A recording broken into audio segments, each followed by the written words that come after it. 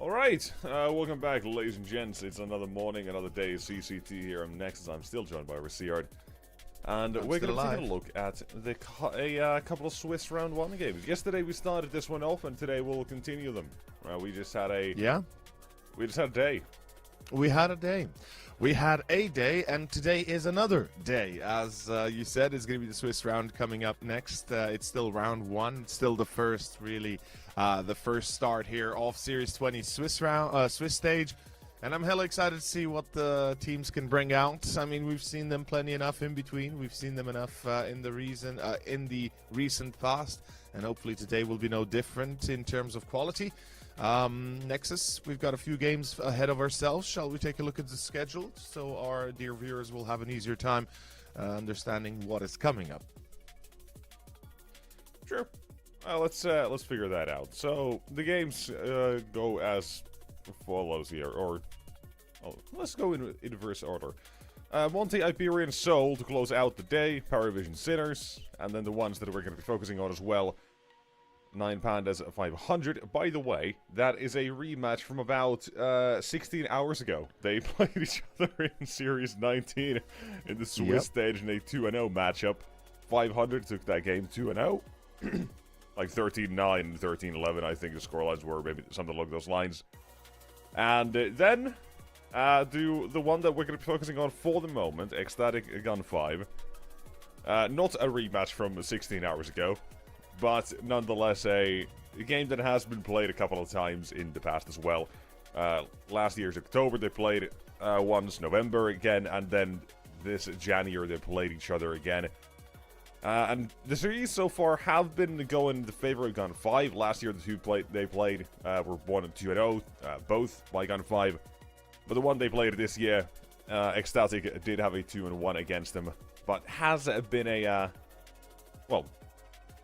month and a couple of days since that last game. So we'll see what has actually changed since then, because for Ecstatic, things actually have changed.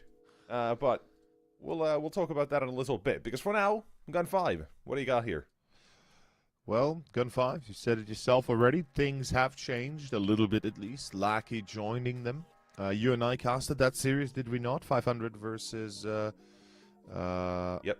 Yeah, we did that series. I remember, but I just wanted to ask, so I'm sure. But yeah, speaking about Gun 5, speaking about Ecstatic, as I said, Lackey joining the squad instead of Easy now. About a week ago or two, Feinstein as well at the start of the year, almost joining the squad. Well, a little bit later, but still. They've kind of built up something more that could last a little while. Lackey's been really stepping up massively. His performance undoubtedly aiding Gun 5 in winning the games they've got going. A little bit of an unfortunate turn of events in Series, I believe, 18, and kind of losing, I believe, was it Navi Junior they lost against in the playoffs, where they were eliminated, I believe, in the quarterfinals. They never got past Navi Juniors, if I remember correctly.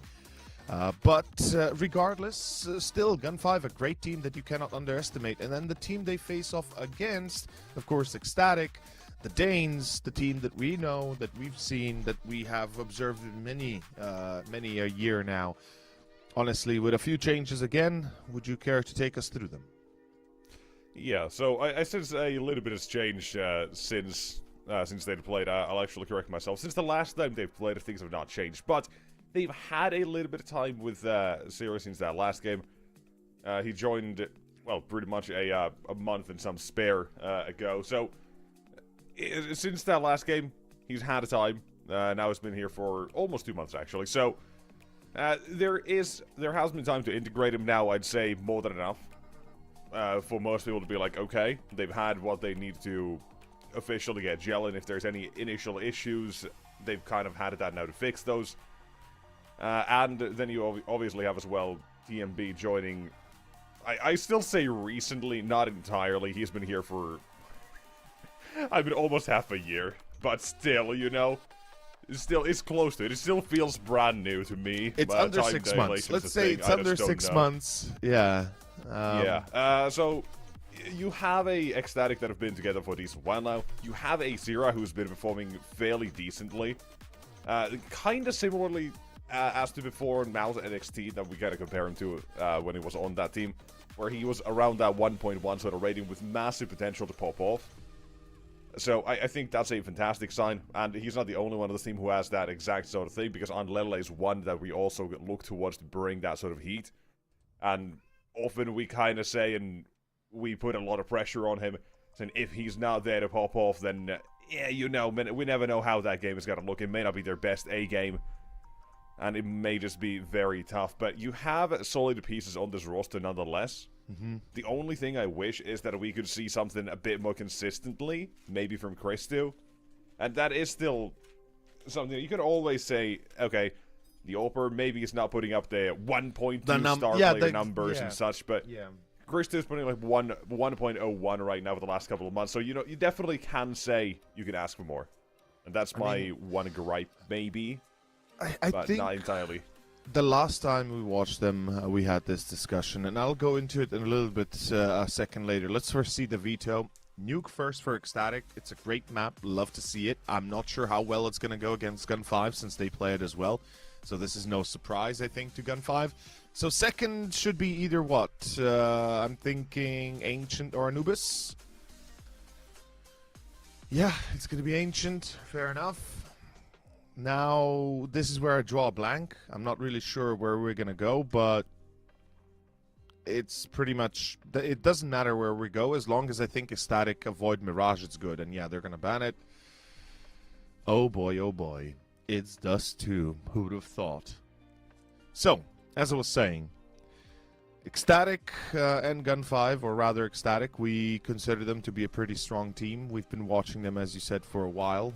Their changes have been positive in my eyes. I think Syra is a good addition to the squad, and obviously TMB has done his duty the way you would expect him to.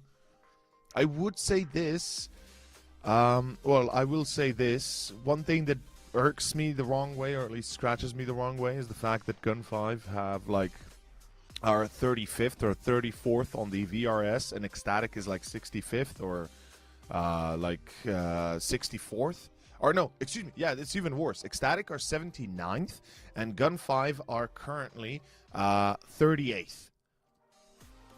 That's what really bugs me, because then on the HLTV rankings, Ecstatic are 64th, and Gun 5 are 85th. Now, that's a big discrepancy in my eyes. That's a massive freaking discrepancy. So, hopefully, you know, that's something that we can get to fixing soon. In any case, as I was saying, when it comes to actual prediction, when it comes to the actual matchup, I'm not really sure who's at an advantage. But the pistol is live, so let's find out. Who's at an advantage from round one? That's the question here. But Yellow seems to have a couple of answers. His USB is already shot down. 2, he's made the difference. Will be traded and taken down for the moment as well. But there's an issue with the bomb plan. You gotta cover for main and heaven. You gotta decide which you actually want to try to plant for. But spotting a place towards main, say no thank you. Planted on the water, the side still. With Celtic towards heaven, he does have that flashbang available if he wants to assist his teammates, but Fine Shine needs to be a part of the game as well here. He's only got one, and Christo covering heaven. Able to maneuver out of this. What is TMB to take 3 heads as well here, as the A site will be belonging to Ecstatic for the pistol here. For which, it's an interesting retake for Gun 5. I was about to say, yeah. Yeah, they just kind of walk in. It's definitely not the norm, right? You have a flashbang, you're probably usually used to seeing that being thrown from heaven right below to make a little bit of noise, make him turn away. That was a weird, because you can't just throw that towards main and be like, oh, they're not gonna know where I'm coming from. And even if they turn away, they're just gonna be behind. Like, there was no easy, real way into that one, besides just get those headshots, so I appreciate the difference. The different attempt, Lackey. His attempt, successful for now. Fine Shine and his dive assisting on another as well. Now there's trouble. A lineup nearly, but Yellow will stand. And it's suddenly down to 1 on the T side. And everything has crumbled away in a moment. This is a little bit of an insane pool. Like, the fact that we all of a sudden have a game that goes potentially into a very different mark. A little bit concerning, not gonna lie. A little bit concerning. Let's see. This round never should have been challenged in the first place, but Lackey still finds it, and just like that, I guess. Just like that. Wow. Sometimes you make a very small error here, and it's just going to ramp and not expecting the amount of firepower that's already there. Yeah. And that's all it is. Lackey's initial deagle shot draws the attention, and then it's Fine Shine or Stime assisting for the next, and it's suddenly 4 players there. You just have to trade them out and not allowing the D-side to get multiple. Nothing double down or even triple in any case. So it's troublesome. Yes, it is. And all of a sudden, the trouble becomes double. As, ladies and gentlemen, it's about to be a 2-1 start. Gun 5, what a recovery. What a way to bring around this this potential first half, this potential first map, which Ecstatic have chosen, by the way. They wanted to play here on Nuke. That's a great start. It's going to be a 3-1, and Ecstatic can't do anything about it. They win the pistol, then they lose right after. That's a horrible kind of situation to find yourself in. And it's only going to get worse from here, especially if Gun 5 decide to ramp up the pressure. We do have a technical pause in effect. Now, from what I can tell, due to a little bit of spillage, thankfully just water.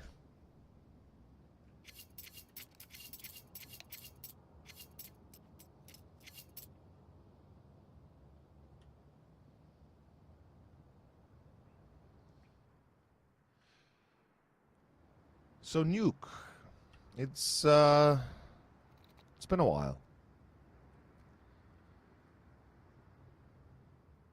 Haven't played it in ages, to be fair. I think last time I played it was probably like a month ago or something. I find myself playing mostly Mirage, Inferno, a bit of Train here and there, and a lot of Anubis and Ancient on matchmaking, which is the weird part. Everybody loves those 2 maps now for some reason. But in other news, Cash has been announced. It's coming back. When? I don't know. Probably after the major, but I'd be happy to have it. It's not been announced. It's just been released in the workshop. Don't read too much into it. No.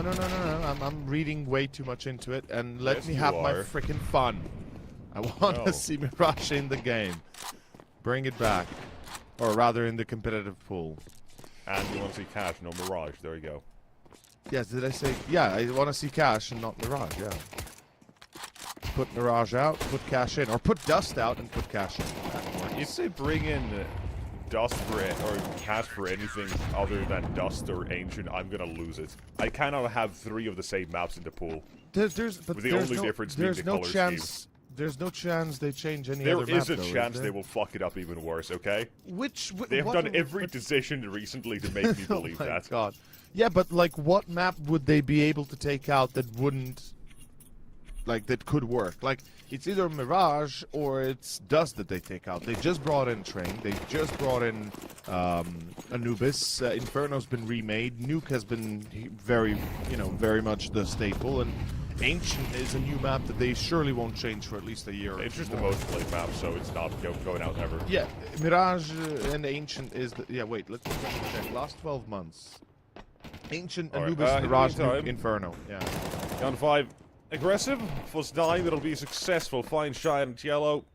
50-50, 1 down, 1 gets the kill. Not on literally as well, both down low. And Gun 5 actually going very much down low, below toward the B side. Bomb still has to be picked up, so for Ecstatic, they've never committed to that B play, but Gun 5, they are very much convinced that was going to be the play. But seeing nothing toward the site immediately, they are still going to be making rotations. Seltzer plays the information game here toward ramp. They will be able to make rotations, most likely in a time toward the A site as well. I think that's the vent drop smoke as well coming through for Ecstatic on A. I'm still waiting. There's Yellow outside. Tagged up. Double teamed. Okay, this could work. Stime still has the drop as well. You're not expecting his second man to be here, but not still does. Oh, not The offset timing of that would not peeking together yet. having the awareness just to be spotted. considerate of the angle, and Zelter now into 1v3. Like we said earlier, the HP on not on Lelele is very much a possibility as to why this could go Zelter's way still, but in the end, shot down by a quick headshot. It's not taking the 4 kills here. Well played, Nut. Good recognition. Some turbulent times, obviously, there for Ecstatic losing that second round, but for the gun round itself, all is well. Some could say they are right back to it. Certainly feels like it. Round 6, Ecstatic recover after 3 rounds lost. They kind of find themselves back on track, but hopefully it's not gonna be a one-sided track or a one-way track. Zelter finds Andale even blinded with the pop flash that comes through. Doesn't matter. He's still ready to take that challenge on, and they lose the entry without having much of a refrag chance as they drop down into vents, surely heard, as the CTs themselves don't really respond in kind. Nobody else is pushing down ramp. They've got the one man holding. It's going to be a tough one. I mean, it's Lackey down there, and he's in dark, which is great. And he will surprise the first, but the bomb is still planted. And he will still find both. That's insane. He can defuse the bomb. Yeah, he can defuse the bomb. Oh, that is insane. He could actually just defuse the bomb if he wanted to. Now, he doesn't take that risk knowing that there's a chance somebody's right there still, but that really gives you perspective. As Gun 5, they take the round back. Pretty simple. And the fact that, Zelter is blinded, still takes the shot, or makes the shot rather happen, is impressive. Very much. Now, obviously, here's the thing. I don't know if I like that A play, because it feels like it took ages to actually come out of that squeaky door as well, with the flashbang effect. Was it? It was Zelter, right? Yeah, Zelter. Yeah, it was him. It felt like it took ages, so he just had so much time to recover. It was just weird. But it is what it is. Here, it's an entry towards ramp, and suddenly a B side under attack. Fine Shine doesn't get the shot, and instead gets dinked down to 26. The CT side now. Rotations to be made on Lelele, possibly to catch them off. Or not. We'll see, because this is still a very slow round for Ecstatic. They had that entry, they've slowed down. They're waiting to see what Gun 5 the reaction will be. Zero's actually struggling to throw his weapons over. There you go. Eventually gets them there. These damn kids nowadays. Only with their computer and mice. Never hitting the gym until they hit tier 1. Oh, God. And then they go all out. They become Semphis. Oh, hello, TMP. Oh, nice. Beautiful knife. How's he got here? Yeah, I don't know, but he did get it. Which is nice to see. Dime has great position as well, with yellow combined. Oh, no. Oh, no. With the chance. It's Dime. Yeah, that was it. Took a shot a little bit too early here. Good round by Ecstatic. Overwhelmed, but potentially unsure how many are coming and from exactly where. That is a round for Ecstatic. I was not expecting that, but this first kill, then the sudden slowdown, and the fact that Fine Shine didn't get that shot off immediately toward ramp as well, definitely assisting Ecstatic a lot here, because it gave them that freedom to just play with that man advantage. Even if it was without weaponry, or, well, similar weaponry as was on the other side available. Oh my god. Not. Hello. Twice in the kill feed. Twice in his name. Down 5, about to be caught up to as well here. And I was going to say, that could prove very deadly for the next few rounds, but then again, I actually look at their economy and I say, never mind. They've got to buy an extra round no matter what. Dime still farms one for the MP9, $600 netted for him.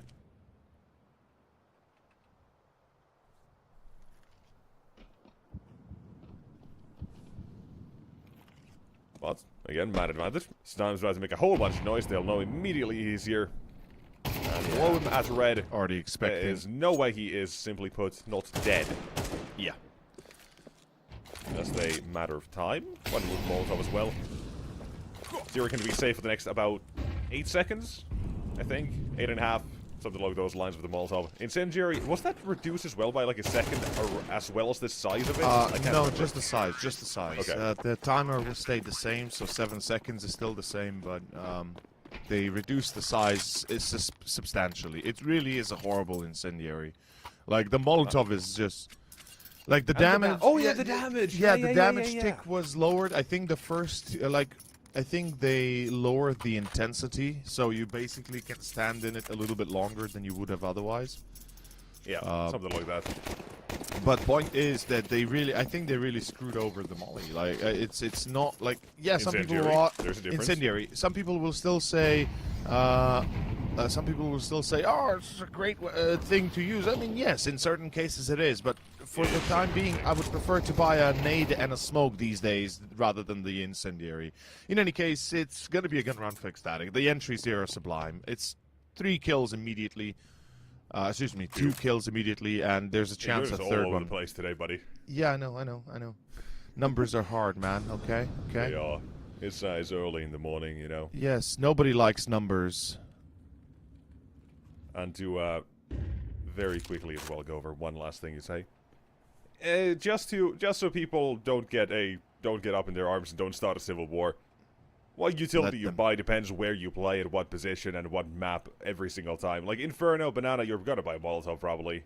Yeah, you're gonna buy an if incendiary. If you're gonna go aggressive, you're probably gonna buy a Molotov. If you're gonna play solo and passive, you're buying a smoke. There's so many different things, and Tails is generalizing. May not be the exact same thing that everyone here is thinking about. It's like, okay, this position, that thing, those things. It's, let's say, whatever. In general, when you play pugs, when you don't care about your teammates and you just want to shoot some heads, you will sooner focus on anything else but the incendiary, is what I'm saying. Is simply put... I see... I just don't care enough, actually. I'm just saying, I've got money for everything, or I just buy a deagle and I go kill. That's also that's a the factor. Funniest. That's the yeah, best I wanted way to put it. say But that's another factor, yeah. I imagine everyone just has money and you just buy everything, and that's cool. But here we've got the round for Ecstatic. Seltzer and Lackey, they've saved. We've made a very nonsensical round here. And Ecstatic, they made a very easy one. They're taking the lead here. It's 5 on the T side already. Things are pretty damn decent now. But they've got a chance for up to 8, which is the dangerous part of the game here. Yes, it is.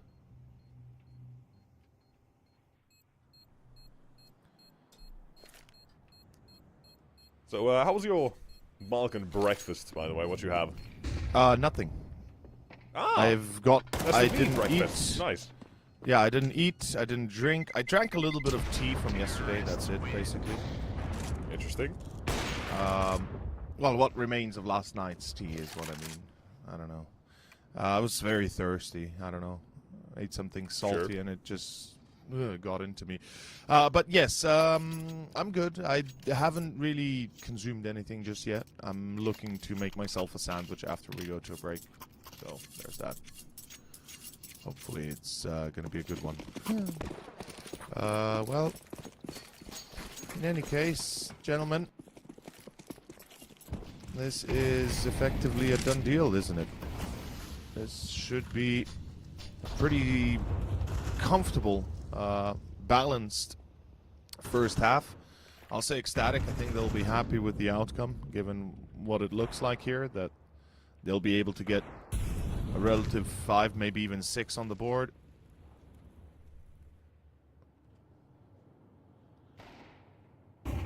Well, 6, not just 5, but this half buy, not really a challenge, not really an opportunity. At least now, unlike that second round we had, they're not rushing into things. Yeah.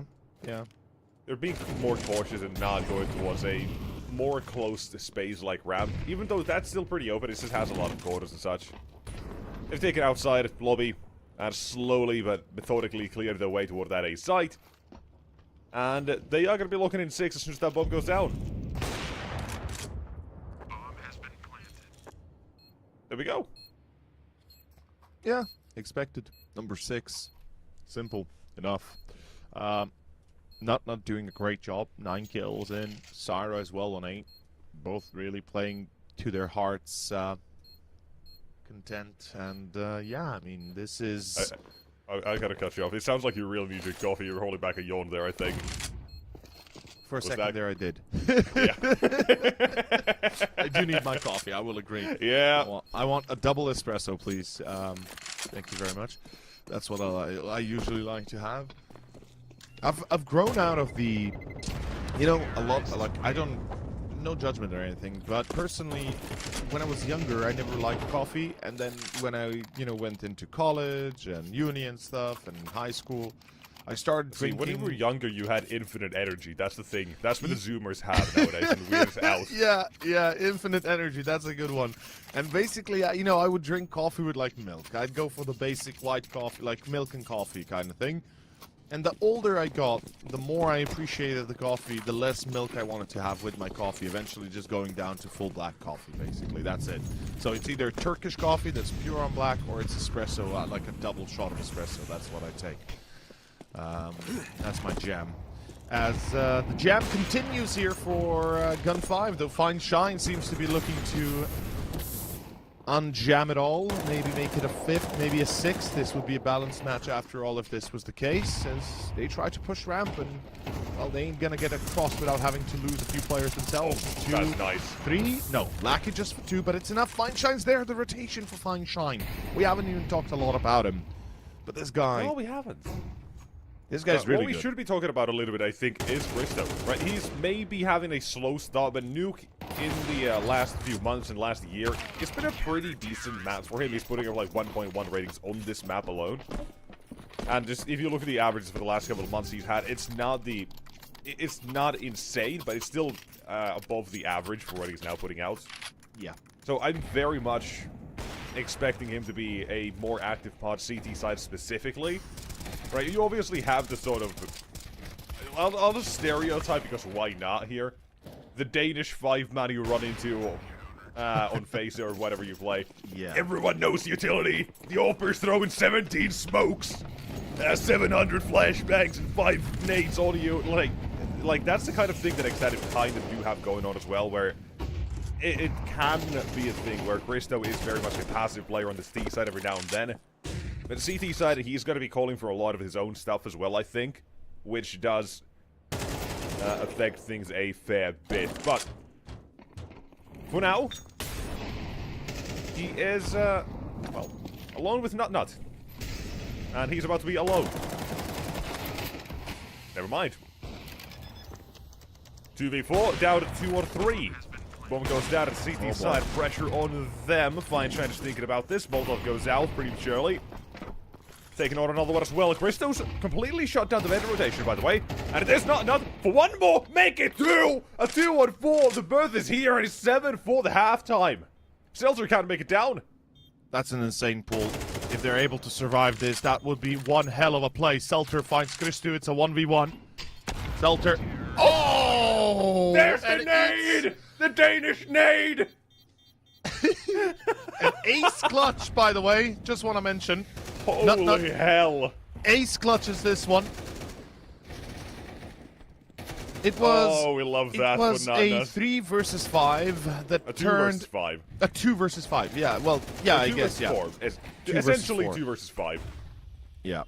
Exactly. Oh my god. So goddamn sharp as well. All right. Impressive. Very That's impressive. woken me up a little bit. Yeah, it kind of gave me a slap in the face as well, waking up there. That's for sure. That was very impressive. I'll say that much. There's no denying that. The performance was sublime, and it kind of works out almost. It works out perfectly. 7-5. Ecstatic. Convincing on their CT side. Let's see if they can keep it up, though. Dane, Seltzer. Entries on the pistol secured, and with that, I think the pistol itself effectively secured. It's hard to imagine not. Or maybe. Well, Christu and you have Nut. the Holy dynamic duo hell. from the last round still here. Are they gonna pull this Bristow one outside. He knows Flying Sharon's gotta be toward Secret. There's one more above. Not. It does have the chance as well, but it's not able to capitalize on it. He can still bait out these players. Yeah. 10 seconds to defuse. He's got to stick it. Stein will be walking in. Assuming not Nuts will stick it. No kit. He will be there in time. Had there been a kit, the round goes a different way, but it is what it is. This has got a 5 to take this one. Had to make a desperate play, and that was it. If he gets off that bomb, all the having to play has to do is just not peek. Yeah. If Dime ends up dying there as well, so a play that time is the only thing, because at that point they know he does not have a kit. Could have stuck it otherwise and such, but on 5. 6 on the board. Here we go. Recovery. Let's see if they make it 7. If they draw to a close.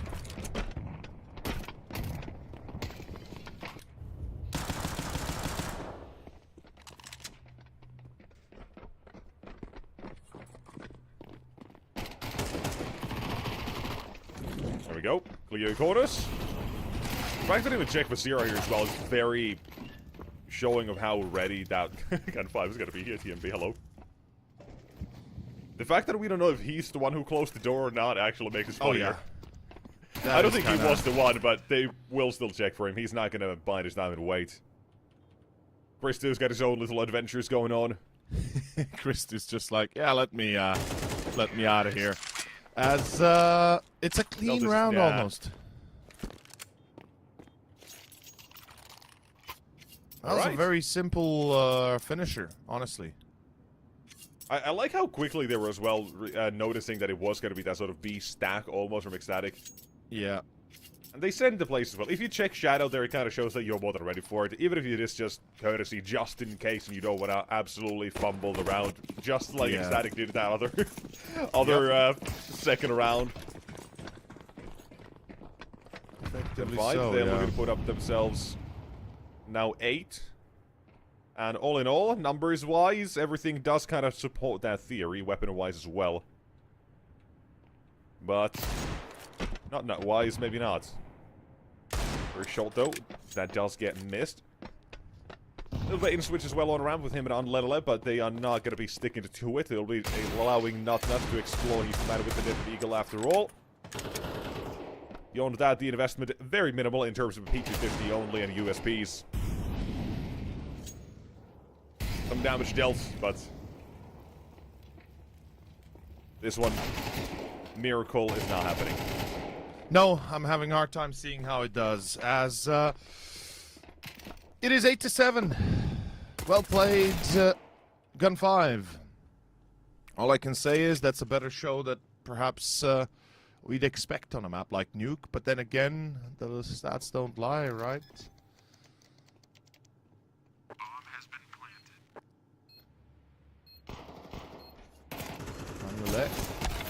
He's having a tough time. He's having a very tough time. Only 5 kills within the given rounds. Same for Chris 2 at 6. Both kind of slow to start. Hopefully they wake up. CT side would be a better side for them, technically speaking.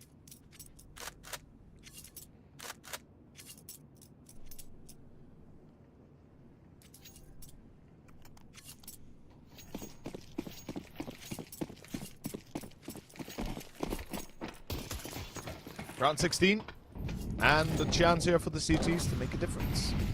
Will they make one? Let's find out. I'm going to go with a very solid maybe. Maybe, yeah, solid maybe is definitely there. But the question that's the ultimate fence sitter right there. Basically, you're sitting on both sides of the fence, hoping you swing the right way at the right time. As they swing into A, TMB just doesn't stand a chance. My man is still on 4. They're going to check Hut, but Syra on the lane, not equally as impressive as they shut it down completely. Gun 5 losing 4 players. It's down to Lackey, and, well, he is lacking. Yeah, I mean, do we even have to mention it anymore? But not that's on 80 to kill suddenly.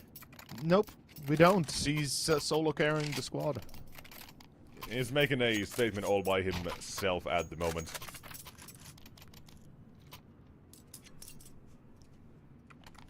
But for that round as well, quick mention. fast rotation for Ecstatic. A very fast one at that. You had a 2 towards the A side, nothing that comes back around and spawn immediately as well. So when it comes to Nuke as well, rotation obviously is a very strong position to play, assuming your teammates will stand for more than 2 seconds before being completely demolished. Yeah. Rotator, a very important good role for people who yeah. just want to get a couple of kills here and look good at the scoreboard. Shown over time on the map itself. Gun 5, loose yellow. And it seems like they want to push towards ramp further. Find shine, boost it, takes a bit of damage. Everything kind of going in order here. Gun 5 is looking like they're going to be losing another round if this goes the way it started. Though Nut, the reply is there. Nut finds a secondary. Where's the third? It's going to be Find Shine finally to reply, but the damage dished out. 3 losses against 2 of the CTs. Always going to be an unequal trade. So the question in everybody's mind is always going to be, what now? Sedame and Find Shine. They're going to push A. It's going to be free of charge, but there is a deep flank coming through outside, which means they could find themselves very well in trouble. And they soon will if they don't check the flank. It seems like Find Shine is kind of considering this. Does he check lobby? I don't think he checked lobby. Yeah, he didn't check lobby, so round is over. It ends right here. I mean, unless Sedane goes massive, but somehow I doubt that, and indeed he does not, as that is going to be round number 9 to Gun 5. Bomb plant, excuse me, to Ecstatic. Did I say Gun 5? Yeah, I said Gun 5. To Ecstatic, as the bomb plant helps Gun 5, but it does not change the fact they lost it, and once again, having to either full invest or somewhat of a half buy. I think it's a full investment for sure, given the money they have. Yep. I mean, sometimes all you need is that help of a bomb plant, to be honest. Yeah. And looking at this route as well, that has made a difference. Otherwise, AKs would not have been out with the utility. And Yellow and Fine Shade wouldn't even have the Galils. So it is very much making a massive difference for this one.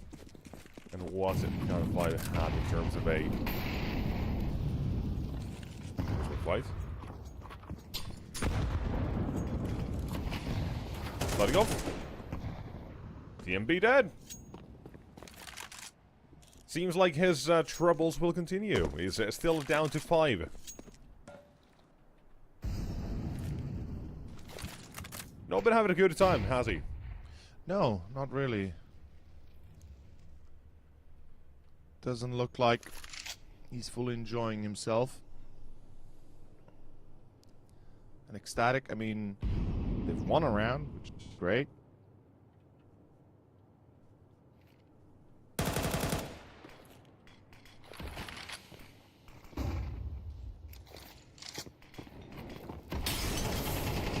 Ollie will split them up. Oh! Almost take down Fire Shot as well. A little bit deeper than he initially thought, but nothing found for Unlelele. The round is gone. Well, 9 to 9, tied up. How about them apples? Yeah.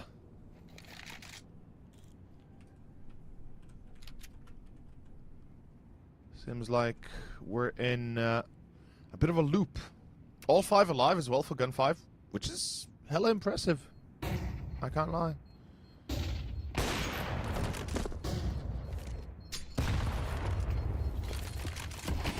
Stu. He's a no-scope here. No, never mind. Doesn't have to. Not. Okay. Okay, not. Okay. We see you. Even when he's not fighting, they'll still feed him. Yep. Man's a menace. You know what's the one thing I keep thinking about whenever I see Unlelele now? Yeah. A very recognizable song to anyone who's played The Witcher, Silver for Monsters. If you don't know it by name, it's the one that just goes lelele, lelele. It's the one in battle every single time. Silver for Monsters is the name. It is. I know which one it is. Good. It's a great song. It's a great song. Yeah. Silver for Monsters and Steel for Humans, the duet of the songs. And AKs for Gun 5. And AKs for Gun 5, yes. Also, most likely, Round for ecstatic, maybe. Good start. Lackey's out. They got rid of one, but they walked. Doesn't have an AK for gun 5, but an M4 instead. Yeah, that's easy. That'll do. That will do. Yellow down, or will down him. But the difference has been done. Damage dealt. Dime will still sneak in 1, but he's all alone up against 3. I have to admit, every time you say that'll do, I remember that'll do Donkey from Shrek. Don't you? Do you know which one I talk about? I'm trying to remember. No. There's a line that Shrek says like that'll do Donkey. That'll do. Oh yeah. Okay. Yeah. I remember. Yeah. That. Okay. Yeah. And when you said that, I remember was it like, vaguely enough. But it's mostly. It was just one of those movies I watched. I haven't watched in like 10 years or something, so it's just not stuck to my mind completely. Sure. That's fair.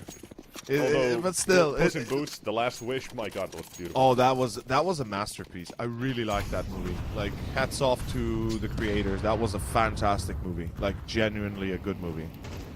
Very happy to have seen it. People need to appreciate animation more. Yeah. Oh yeah, absolutely. Him animated right now. Finally waking up here and toward the A side. It's time for Zero to get something done. And 1-2. Neatly done. TMB as well, one of his own. And here's the back of ecstatic hunting.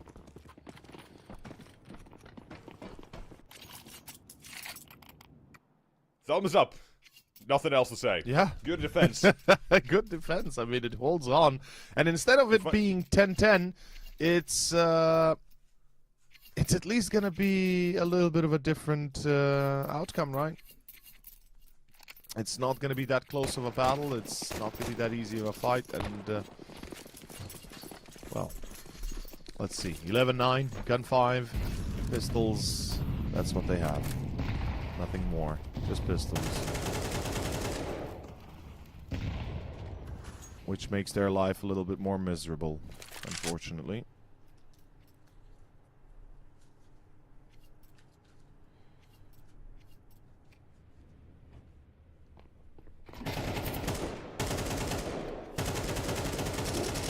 Oh, okay, there we go. TMB. Good catch on Sedame. Kiel was about to get an ace. Yeah. Trust. Trust the ace. Trust the process.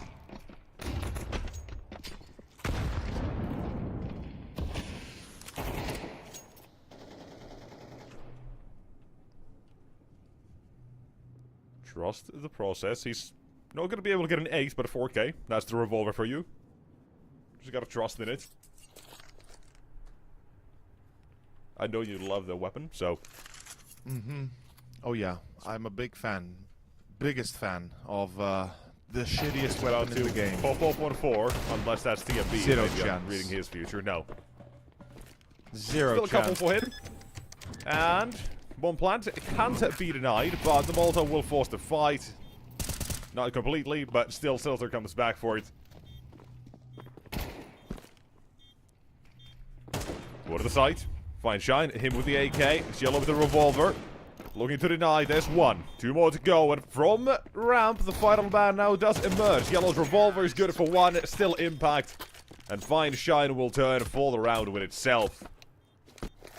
And that was pistols, ladies and gents. Pretty impressive, isn't it? That kind of works out wonderful for gun 5. Locking in on a bomb plant, and in the end, oh my god, I hate this weapon so much. I can't describe the feelings I'm having towards it because they're just that dark. Like, it's the stupidest gun they've added to the game that I've ever seen. It's like worse than the Zeus. This guy does not know his counter-shake.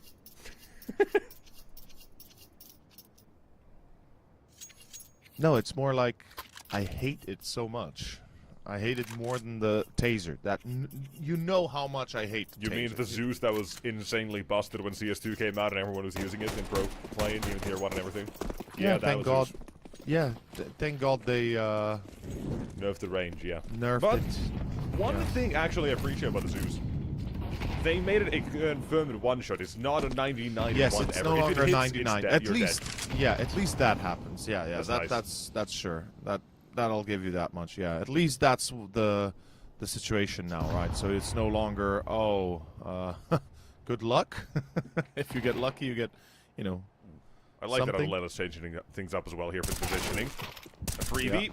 Spray the smoke. The second exposed, but Shelter will live. On ramp, not also standing his test, only for 1. Plenty more damage. Stein down to 8. Find Shine to half. 3 on 3. CT side aggression towards outside of the clear. This one, Shelter removed. They know he was alone. That makes things a whole lot easier. Nade as well, a second later. Maybe could have caught Stein if he walked closer. But what if in theories? That's not going to count here. You're playing for an A-side retake for now. Gun 5 still yet to plant that bomb. You can't get there before them as well. But I'm looking at Ecstatic. 2 players ready and willing to fight from heaven. Even worse, TMP has a Molotov. You try to plant behind the silos, you're gone. You try to plant in front of the silos, you might be gone. With that HP they have, they can't afford to mess about either. And, oh, Stein lucky to be alive. And he's about to be dead. Because shooting up the vents. Okay, never mind. Okay. Quick no scope, but on the defuse. You can't do anything about this one, can you? That was a fantastic recovery. But yeah, unfortunately the defuse will go through regardless. And there it is. Number 12, Ecstatic. 1 away from securing the map. Took them longer than I think you and I expected given its nuke, but then again, it was Gun 5 that gave them a run for their money, and it just wasn't that easy. See, the best way I try not to think about this is I don't have expectations. I have very little. All I think about is the team going to perform properly, and that's all I have. I don't try to think about the scorelines. That kind of ruins the experience a little bit. It's like, oh, it's not going the way I thought. And that, for me, kind of puts me out of it a little bit every now and then. Should try. Don't blame you. Although to the half a dozen people putting money on this, probably don't listen to me in that case. That's the exact opposite. Exact opposite of what you should be doing if you're putting money on this. You should have an idea of how things are going to go. For now, you've got Gun 5 in a little bit of trouble. Final round, potentially, with 3 more kills to be found. Okay, one's up in heaven, struggling. Add a tag down as well. Everyone on Gun 5 is low. Everyone but Zero on the server right now is low. Bit concerning. Back to A. Yes, they do. Push caught, we're still gone. Still on site. Zero needs to stand. But that might have been the round.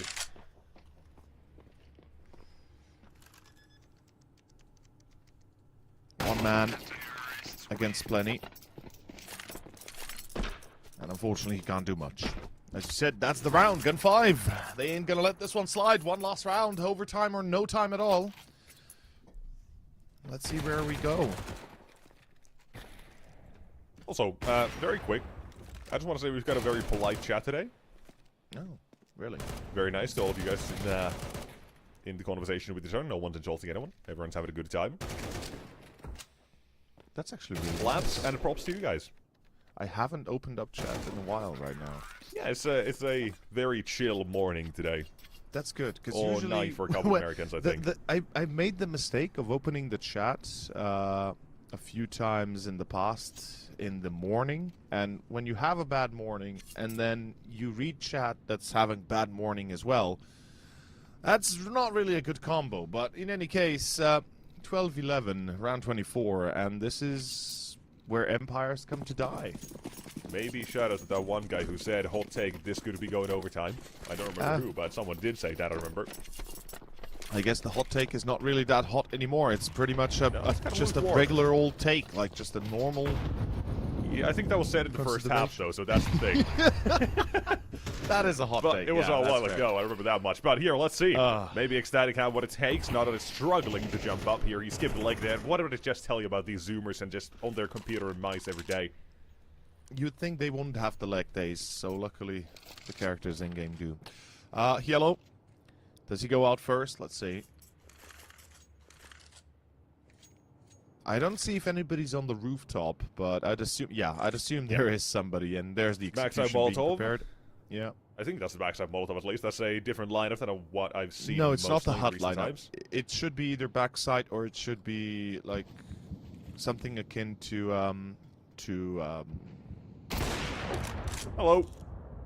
Bristow down. Fine shine again. He's been taking a lot of shots, but just living every single one of them. He's tagged out of like 20 and such. It was a hot Molotov actually. Oh wow. Oh my god, Zero's still good. That's insane. That's MP9 up close, that is a dangerous weapon you don't want to go up against. Nope. And that has deterred the folks of Gunfive out of the round as well. My god. They haven't spotted the orb of Fine Shine again, but they know he was there. Dude. This is insane. And look, and one more to go. Just like, hey guys, you want some of my health insurance? I've come to reach you for your car's extended in warranty. Ladies and gentlemen, Ecstatic, they've reached 13. They get map 1. I don't know how the hell they win this one. I was considering OT to be a fact instead of rather a suggestion. And it seems like Syra doesn't agree, and neither does Anlele. Well done. The damage severe and the round done. It's 13-11, 13 all, as map 1 ends. Wow. I guess? 13 all would indicate it's 13-13. It would be balanced, but no. 13-11, that's the one. Fair. Just to clarify, just to correct. And so our production doesn't have to tell you, remember to turn on your camera again. You're always going dark. But nonetheless, we're going to be headed towards map number 2 shortly. We're headed towards Ancient. I'm doing production show for them here as well. So, hey, coming back to us now, and headed toward Ancient. What do we got here? Because that's Gunfive's map pick. The first one, the fact that it still goes 13-11, a very good first half for Ecstatic, right? 7-5 at T-side, pretty damn good. Yeah. And that started off like 3-1, 4-2-4 Gunfive as well. So, you know, that definitely could have been different had they not lost that second round eco or force buy against the Deagles and such. But I'm still happy we get a good, decent game out of it nonetheless. Fine Shine, though. I still consider the fact that he got away with like 17 different kills that he should not have, I think. Or just 17 times he got away with his life where he should not have. Just lucky. Gets tagged up. Lucky enough. Always getting called for a wall. What I really hope is that we're going to see the same kind of power from Gun5 moving into map 2. I mean, it's Ancient coming up next. It should be well enough of a map that both teams are going to be taking it on head-to-head without too much of a, you know, there's no headspace to really say, oh, this is a great map for Gun5, but it's also a great map for Ecstatic. I mean, it's a good map. It's not a great map, maybe, but it's a good map. They've played it plenty enough. They should know how to handle it. And given how well they close out this final few moments on Nuke, I think that momentum ride, that kind of mentality, is really gonna benefit them. Before we go to that second map, though, ladies and gents, quick break. I need my coffee. So does Nexus, and so do you. We'll see you guys in about 15 minutes.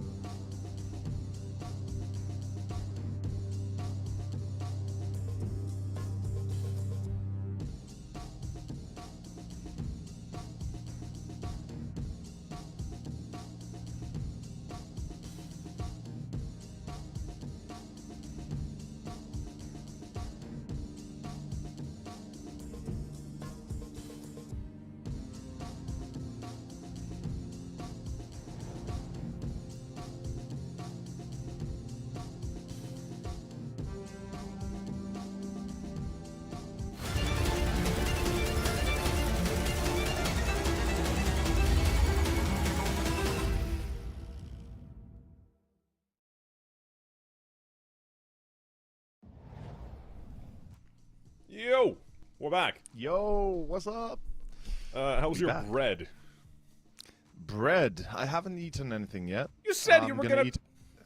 I went to grab a coffee. I drank coffee. I didn't eat. You said you were gonna make bread during the break. Come on. Make bread? Quite literally, that's what you said. Oh, really? Okay, then I said, okay, that. Grandpa's wow. got a bad memory, boys. Yeah. With that maybe said, break the bread. sky is blue and the grass is green. Yeah, that's fair. Also, I maybe meant break bread, and I just said make bread instead. Could have been. Break bread as in, eat. I wanted to, but I decided I'll eat after, because somehow that's going to be easier, I feel like. I don't want to stuff food down my gullet. That's one of the things I did when I started casting. Like, I did it till very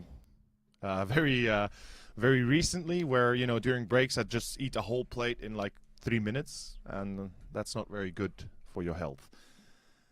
Luckily for our health, mental and otherwise, we are on map 2, and it's ancient. Map 3 does too, if it's going to be needed. Gun 5 now 1 down, and after nuke, I think they'll have a few choice words here for ecstatic, or rather choice rounds. Let's see how they play, right? We talked a lot about the individuals. We talked a lot about especially Fine Shine.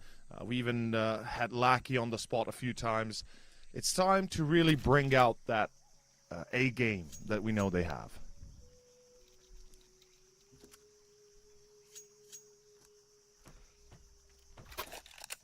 We're gonna find out if that's the case or no. Now here's the thing. Well, we just got debated.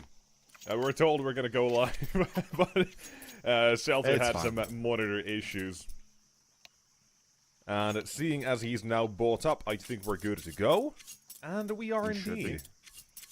It's been a while since we've been debated like this, but hey, every now and then it's nice to change things up a little bit. Happens from time to time, indeed. Ecstatic, here we go. The Danes once again try to showcase what they're made of, and Annele and Duelis, same for Christu.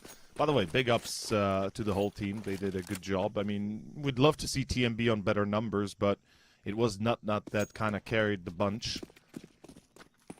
But everybody chimed in when it was necessary, and that's a great thing to see. Gun 5, on the other hand, a few mistakes here and there. Not that it would have made a big difference. But regardless, pistol towards mid, through red to A. They smoked off CT towards B, and they're going to leave yellow as the lurk. Nut is holding from Temple. He is effectively isolated. He needs to isolate the duels. He does. This is a fantastic triple from Nut. He does not need to even engage, as he's got crossfires ready from Donut. Yellow's got the way back to B, however, opened up. Yeah. They rounded to Nut said no, anyone but him. Christo, And that's round. Crystal Berettas looked to seal the deal. Fine Shine left alone instead. With Nut down to 6 HP. Have no idea how this one is gonna go, but a 1 versus 1 to decide it. Zero taking his sweet time. If he's not careful, a step will be heard, and Fine Shine immediately will make a play toward A at that point as well. But for now, avoiding making steps. Zero. I think you've seen him, starts moving at least. He's definitely recognized that he's towards red mid.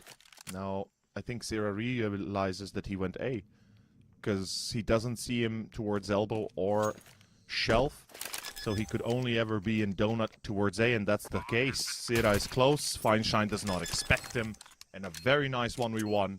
Well played by Sarah.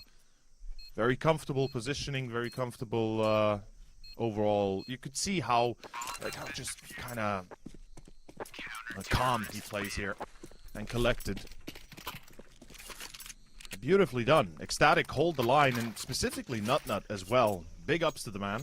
The fact he gets 3 is insane. Like, in 9 out of 10 scenarios in that position, most players don't get more than 1. Even the first kill would have already been in question, especially if perhaps both players of Gun 5 were peeking together. So, bomb plant allows for some sort of buy here, but he decided it should be enough as well in terms of ever taking an A site.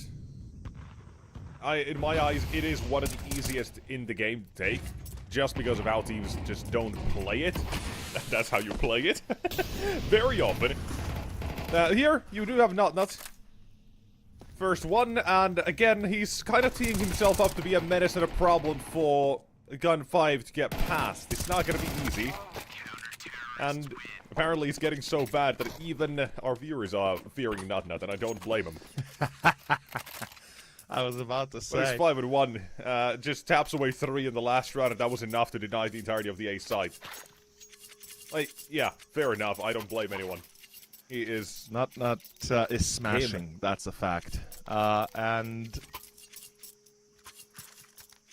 Round 3 is where things get a little bit dicey with a few pistols, but it's the AKs we're waiting for. So, right now, Static, I mean, they know what they're up against. This is a B rush even.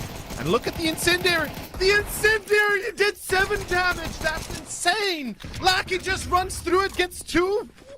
Tell me you want to buy the Incendiary again. Tell me how you want to have that grenade, or rather, that utility on you. That's insane. Luckily, Christu comes in for a double, and it's going to be a hold on a 2v2, sure, but... That's a full eco. Well, not a full one, but close enough. Steim has his hands on a Khalil as well if he wants to use it. Doesn't need to. This round is not only, and there is no time. He does not have a kit. The bomb is sticking too far, and despite Christu's best attempts to recover it... Unlucky, buddy. You've lost to a full eco. You won against the force buy. That was supposed to be a 3-0. The runway was there. Nope. He took 7 damage. Lackey took 7 damage. Best from spawn, the Incendiary. slightly late Molotov. And that's what it is, baby!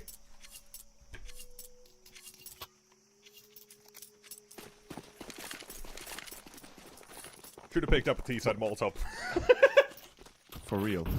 That is insane. And Ecstatic, well, they are going to be rebuying. They're going to have a little bit of util as well, but they are bleeding.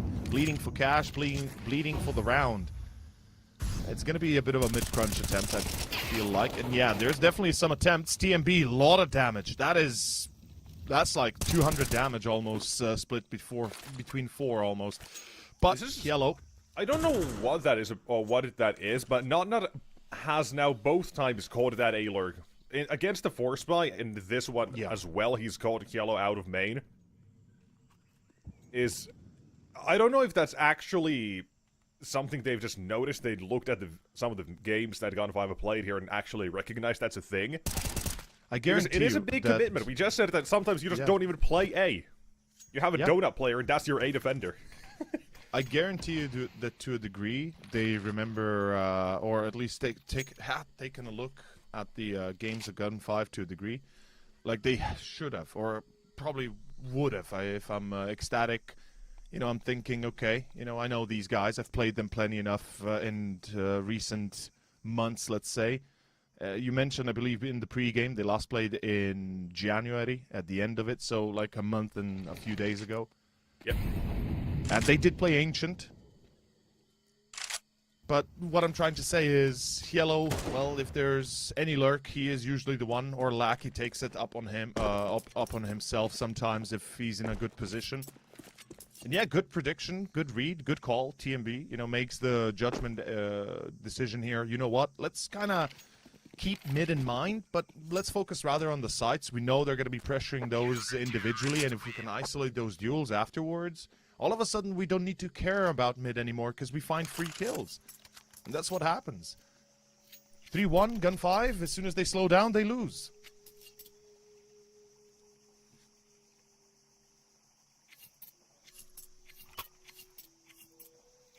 All right. It wasn't that 3-0, but you still get that third for Ecstatic fairly quickly. And you're probably going to get a fourth here as well. Actually, let's not say that. Let's not say they're going to get it. Let's not. Yeah, I just wanted to mention Great it. AG to start things off. Two players down to half. Zira up in mid with TMB to assist. Ooh. They're both dead. I was expecting more. Good recovery. I guess what I got confused about is Sierra that didn't keep watching elbow. TMB pushed Donut, right? Actually, Yeah, not the Donut. information was given that he's going past past cave, so we had to turn. past Then he cave. was dead, and then turning back around was already too late. The thing is, if Sierra had just focused on the smoke for 3 more seconds, he would have gotten a secondary kill guaranteed. In the end, you know, doesn't recognize the TMB's pushing through, gets a little bit surprised as he trades, and all of a sudden the timing is right. And yeah, Gun 5 do get the mid-entries, but they don't get the round. Again, it's going to be down to the last players alive. They make the difference. Nut is on 9 kills, by the way, I just want to mention. He is having the time of his life. This is a live game, for real. Like, map 1, he did great. Map 2, he's apparently just stepping up. Like, he's ramping up the aggression, ramping up the quality. This is not unseen, but certainly perhaps a little bit unexpected. Okay. Zero this time not allowed a single thing. A Desert Eagle to delete him. And you actually got me interested, so I have... I've decided I'm gonna go take a look. Some of the best games that Not has had, and this... Yep. From what I can tell, does not even rank anywhere near the top. Nope. 2.19 against Sinners 2 weeks ago. Yeah, this is a 1.71. This is still a good game, but it's, like, outside of the top 20, I think, in terms of his best games, or just in it barely. Yeah. Against Alaska, but given that's Alaska, 1.8, right? Oh. Yeah, Nanda's had a couple of real good games, but here we go. Oh. Enough talking about him. Take a look at Stein and Christo. Hey, you got a bomb down. That's nice. I mean, a bomb plant, great. Damage, pretty good as well. They get 3 kills, which is better than you'd otherwise expect under the circumstances. The problem is they're still losing, and Team's not even get away with that. it's you can get away with a slower start. As long as you get like 4, you're good. You know what really gets me though? It's not so much the slower start. It's now that we're getting to these scenarios where they get onto site, they get the bomb down, and afterwards they collapse. And this is a little bit indicative of what we saw yesterday, if you recall, where we had some crazy pulls. How, you know, you basically keep losing the afterplants, where things just don't go your way. Every single time you get to a position where you should be holding, where you know you can, and you just keep losing those duels. That's what's frustrating. This could go Gunfall. No way! Balance TMB TMB! slips in underneath the scope.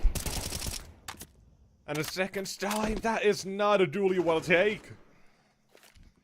Tracer shown and just spam the smoke. Zero takes another, extends the lead by 2 now. And this one ain't going all too well for Gun 5. Going well for Ecstatic.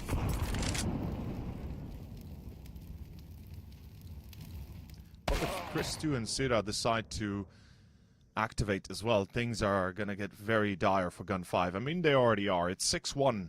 We're a good 10 minutes into our second map, and it's already looking like the first half is about to end. That is kind of crazy.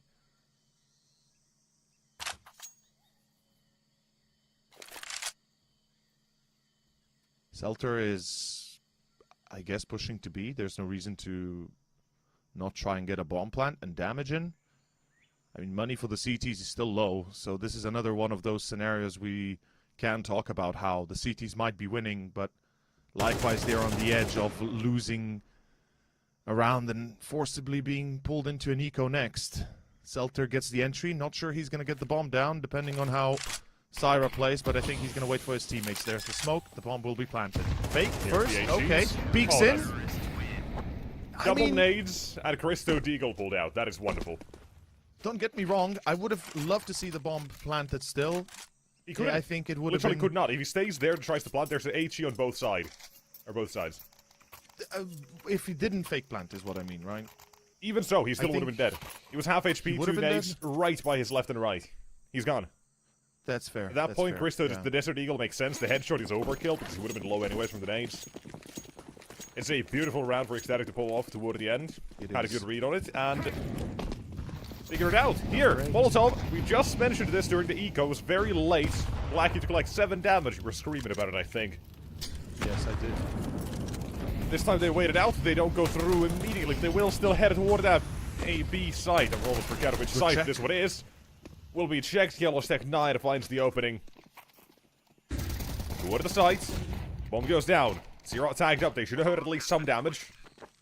Question is, do they recognize the fact immediately? There's support coming in from Chris too. No swings, but the smoke will fade. Could put a couple into the open. Damage, plenty of it now being dealt. TMB from Gabe has a chance to line up 1 and 2. The pistol's up close. He knows Fine Shot is here, but it's also looking behind him as well. Away of Shelter, keep an eye on the kill feed. Tech 9 wins that duel and toward the side. Lackey with the second one. And the CT side, they are being wiped out. Lackey takes down the last 2. Gun 5 will steal this one. Again toward the B side. Weakness is shown for Ecstatic against a buy that you're now looking on paper to win the rounds. Second round that finds success with bare minimum investment. Yeah, Ecstatic seemed to be a bit surprised when the ferocity, when the speed of the attack comes in from the get-go. And honestly, I think Gun 5 should just step it up. Like, they just need to step up the aggression and just change up sights maybe. Yeah, go A, right? Run in A. It seems like you're catching them in perfect timings. And Sierra just goes wide into A. No flash, no nothing, into A main.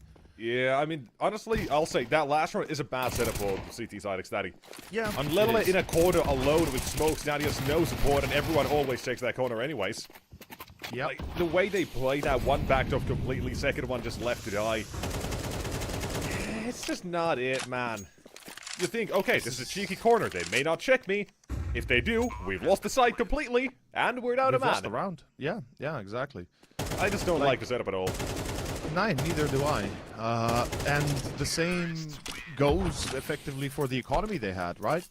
The previous round where they lost Annele, I'm not saying they immediately go save, but a good 10, 15, 20 seconds into the bomb plant, if you're not getting any traction, you should be pulling out before, you know, it's too late. They lose players needlessly, and I feel like Ecstatic right now didn't really consider the fact that they've got no money. They force up, they lose, and it's an eco. All of a sudden, Gun 5, it might have looked weak at 6-1, but they can make it 6-4 here easily, and the next one, if they win, it's 6-6 for the halftime. That's an excellent recovery that perhaps I didn't fully expect given how we kicked off. And Gun 5, yeah, they've had enough of the games. I mean, you were saying this first half is already over. So, you were not expecting this at all. No. I was saying technically it could be over. It's not yet, but, you know, 6-1, right, that buddy. almost, like 10 minutes in, 6-1. Come on, let's be fair. That's a very one-sided result. And if that's Ecstatic a CT side hadn't in lost... Ancient. That's a CT side in Ancient, buddy. Yes, of course. But I'm saying if they hadn't lost against the Force Buy and the Eco, this would have been an 8-0 start, almost. In any case, before we get ahead of ourselves, it's 11th round. This is where things get complicated. And let's see if Gun 5 make it into 5. Full ascent. Love it. It's not holding. Fast towards A. Not this time. It's not ready. Will be taken down. It's 5 vs 4. Continued by a decent flash and walking through the smoke. Sierra caught next. The CT side. Well, hoping for an opening. That's Christo mainly, given some sort of chance for Gun 5 to walk the temple, take a kill, perhaps start to make something happen here. But not a single kill spammed through the smoke, so off the save. 6-5, the T side that they've come back here. The last round coming up, and it's going to be a bare bones one. Ecstatic, money-wise, they are in deep shit, technically speaking. I think that is the technical term indeed, yeah. Yeah. If anyone's wondering how does the business world talk, if you're ever in trouble and you don't know what's happening, or how to do something, just say, I'm in deep shit, I need some goddamn help here, buddy. I mean, look, it brings the point across immediately. You don't need extra explanation, you just need help. Yep, that gives you all the context. You need help and you need fast. Exactly. And right now, look at the money. Ecstatic lose the last 2 players. So they're down to only 1 save, and it leaves them with MP9s. This is round 12. Ancient seems to be going as balanced as it can be. Again, What a recovery, as Gun 5, Sedame on 9, he's having a great performance, but we have to mention Selter. You don't expect him to be the man of the hour, and yet he is. The IGL who brings it all together somehow. Let's go. Doom the Dark Gate is coming through. Oh! And it has brought a little bit of a Dark Gate for Gun 5. White Shine, he'll take down a teammate as well to make it easier for TMB to finish. Nice. Weren't there 4 players watching? Like, there were 4 players on lane. That's incredible. TMB doesn't even take damage for the most part when he peeks out. This is... Ooh, I am just perplexed by some of these rounds, but I love it. And so do Ecstatic. They get a 7-5 halftime. It's not the worst. CT side, you'd expect perhaps an even stronger showing, especially how they began. And yeah, TMB does take damage, in fact, on 13. Never mind. For some reason, I thought he was invincible. But it's round 13. It's the pistol. Here we go. It's going to be Ecstatic now, T side. Let's see what they can bring to the table, kind of. We've got a smoke, a flash, a molly, and hope towards A. And in they go. That is... I love it. I love it. I don't even know what that is. I don't know how to describe that. The fact that he goes he was barely moving. And jumps. He was going at a snail's pace. Yeah. That's the creepy pasta of the snail that's gonna catch you, the myth. I think that's... Yeah. Oh my god. Another fine shine. Someone getting revenge on him. They put a teammate's hit on his head after taking down someone in that last round. I don't know who it was anymore. Doesn't matter. Doesn't really change anything. Seltzer is alone. I don't know. By the way, Smoke gonna get... Hold on. If he actually runs, maybe. Maybe. No. Oh. Across from one level, I would have spotted it. It's done.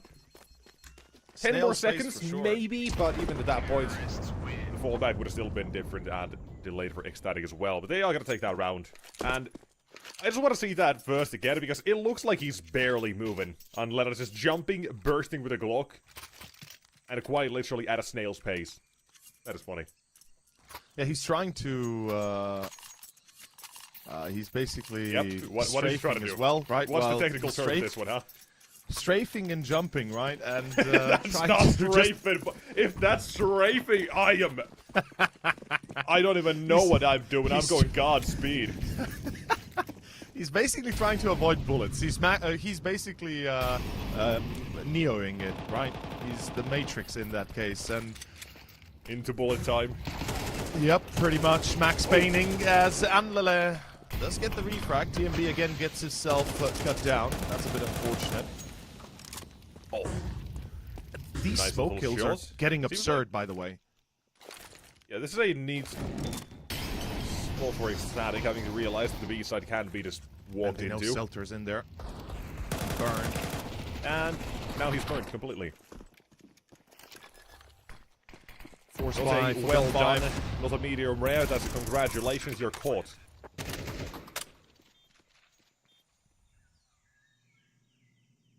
That is a congratulations indeed. And this force buy completely falls through. One kill is just not enough to even call it. No. Close to. But guess what? It's gonna be a full eco win again, baby. Let's go. Oh no! Please don't do that to me. Don't do that. Bring it back from the first half. Come on. No shot. Aye. All right. If anyone actually, I'll just bring this back. It's got to be a boring round, anyways. Surely nothing exciting will ever happen. We've never jinxed a round like this before. The congratulations, well done, bird steak. That's a whole obscure meme that I didn't know about until I showed it to him. It's steak being cooked from medium well done, and such, and then the final one is completely burnt. That it's congratulations. If anyone actually caught that, congrats. Obscure memes. I'm so sorry you know that. I don't know by why. Calling the burnt meat congratulations. Wow, yeah. It's revolutionary. It's 23rd century style like. Yes, it is. We said that this was not going to be an interesting round. We already have a couple of kills now for the CT side, though. It's kind of crazy that this is every time. Still, yeah. We start it's talking shit, eco, something happens. With the exception of few deagles, yeah. Hello. Bye-bye. Oh my god, that is nasty. That is a clean spray. That transfer, and the fact that that is like, just to describe the precision of how well he controls that, to make sure that the bullets fly exactly over the top of the box, and he uses that line of the box as his basically crosshair. It does it like, this is just pure skill right there. Not beautiful. I love it. I love the way they're playing here. And 10-5, it seems like they could be locking it in. Let's see if Gun 5 has something to say about it. Usually they're the ones we expect to give us a performance and a half, especially on the individual level. Fine Shine, 5 kills. We talked about how he's a factor. He's not showing up. Lackey, 6 kills. Maybe not the man of the hour, but definitely a man that they rely upon. And then Hielo and Sedain, the two, or rather Hielo, let's say right now, in recent days at least, the one that's been making waves for the team, completely quiet. Oh, good nade as well. Oh, great nade! And again, yeah, 1-2, the CT side, they're shot down towards the aggression. God damn. Gun 5 are being schooled right now. Yeah, they are. Now, here's a question I want to pose you. Hold on, let's... Okay, never mind. I was gonna say, if they go mid, maybe, but no, Lackey will at least be able to make that rotation as well. The smoke toward a donut is gonna be a miss, actually. Interesting. Supposed to land where Lackey currently is. So this might be a little awkward. They don't flash for this. They will instead go for the trade. They will go for the trade, right? They will go for the trade. Nope. No, they won't. It's Lackey's round. One miss smoke and no quick setup to deal with it. One by one, he'll take down all 3. Gun 5, they're not done yet, apparently. And that was a very poor positional engagement for Ecstatic. They had a 3v1 scenario where the first player gets caught off guard with the nade in hand, basically. That's fair. The second player then peeks in slow, you know, by inching ever closer, and in that kind of a fight, you're always going to lose it if you're low HP. And unfortunately, all 3 were. So yeah, well done. Lackey plays it as best as you could under the circumstances, and all of a sudden, we got ourselves a potential game on our hands. Syra finds Sedain, trades off on Lackey, and it's still going to be mid-control coming out from Ecstatic. They're going to pressure Lackey here. He's in trouble. Where's the support? Why is he alone? Yellow helps, sure. And they know Annale is close, and Yellow swings out on Nut. This is an easy double. It is. Christu missed his timing. Now he's going to have to make some waves. One man remains. Christo doesn't even have the bomb, so he'll have to spend the next minute trying to creep back into this, but the shoulder spotted. Yellow down. Won't be traded immediately, but does reveal the second. Seltzer now shown here. Smoke deployed. And swing with it. Right as it pops, Seltzer will get a glimpse of Christo. And Gun 5. Next round. 7 on the board. They've denied that 11. I honestly thought the A round was going to be a lock-in, but Lackey just... yeah. Goes crazy, and Gun 5, they're allowed to live because of it. They're allowed to have that extra freedom in the game, not having to worry about the pressure that comes with 11 or 12, potentially otherwise. Had that round going the other way, I would have said it's over. I would have said it's GG. Pack your bags. Now I'm saying we got a game instead, because it's a full eco for Ecstatic, and surely never in the history of ever has this one worked out. If ever is the last 10 rounds. We don't talk about round 3 here. Yeah, what about round 8? Oh shit, I forgot about that one. You forgot about that buy. one? That was a force 2 buy. of them happened. Still, 2 of them happened, basically. And that wasn't a full very force. different. One has utility. No, it weapons, wasn't a the other full one does force. That wasn't a full force because Lackey didn't have Kevlar. He ran through the molly without it. That was the first one. Come on, get with the times, buddy. You're thinking about different things. But doesn't matter. Oh, Doesn't matter. really? Lackey, Okay, fair. he does have Kevlar. He does have an MP9, and he's got money. 1,800 of it. Farming. Maybe 24 if he does take down on Lelele as well, or Sira.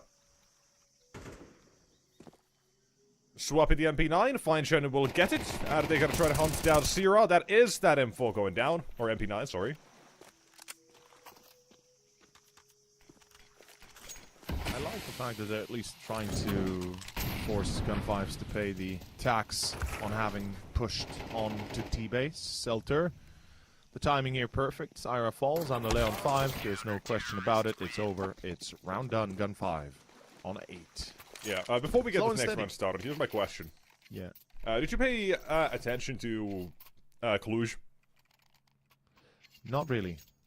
Okay, well, did you happen to see something, I already know you didn't, something on Twitter about Jimmy gooning to the finals? Yes, I saw that. Yes. Yeah, I saw if Jimmy was the doing memes. that, what's not doing right now in the group stages? Oh, God. Use your brain.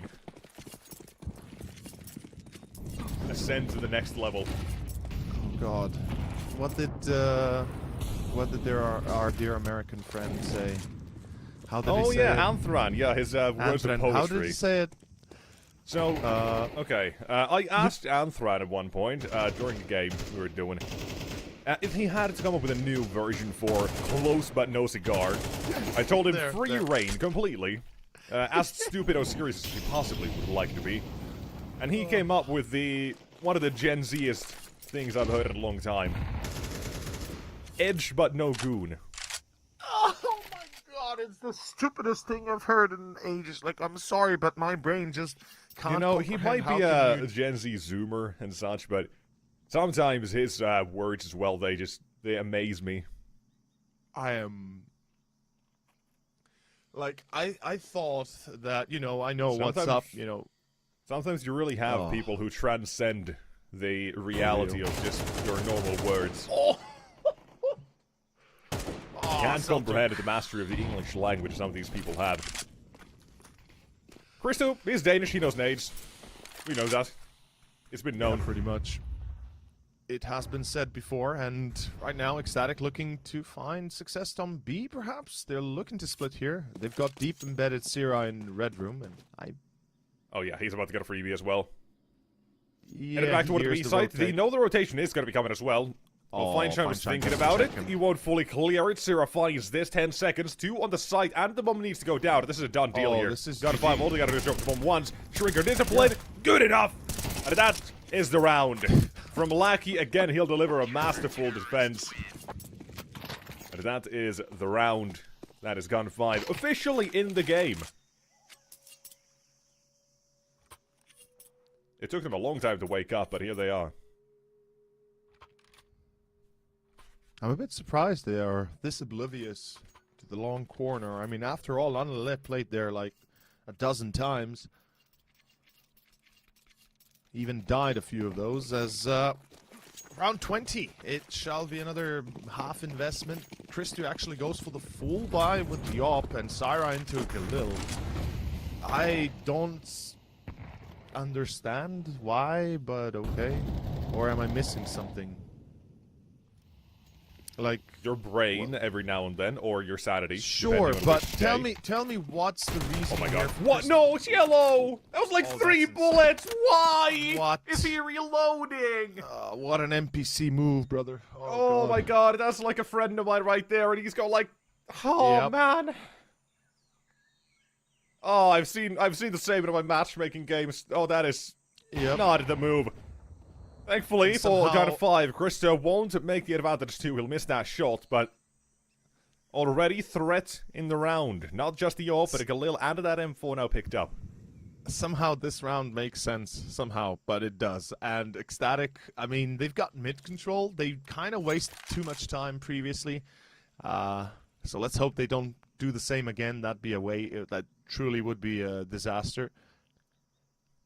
And Lele, he's gonna get a free kill. Oh, yeah. man. It's Wait, a better no hit angle for armor? him. It doesn't matter. Did I see that right? Selter, yeah, but I mean... Still, man, whoa. You're going up against pistols, pretty much. What the hell, man?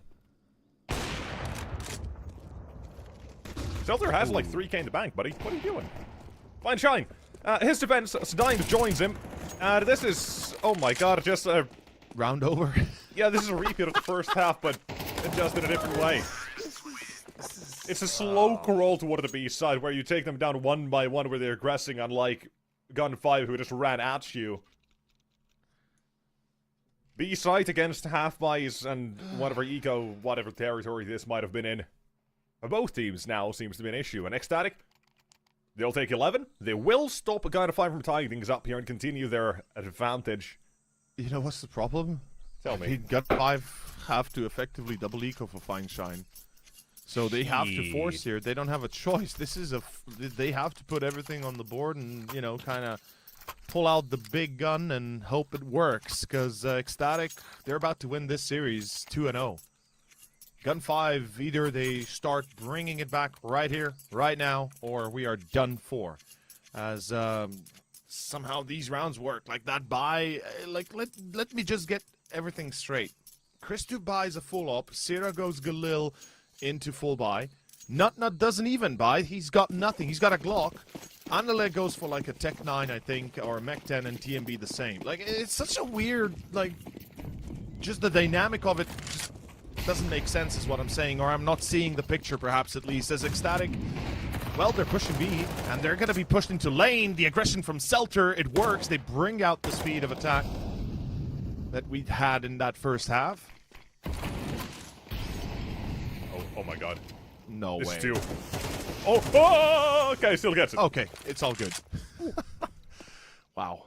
Does he know about the... Well, does he suspect the player on long, though? That's the question I'm having. Zelda has to drop every time. Answer... There's the trade. Christo will make it up. We're still thinking about what if there is going to be more toward the side here as well. Check it for Lackey. Wow. Like as well, he was ready for Sierra. But nonetheless, it wasn't going to be good enough. A race towards A, Dime. Some have touted him for not having his monitor on so far, but well, maybe a Desert Eagle or a 1v3 will spice that up and he'll actually finally get things going. Although, Ecstatic, they just faked the run back from A, or run back to A, and just right to B. Not, it's dead. Should be. Although... Dead. Yeah, he's not gonna... Okay, he does check it. Alright, I mean, he was stuck on 17 for a while, but now he gets his 18. This is it. It's, I think, lights out. It would be fair to say that unless Gun 5 have a godlike performance with SMGs or pistols, I'm not seeing them win this series, unfortunately. I mean, 5-7s, we know they can win rounds. CZs, Deagles, they can win rounds. It wouldn't be the first time we see them win a force buy, but I feel like they've used their luck already in this map. They've won 2 of those on the first half that they never should have in the first place, and all of a sudden, I think Ecstatic will be a little bit more careful about how they approach. Let's hope they don't fumble this one as well, and it is going to be a pop flash, but it doesn't work. Okay, they just go in it. What? Again, it's Lackey. He's having a godlike performance in these rounds to defend here. May not be enough, but he's absolutely doing everything to keep his team alive. Looking for the weapon as well, an AK in his hands now. Out of the smoke, it fades, and Christo quick, and another team kill. 3 for the map, baby. Let's add more to it now. This one, Gun 5 extended their play and a chance to still take this. What a Sierra, they know he was here. Selter will be getting weapons. With Unlela spotted towards mid, they'll know he's not going to be toward the A side anymore either, especially since Selter isn't seeing Sierra anymore either. He'll just get his hands on that AK, play the one of us two, try to extend this one. Ever so further. Off to B. It's going to be a long, long retake. No kit. It's going to be an issue. To be fair, I'm a bit surprised he doesn't go Donut here. At least he has quick access to middle and towards B if it needs to. He's still staying A main. This is GG, I think. Selter now, he's gonna have to run. Even getting to site is gonna take him a good 15 seconds. A little bit less, but oh, he slow walks it. Yeah, this is over. There's 0 chance he wins this. No defuse kit means he has no chance to defuse it, even if he gets the kills within the next. Boys, with the 07s in chat, it is very much over. Type your GGs. Yes. This one will not be done. Will not be continued. Ecstatic into will take this one. They gave a little bit of an idea. They gave Gun 5 flirtation of a possible comeback there. And then there's a nah. Straight up to no. the bird. Simple That's as it. that. It's such a uninspiring performance, to be fair, from Gun 5. I can't lie. It's a few rounds we see them in glorious kind of attire and glorious moves, but in the end, it's just not enough. It's nothing more than just some puff and smoke. And 13-11, 13-9, they fight well. I'll give them that. You know, it's not easy to get 11 and 9, especially not when Ecstatic is popping off with not on what, a total of 18. he ended on 18 here. Yeah, 18 or 19 so for that this would one. And so that would make it 35 kills. Unlimited did wake sorry. up, by the way. This was unlimited map, like 21 or 22 yeah. toward the end here. Yeah. What I'm saying is, Nut ends the series in 2 maps with over 45 kills, I think. So, I think in essence, that's the tale of this one. Yeah. Luckily for Gun 5, it's round 1, so it doesn't really matter. They don't necessarily worry about the tournament itself, but they do have to now focus up on the next target. We don't know who they're going to be playing against. We'll know by the end of today, I believe, as the round 1 it finishes. And all I can say is that was a bit disappointing. I expected more. That is a valid complaint. But guess what? We're turning our eyes towards our next game. Though that will be in about an hour's time. And that is going to be a spicy one, because I have a theory on these things. And often the case proves to be the correct. 9 Pandas and 500, those unaware, just yesterday, about like 15, 16-ish hours ago, in the evening, 5 p.m., they played a game yesterday. Against each other in Series 19, 2-0 were both the teams. And 500 made it to the playoffs clean with 3-0 over the wins against 9 Pandas. But the theory is, and it's been working fairly well, like I say, as soon as you play a close game, if you rematch the same team within, let's say, a week or two, the losing team will always come out on top. Especially when it's a close game like that, it's the losing team that will take more out of that game in terms of what we have to fix and change. Now, this is actually a rarity still, because I don't think there's ever been a case where it's been this quick of a game, a rematch back-to-back. So, I don't know how well that's actually going to work, but both teams definitely want to still play the best that they absolutely can, and I feel like Gun 5, they want that revenge. Or not Gun 5, 9 Pandas want that revenge more than anything. Yeah, for sure. For sure. I mean, 9 Pandas, I was meaning to say, they brought in Chiron, and he is looking very good currently on the roster, seems to have embedded himself well with it. And the whole team is strong as ever. And honestly, 500, they rely on a few individuals that can pop off, that have the, the presence on the map. But without them, this is not going to be an easy match, regardless of how good they are. But for that to be said, we need to wait an hour and about 15 minutes, give or take, as we get ready for the second series of the day at 1 o'clock Central European Time. So that's exactly in 1 hour and 40 minutes from now. We will be returning with the series, with the pregame and everything in between. 1 hour 15. Hour 15, yeah, sorry, hour 15, yeah. In any case, ladies and gents, stay tuned. We'll be back, and remember, the next one is going to be a banger.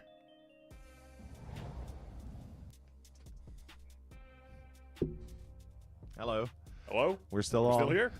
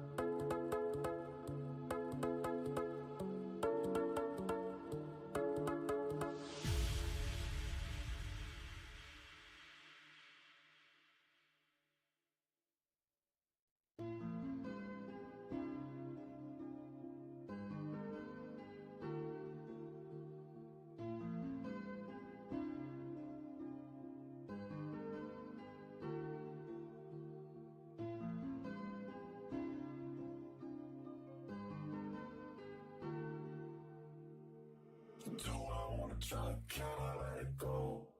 We're running from the past, wanting to be sure. Chaos in my mind, constant deja vu. But every time, it comes back to you.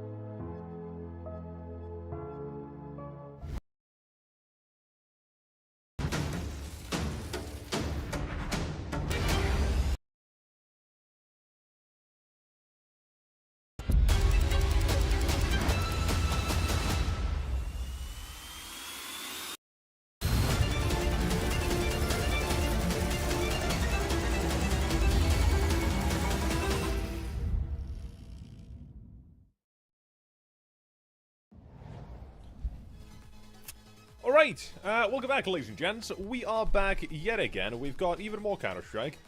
And Yes, we do. this one is the most interesting one for the day, because it's a rematch from last evening. Both teams... Yeah, they know what to do. There's quite literally nothing they don't know about each other as of right now. The only question is the veto going to be different, or is it going to be same bloodshed again?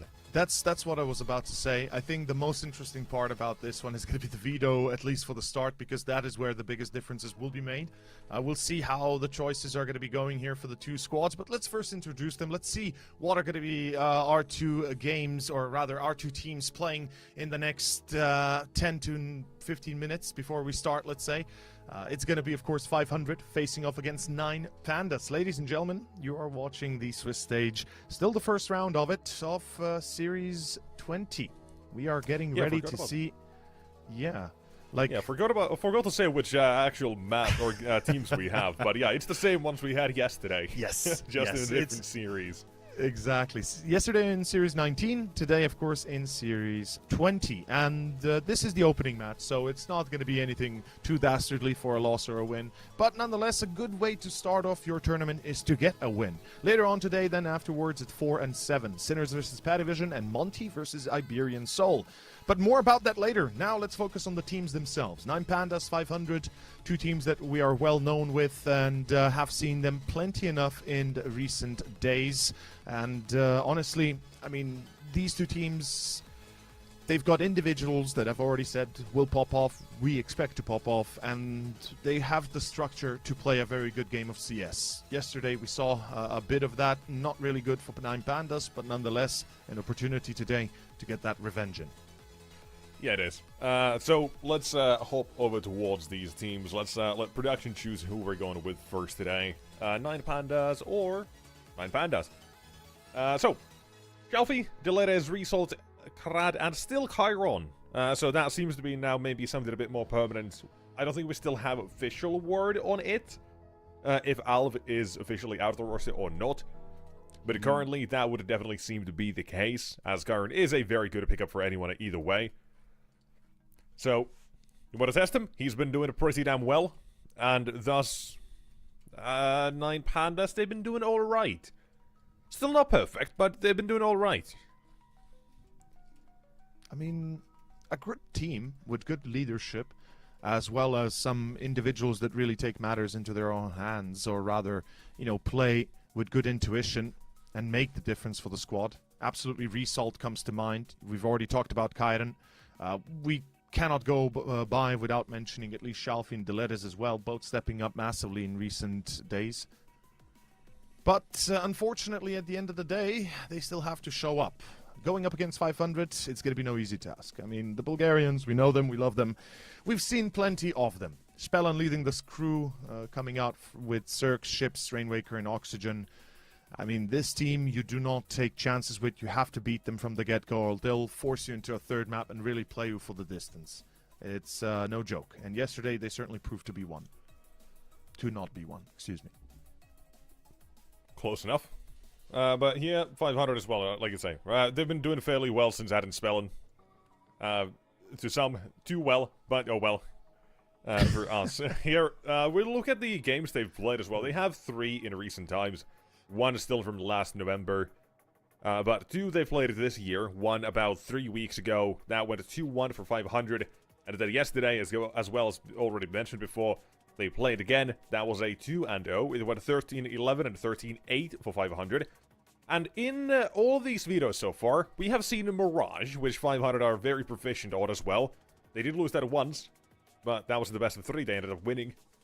But since that as well, right? Dust 2, Mirage, that has been the last 2 series that we've been seeing here.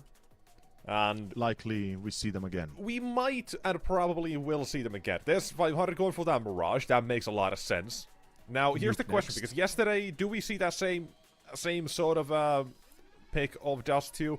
I certainly hope not. And then as well, yeah, 9 Pandas, they decided to go for a different thing. They were like, you know what, boys, we just didn't win yesterday. Didn't get that result we'd wanted. Let's change it up instead. Introduce a brand new map. Actually, not a brand new map to the pool. They've already played this one last year, so it's been a solid 4 months almost since they've played this one against them. And they're still going to be Dust 2. Okay, wow. A Dust 2 does slip in, but as the decider. So these are all still familiar maps for these two teams in the ongoing saga between the two of them, I guess. Maybe they'll make it into all 6 games they'll have to play against each other if things continue. It is interesting how yesterday Nine Pandas chose to play Dust 2.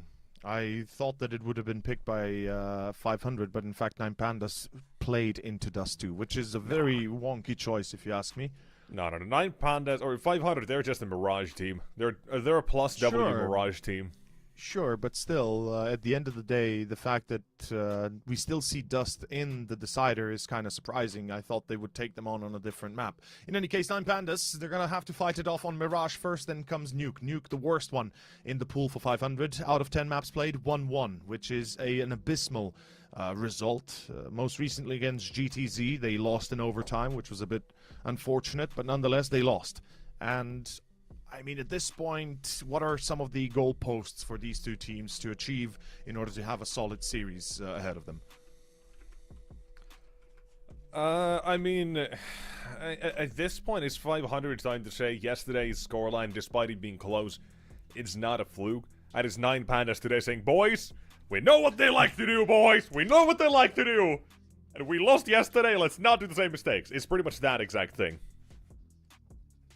And getting a bit more practice into with Kyron, I suppose, as well. So, you're getting Night Pandas rebuilding and figuring things out, but the big thing still is, we don't know who's actually main oping on this team, because we've seen a couple different people wield it in these last few games. We've seen Resalt, I think we saw Diletes, and probably someone else as well, depending on the maps we've seen him play. So, that is a big thing. I mean, Shalfie, wasn't he?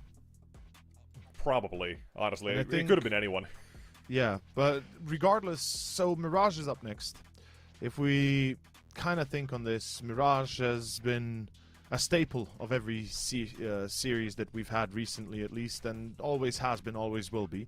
I feel like a Mirage pick for 500 is, as you said, it's a plus W map almost for them. But nonetheless, it's Mirage. It's a map where we expect Nine Pandas to play well regardless. They have basically 50-50 chances on both sides, or a little bit better, I guess, CT side win percentages. But regardless, they're in a pretty decent spot overall. They are not the worst. Yesterday, maybe was a fluke, maybe it wasn't. 500, maybe Ships doesn't show up. You know, who's going to be showing up otherwise? Shalfie, also not doing too well. He was oping yesterday, by the way, as well. Okay. So, a good day. But, I want to mention this, and this is, maybe not fully connected here, but GTZ. Did you see the loss of GTZ, by the way? They got absolutely destroyed against Zero Tenacity last night. They lost 13-2 and 13-4. Rafax went 0-12 on map 1, or 0-15 on map 1. I just want to mention that. That's like out of the blue, I know, but what I'm saying is, if GTZ, who we thought are stable and know what to do, can pull an Inferno nuke like that, can you really expect the stability of everybody else? In any case, I'm getting off the board here. We're waiting for our first map to start, and expectations perhaps a little bit lower for Nine Pandas, though you've already set yourself, you've already set your goals for them, and I guess we are aligned in that. Nine Pandas have to win. They have to prove that yesterday was a fluke and that this is not how they are to be treated. Oh, yeah, I just went and actually looked. Yeah, Simke apparently dropped his best rating ever against GTZ. Yep. 2.79. Yeah. It's insane. Damn. All right. But yeah, this game. We're still figuring things out for the start. Now, here's the other thing, next thing as well. 500, they kind of blow. They kind of suck on Nuke. Yeah, they do. They really do. Like, that's not even that's not an understatement. Like, that's on the money. We saw their then game some. against GTZ. They had like let me just double check this. A 10-3 lead. 11-3 lead. Sorry, 11-3 lead. They lost that game in overtime. Yep. That was a poor game. I don't know what's going wrong for them on Nuke, but I think it's time to maybe switch it out. You know, ban Nuke, play Train. Screw it. You'd rather take your chances with a map you're perhaps feeling less uncomfortable with. I mean, they have a 30% T-side win rate. When you think about it, Nuke, 30% win rate, like T-side win rate was back in the day, let's say normal, but it seems like 500 remained back in the day as everybody else went ahead. These days, you're going to be looking at least 49, 48%, something like that. You have to look at that as a standard. And I don't know why they still play it, honestly. They just keep losing, and so many rounds that they lose as well. It's insane. Yeah, but nonetheless, that's something that, like you say, they'll have to figure out. And if they don't, then I'm with you. I really am with you. And so, if they don't start focusing on fixing Nuke immediately, then yeah, probably Train should be coming into the pool. No, I don't care what it is, but just gotta fix that. Because some of the games they have played on Nuke as well, we'll still talk a little bit more about Nuke before we actually head to Mirage. They have had close calls, very close calls, even at the losses, like 14-16. 10-13, 11-13, 13-7s, 13-10s again, and only one loss that was worse than a 13-7. That was a 13-2. That was bad, not great.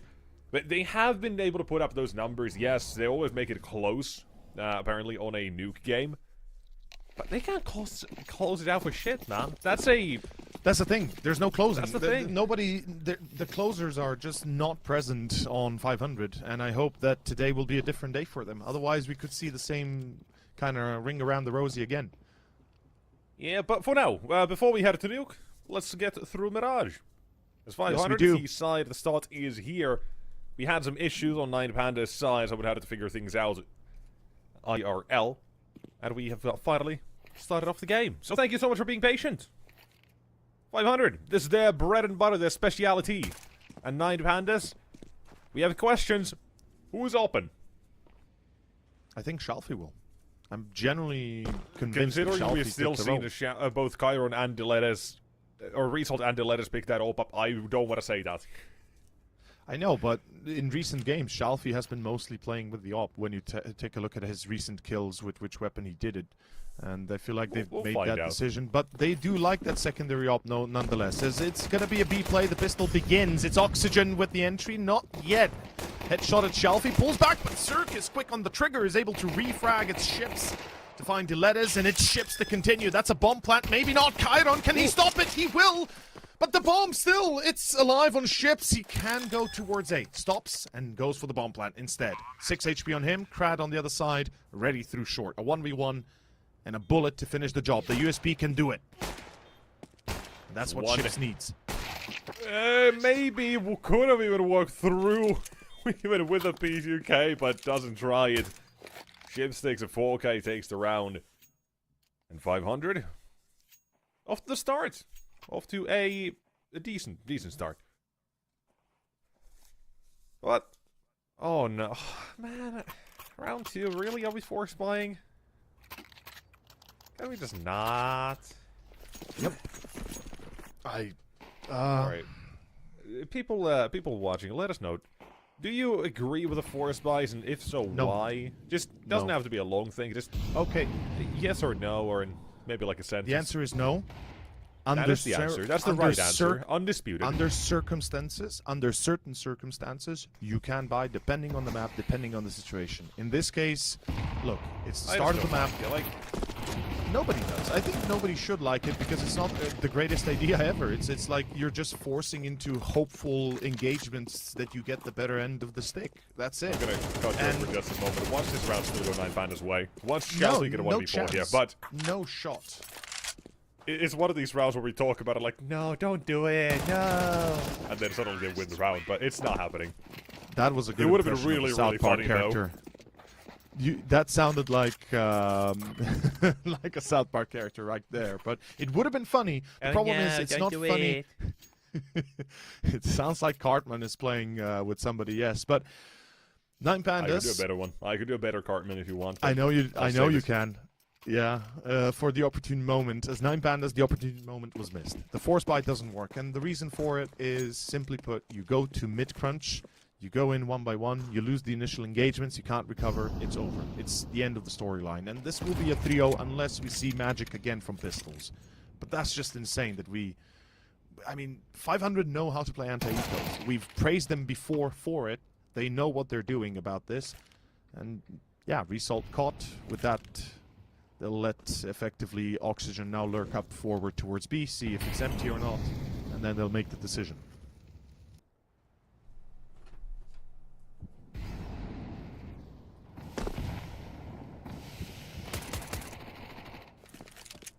Here we go. We've started off. Spellen's gone for a very hefty buy. He has a massive investment for this one, a USP.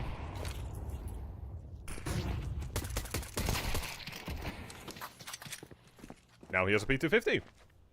He's playing gun game, apparently. Or arms race, that's the one. Arms race, yeah. Yeah, gun game if you're playing, like it's Call of Duty.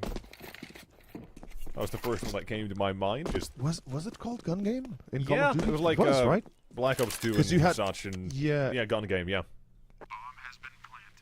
Apparently also in 1.6. Yeah, I didn't don't know that. how, but our production knows, and I believe he's like 19 or 20, right? Our producer. How Yeah, do you know this? probably. How do you know this? 1.6, how do you know this? Young Zoomer. I love it. Somebody that Apparently knows played the lore. 1.6 on his spare time. You know And what's you're the like, next what, question? twice his age? What? 38? Sound close? Sound right? Me? Yeah. Are you kidding me? You're like, Wait, yeah, you're like twice no. the age of our producer here, right? Wait. What? No, brother. I know you're shitting me right now, but that's an insane shout. 38, I'm rounding brother, up. I'm not dead yet. I'm rounding up. Okay, That's, 38 and 40, if anyone's there, I'm sorry, apparently you're dead. If you're In not any yet, case- it's coming. It's coming for sure. might have I mean, it's been a coming threat. for all of us. Spelling? in any case- He's looking to clear out mid here. Decent smoke for the CT side, and the push that they will be falling back from as well. Because 500 will have to spend plenty of util, maybe, on this one. Or not. They spotted Cairo and fall back. The Letters will get the kill. It's only damage they do in return. But for 9 Bandits, this is still a successful mid-push. Getting that control for a moment. Slowing down 500 for the entirety of this first minute. They won't be able to use any utility, or won't have to use any utility just because they spotted them falling back. But it has cost them a life. That's, well, maybe worse. Nonetheless, we continue. CT side, 50 seconds. Don't really have a lot to actually hold on to any sites. One smoke remains on Krad, and he is currently on the balcony. So not a lot of places he can throw that. Goes to ramp, and that is all the CT utility now used. You look at the counterpart of 500, they've got plenty in comparison. This is an easy double. Just one wide no Oxygen. discipline. Yeah. That is a very good re-engagement. Oxygen already out on side. Cirque watching the cross. Missing the shot. That's a mistake. Shalfie. Shalfie from a surprise spot for a never almost mind. double. Chiron steals it. And it should be Still. Cirque now in a 1v. X. Not going to be able to do it. X is in his eyes. He's dead. Yeah, exactly. By the way, I wanted to say, the real OGs remember DE rats, by the way. Those are the real OGs. Or pool. That I don't actually know. I know... Oh god. Oh god. You know Pool? Yeah, you remember yeah, Pool? yeah, or Ice, what was it? I forgot the map. I know what was the Bad name of it? Rats, the video game. Okay, no, I don't know that, but That's... DE yeah, Rats... it's, To those that are uninitiated, DE Rats was effectively a map that was a kitchen of a house, effectively, and it was a great map, a huge-ass map, but very fun to play regardless. In any case, it's round 5, it's a fun map on Mirage, so far 500 leading the charge, yet last round was a bit of a kerfuffle, and this one starts off as one. Oh, okay. Full send B. into result. Also, Shalfie is opening. But here we go. To defend, he's dead. Defend nothing, apparently. Here we go for Ships. You got him. Oh, what? I don't even know who's getting killed anymore. We're not spectating Ships. It's Oxygen who steals that from afar, apparently. In the kitchen, you have Krad up close, not burning. Might have the drop, but Ships just creeps right on in. The timing he uses there is perfect. And it's Shalfie left. 9Pandas have no way of dealing with this anymore. Also, Massive apparently, loss of their economy. Yeah, we're not the only ones, or our producer's not the only one who knew it, but Dubicar, also shout out, knew it was called Gun Game in 1.6. Hey, damn. Good shout.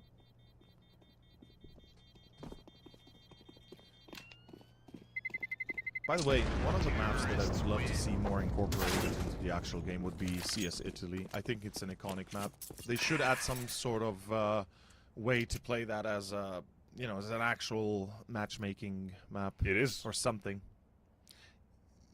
I know it is, but it is in matchmaking. It's not in Premiere though. I would love to play it in Premiere. I know Premiere that's is just stupid. the current map. I know, but I would You still can love play to it in play that in matchmaking and get a Premiere. rank on it. Come on. Like, oh, I like to see Matchmaking it in the is- game. I'd like to see it in Premiere. Get a competitive pool. Yippee, my name is Theo. What? Well, I haven't played in ages right now, but it's not like It's, I care much it does about not play to be well. fair, but yeah, It does I not can play well. imagine. I can imagine. I played Office, it a though, little that's bit, different. That's great. but Office is great. Yeah. But here we go. On to me. You've still got Chiron. They won't check him. He'll get one. Now he should be dead right after. That's a 1-and-done position. Yeah. Oh, by the way, shout out Dubicar. FY Snow. Yeah, that's the one. Apparently FY he knows. underscore Snow. That was a Oldhead. perfect map. Like that's what I played most of, honestly, because basically weapons spawned on the floor and you could pick up whatever weapon you wanted, and it was effectively a square with 4 squares inside it that created like hallways. So it was a fun little time, I'll say. Everybody screaming in voice chat as well. See, you know these maps, but you've never been on a Finnish sauna server. You wouldn't have No, I known real haven't. culture. Wow. Wow. Like one person maybe knows. Those You know were how great. I'm gonna get you? You know what? Do you remember back in the days where No. voice chat was still enabled during halftime Yes, and pregame? of course I know. Okay, okay, yeah, you're not that young. That's good. Now those were some good days. Oh, I missed It was that. just I really Russian missed that. techno and nothing but racist Doesn't matter, but slurs that's thrown at each the other. beauty of it. But that's the beauty of it. That's what it made it even, funnier. That was funny, even yeah. better. Yeah. There's the iconic clip of someone screaming in German during halftime. That's great. Just love it. In any case, round 7. I really wish that was at least available in some form in the game Capacity, nowadays. yeah. Even if not in Premiere, just add it to matchmaking. Yeah, exactly. Fun. But it is what it is. Here we go. An A play coming through. 500. Trying to rip through the defense. They've got one to patch up their initial loss of stairs. But continuing. Spellon is clear. Slow on this. What Cirque will be allowed to scale up with him. Chiron still defending though. And a Rainwaker will assist. There's the player from Jungle. God, a Shelfie alone for Moss. He's dead. Let that be a lesson. Don't buy the FAMAS. If you do, you never win. We turn that around and Chips, he's got 12. FAMAS propaganda. Anti-FAMAS propaganda continues. As 9Pandas, they've yet to start, by the way. 1-6. It's a bit of a tough one. That 4th round went their way. They played it pretty decently. Shalfie hiding, I believe, behind the couch on B. Nice support coming out between the players holding B site itself, but at the end, that's the only round where they had any success at all. Everything else has been a bit of a disaster, and it's a similar scenario we had in the first series of the day, where we kicked off in a similar way. It was around the 6-1 result where the comeback began on Ancient, if you recall. And we were thinking, there's a chance it could be a runaway train kind of result. And today, 500 seemed to be perhaps pulling a fast one over 9Pandas. Give I it time. don't My like- theory still yet your to theory- come to an end. Because it to works, explain to but this those- is the biggest test of that theory being pretty much... This You play a game, you go to bed, you wake up, you play the next one. That's like Exactly. not enough time, maybe. It's usually within that week mark that you get a rematch, and then you look better because you've actually had time to digest a little bit better. Yeah. But the thing with online Counter-Strike here is, with so many tournaments going on at the same time, especially now with CCT as well, we have the last couple here, once for the Season 2, pretty much same time. Just a couple of days difference. It really is the fact that you play a game, you have another one the day after, and then you have other tournaments as well you're taking part of as well. It's a very hectic schedule. And I know I've It mentioned is. this before as well, but you can't have your A game, every single day either. Absolutely. But the trick is that you would expect them to do better regardless. Yeah, And I mean, even if probably. it was just a single day, I still think Nine Pandas are a good team. They've shown that so far consistently. You know what's one 500? thing that we... Hello. Oh my... Oh, good catch. Damn. That's an insane catch, by the way. Ship's gone. Crashed, yeah. Uh-oh. Little awkward. On A, Rainwaker's lost his life. This is suddenly totally dangerous. Now, I was gonna say, remember the last game was 6-1, then turned 6-6, or 7-5 at halftime as well. You were saying, oh, it's pretty much over in the first half. Not here either. Still wrong. Still a bit of a, I didn't say it's over. I said that You said it was this could be a runaway practically train. over this first half. What? No. Don't you gaslight me, you I will, young man. because I'm right. No. And You are gaslighting very is not wrong, real. sir. I said 6-1 is a similar result what we had to before that could again lead to something more. It never did in the first. I'm not saying it's going to lead here. But Nine Pandas, I expect better of Someone them. fact And check him. certainly Someone fact check that's him. what we're Send going him to the get. receipts. Yeah, send me the receipts. At this point, I'm You happy said to receive 6-1 in them. the last game. Oh, this first half is pretty much No, over this right game. now. I'm saying this. Oh my God, you're turning my words against me. And so I said last easily. game. Come on, keep up. You need some new ears or something. Come on. I'll need a new brain if I talk anymore with you. In any case, it's gonna be a technical pause as we can see. But as I was saying, 500. I mean, they've got the money, they've got the bank, they've got the skill, and they certainly have the kills. Let's You see know if what's they one can thing keep they don't that have? up. Yes, ships. Yeah, they don't have all the players. Ships, apparently electricity issues, which is very unfortunate. It's almost like that's continued from someone yesterday as well, which is... I don't know what happened. I was working a game with someone, I can't remember who, and right at the very end, the game ends, we go to talk about it and to say goodbye, and this guy just leaves me hanging, disappears in the middle of the outro segment. Kind of rude. I didn't disappear, but sure. Unfortunately, I went blank. Your image was still there, just frozen. I saw that, yeah. That was great. I don't know. I anyone actually channeled my wants to see inner the clip, Shrek I'll just, somehow. do a- I Yeah, Yeah, if anyone just wants to send see it the in clip, you chat. can go ahead and look it on Yeah. Twitter. And next, it was NEXUWUS from just yesterday. Send the link in chat. I don't... That's I so don't much care easier. enough. It probably is, maybe. Wow. Maybe I will put it there. I just have to time it properly. You know, with the delay, we'll have to see if I can count correctly. Who knows? But nonetheless, I was left alone. But right now, I think... I'm never gonna live this down, folks. I'm never gonna live this down. Oh never my. living anything down. Yeah, apparently. And we will never let you guys down either. We'll never let you down. Anything else? I can't remember. Never gonna give you up, brother. Never never go. I gonna don't know let why I you forget down. the lyrics, but Never. I'm gonna sorry to run say around. we've been lying to you. We've been lying to you. And We forget have to- you. We do have to take a little bit of a break. We'll be back in a couple of minutes, hopefully. Obviously, to those unaware, there's a total of 30 minutes tech pause that 500 do have. Hopefully, it doesn't take that long, but you never know with these issues. It could be a couple of minutes. It could be 10, 15, or up to that 30 minutes. Nonetheless, we'll provide you guys with updates in a moment or two, so we'll stay tuned and come back with Mirage when we're ready.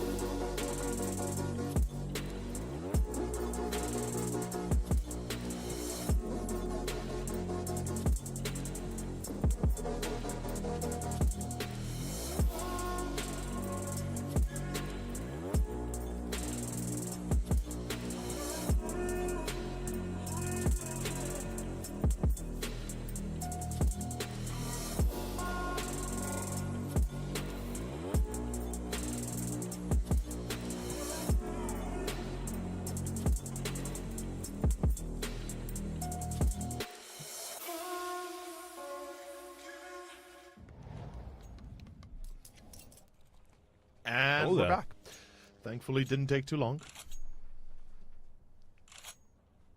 We are watching still the same game, still the same map. The result a little bit better for 9 Pandas, but I mean, not if Ships so doesn't much. DC, it's hard to say and to see how Yeah. that round still yeah.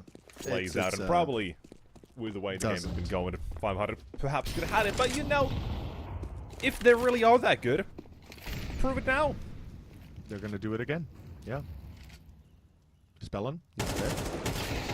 Oh, Oh never my God. mind. Holy shit, that is violent.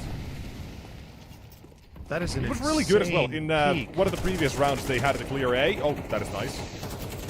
Was intending to spam What? deeper, still gets him. What? Trade from Dilettes is a little lacking. But Is look it at just this. me? It's a B take.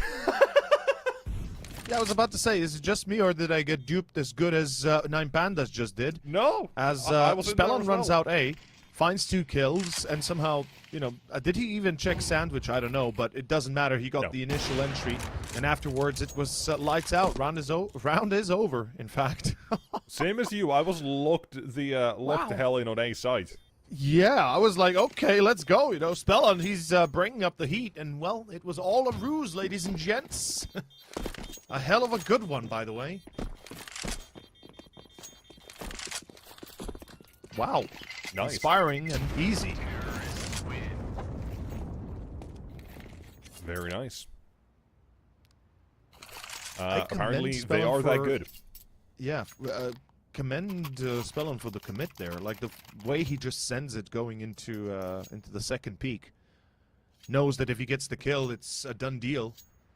And That then kind of with plays as Rainwakers- well off the back of a previous round we saw for 500 where there was one-man Palace smoked off 4 from ramp and they just full Yeah. scented. Spillon again, pretty much the entry there and now again. And for 9 Pandas, they were a little bit afraid of how many were actually running out of ramp. They didn't want to swing from stairs to figure that out. So they'd made that commitment instead to have them fight at stairs. They got to recognize that was got to be, or was set up to be and look like that exact same round. And then just call for a B play instead. Wonderful.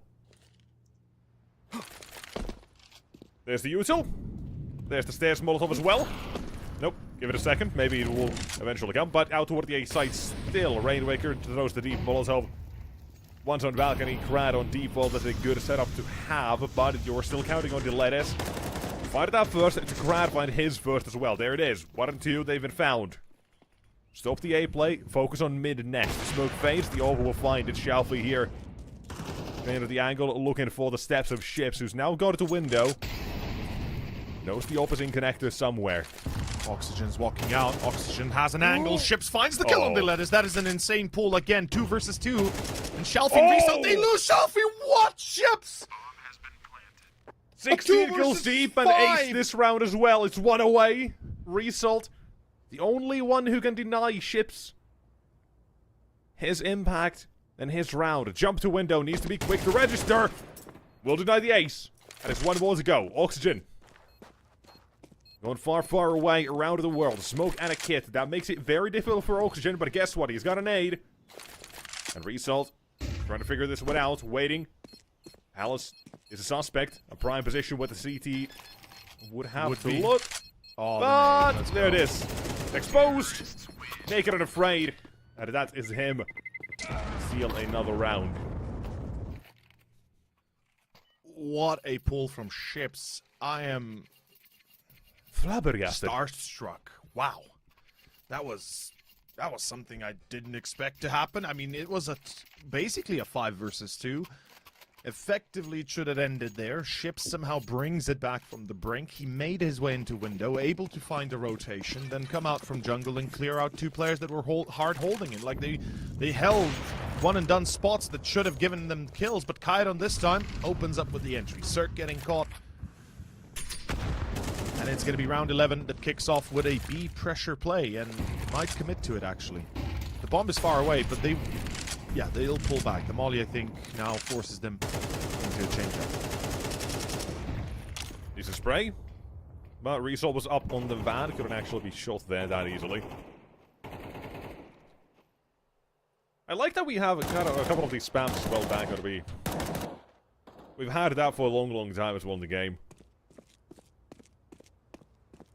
It's just a fun way. If someone is, for example, jump spotting, they'll have to go a little bit wide. Usually, they'll just barely catch a glimpse into the apartments. They go very wide off the lower elevation. That spam is meant to catch a little bit of that action as well. You know what? What is a wallbang that I've missed dearly? And I'll let you on a hint which map it is.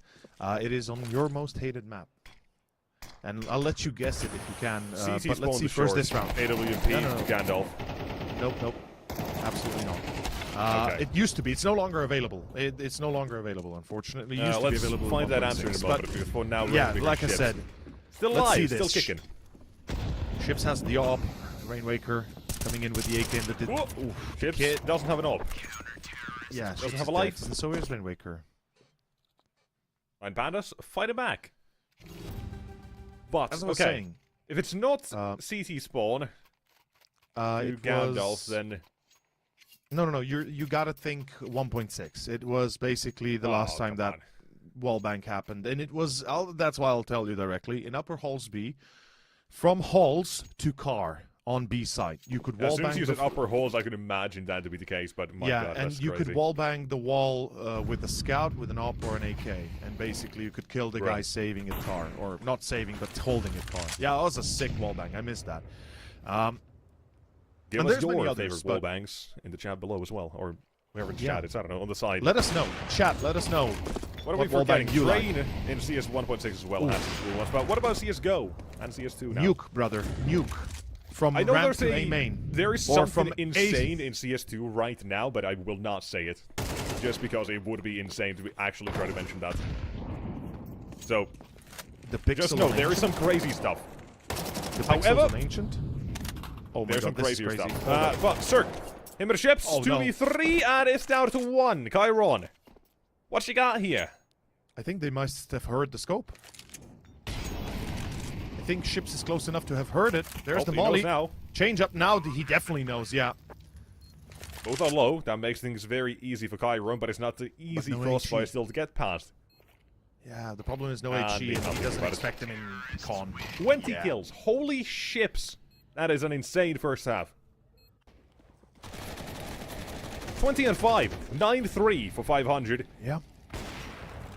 This is adding more insult to their injury from yesterday. But guess what? Nuke's still coming up. 500 Not for holding all my the good breath they for it. do here. That will do them very little on map 2, probably. That's what history is what I showing us. imagine. Even if they make them Yeah. close, they barely win them 1 out of 10.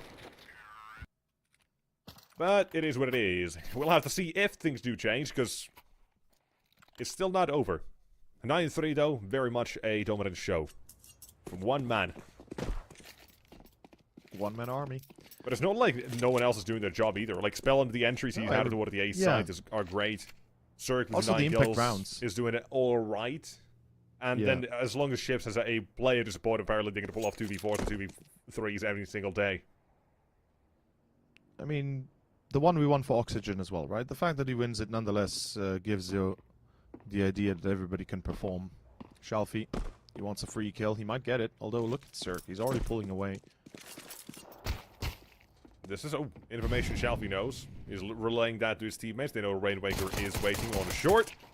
USP, No way. that's 1 tag damage, more of it as well to be done. And in CT, Crad knew there was going to be a second man there. Just takes it.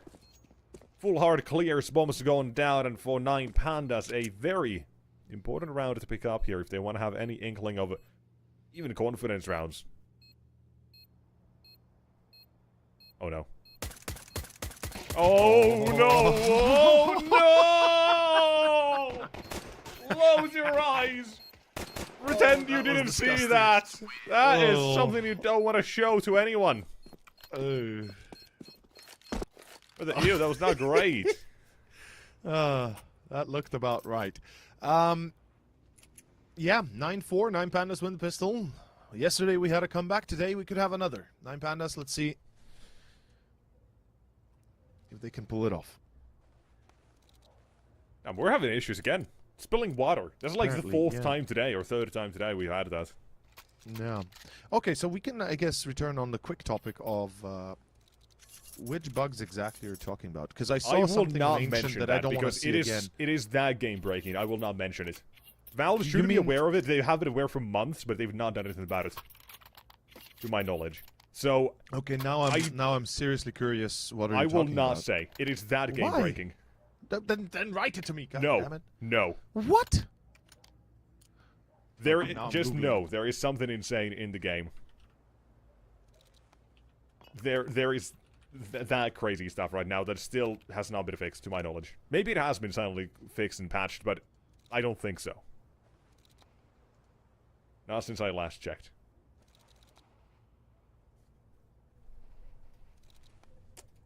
Actually, no. I will type it to you, and I just give me a reaction. Okay, type it. I actually legit don't know what exactly you're talking about. I saw some weird stuff for the last month or so, especially on Ancient. The map itself had a few grain-breaking mistakes in the actual map where pixels were missing and you could actually shoot through like corners from elbow to donut. But that was more of a map exploit or a map mistake than a rather game-breaking bug, because that's a new one for me. Legitimately, I will admit I haven't been checking enough to know about that.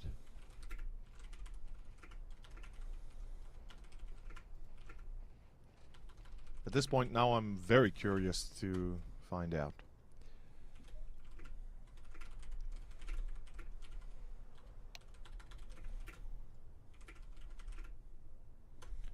That is an example of it as well.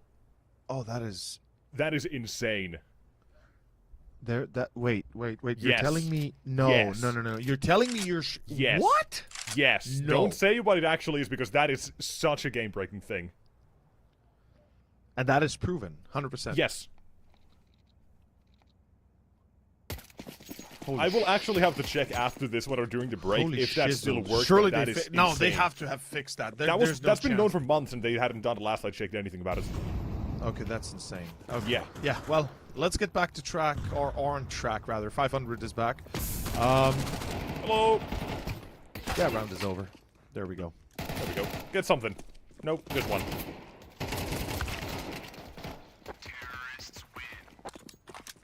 One guy will think that's a good round. And I think that was the Mac 10 as well they only dropped. I believe so, yeah.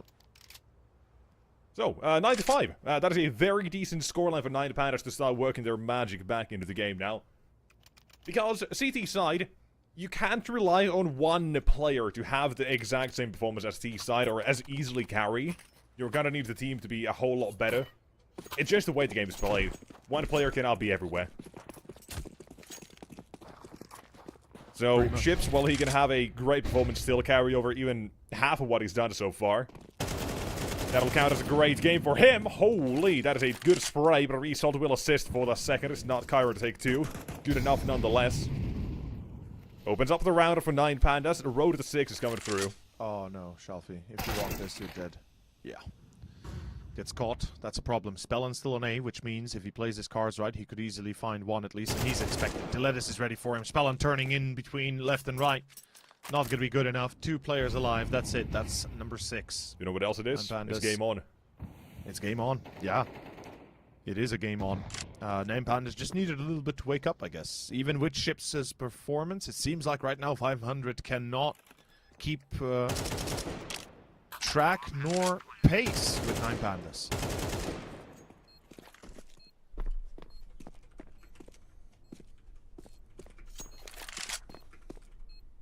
Let's see how it goes.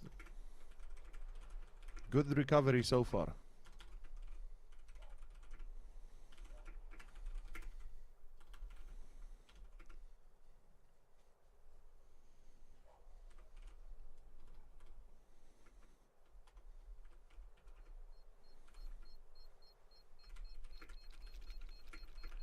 By the way, I forgot to Yep. say earlier, another map that I miss, CS Militia. That's a fun one, yeah. That's a good one, yeah. That's a really good one. Like, it was a very weird map, I'll give you that, but it was fun to play. And honestly, another map that should be available without question, DE Aztec. Like the original one. the original DE Aztec should be playable. I don't know if it is. I actually I don't think haven't seen it, but I don't think it is available. And I hate the fact that it's not. Yeah, exactly. I mean, it's probably in the workshop. I would assume somebody made a workshop map of it, but the fact that it's not in the official game, it's bullshit. Fun maps. Really fun maps. I missed them. I still In any want case... Season. Ooh, Season was good. I'm not gonna lie. I didn't mind Season. Like, it was a fun little change to what we are used to. Maybe it wasn't the greatest competitive map, but it certainly wasn't the worst one either. We've had far worse ones. As the round, the round That's is dust. progressing, yeah. 9 pandas are making their way towards speed. This should be relatively easy. Cirque is already low, so he's not going to be live for long. Grainwaker doesn't have a chance, and round is Time over. to go big, Cirque. I said one man can't do it all here. Bye-bye. And he's mollied. Oh, they missed Ah, it. never mind. No, he's just gone into the worst corner to be in. Hold Still up. gets one. Oh my god, Hold up. two is insane. Actually insane. He's given it a chance, because look at the quick flank they have on Oxygen. Yeah, yeah. This could work. Oxygen must not miss. And he Retakes won't. on. Spam with the result. Has to duck and weave between different angles, but there's one down and one more to go. Oxygen now becomes a lot more difficult for him, especially when you add a Shalfie to the mix. Duck and weave, Kowalski. Duck and weave as You smile and That is good wave, news. boys. Smile and wave. yeah, 9 pandas do wave the round. Number 7.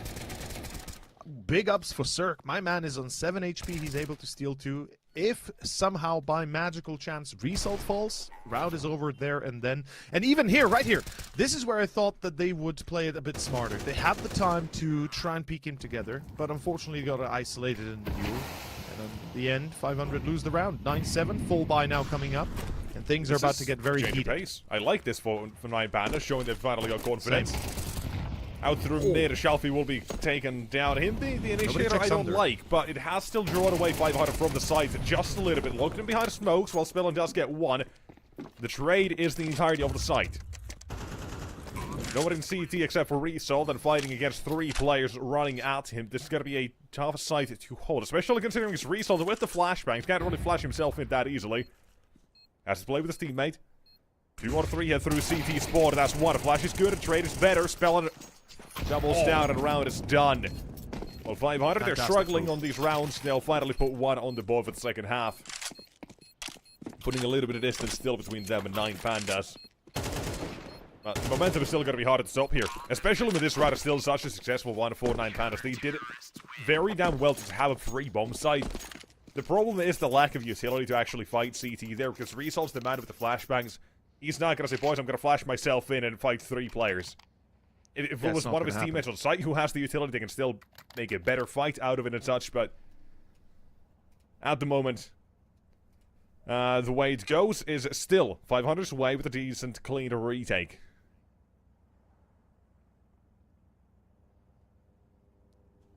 They changed up their own approach. Oxygen super aggro through short. And as soon as he gets the top mid kill, nobody's really checking under from what I could tell, but they immediately run con and get ready for the effective execution that's coming their way. Surprised to leave CT open like that, but at the end, successful retake, Spellon 3k, and that's what brings them back on board. And Shalfie came back and crashed again. That's unfortunate.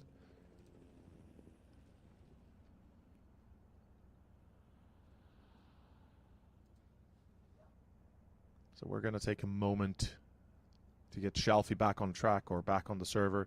Regardless, 500, that's a round that they will dearly require. As you said, they've been struggling. And it comes at the hands of an individual that wins them the round again, as it was on the T side almost always.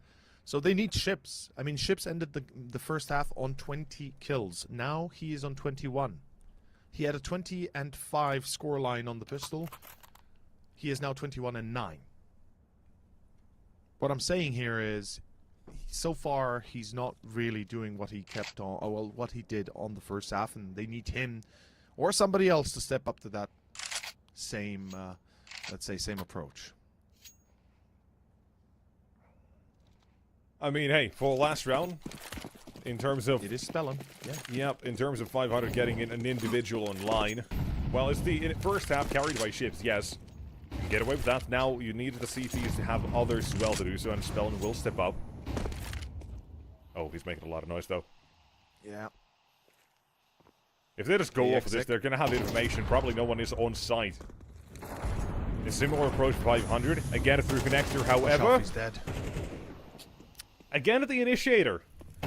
I just don't like it. It just feels... Neither do I, yeah. Too easy for 500 to clear that out. But again, if they've lost the site, that's still a position for 9 Pandas to be in that they can be happy about.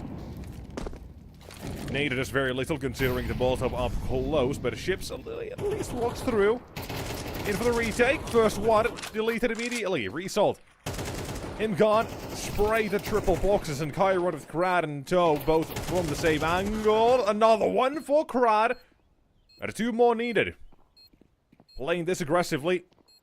They get to fight against Rainwicker. He's throwing a little bit of util. Could be with the snipe out if he's quick enough, but it takes a little bit. Just wants to make sure that there's not 2 in the same angle. And adds a little bit too much complexity to this one.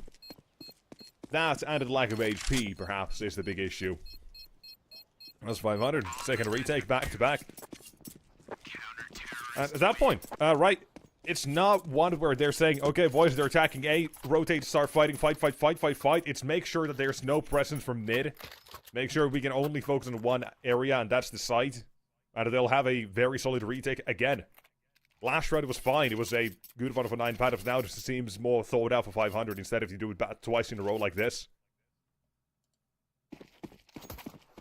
And that's where perhaps a couple of issues. That's where 9 Pandas have to figure it out. Shalfie twice in a row, ineffectual. Or ineffective. Ineffective, yeah. Not exactly what you'd love to see, but 9 Pandas. Oh no! You don't do that to Shalfie, not 3 times. Especially not the way your Circus goes for it. Oh no, Rainwaker, that is a double from short that completely shut down the attempt towards A, and he's on B now as well! He's everywhere! Wow.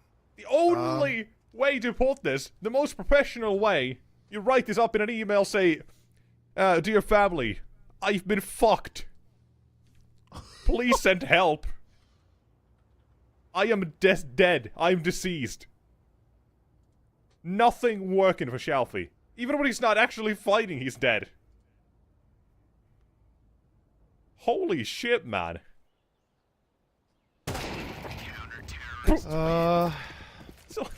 Yeah.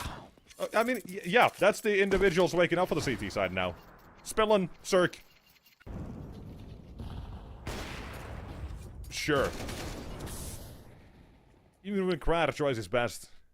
The worst part, it's Shalfie taking all the heat. Like he's taking it makes it funnier. It makes it somehow worse, even more in that essence, because he's not even like Shalfie. I don't think we've seen him on the op once or twice, even on the T side. We have seen him on the op. Last round he had the op, I think.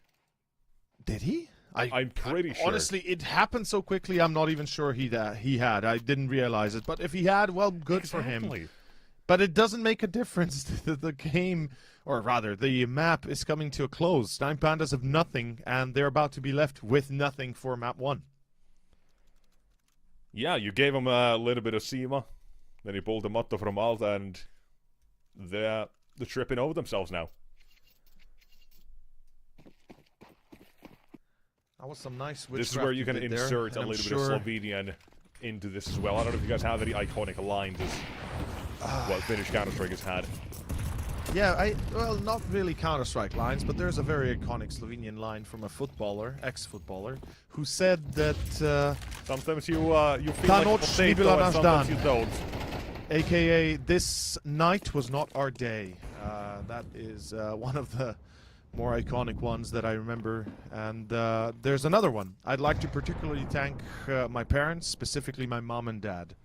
That's another line that they did, and yes. I feel like I heard that being invented in Slovenia, yeah. Yeah, probably. As 9 Pandas... I've heard anyone say that before.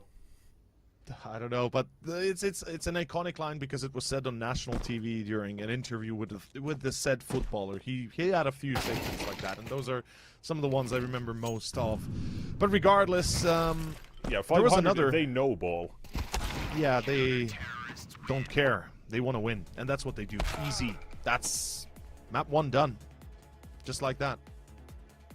Yeah, a couple of rounds. But as soon as 500 get their foot in the door, they bring the bulldozer. They go straight through the house. All but 9 pandas. Mirage, second half. Yeah, Nothing. just as good as the Literally first, nothing. apparently. Yeah, pretty much. They tried, they did, and it didn't work out. With that being said, ladies and gentlemen, I think it's time to go for a short break and get ready for our second of Nuke. I think that's going to be a disaster, but hopefully not. Let's see who prepares better for it, 500 or 9 pandas. Regardless, short break, and we'll be right back.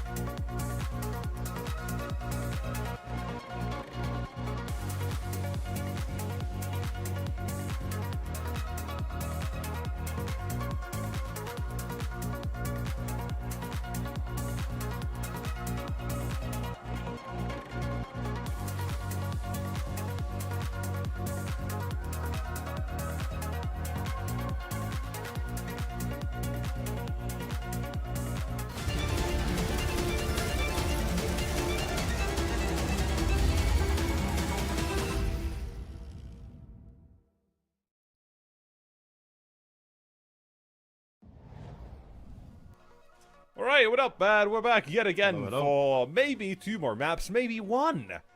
As 500, they're up against, their David, Nuke. Yeah, Goliath, almost, and this is gonna be fun. This is gonna be very fun. 500 do feel like a Goliath after Mirage, and in fact, with Nuke coming up, that slingshot is about to get some Super Saiyan powers, because I feel like we're gonna see a third map. I don't even think about the fact, like, I'm not even entertaining the idea that 500 give us a good game. I mean, I hope they give us a good game, I'll tell you that much, but it just doesn't feel like it, from what we know. From what we know. From what we know, it's close games that 500 have on Nuke.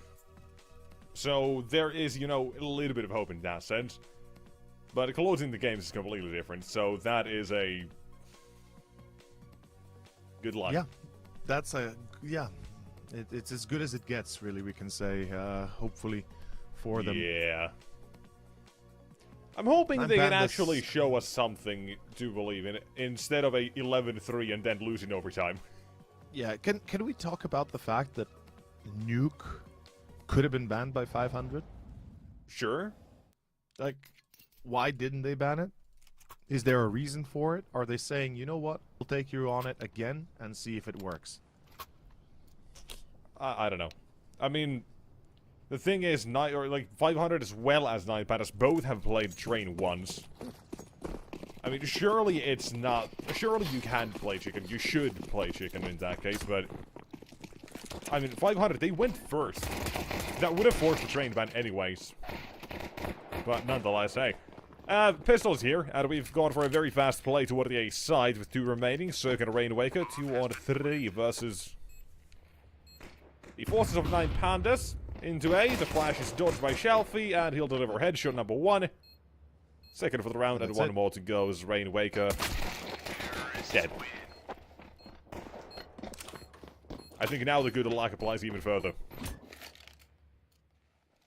It really does. Starting off strong, force buy, not surprised. Yeah, one thing to kind of go against that notion is at least the fact that you had a insane T-side performance from chefs.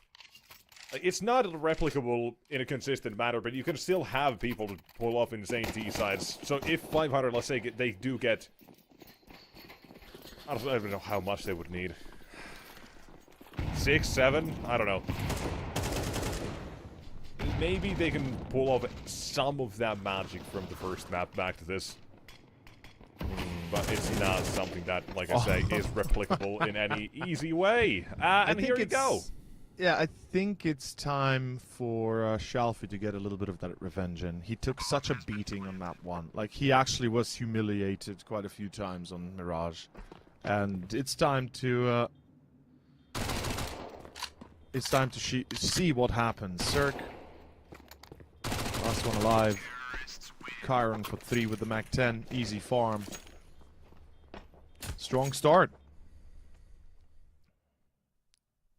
Actually, I've got some... take it however you will news for 500 here. The only team, or the last team they'd beaten besides Alaska on this map was 9 Pandas. 13-8. But that was back in November. Or is that? I don't know. November, October, I can't actually. Hold on. Let me just double check. But yeah, November. Cool. Just want to make sure, but yeah.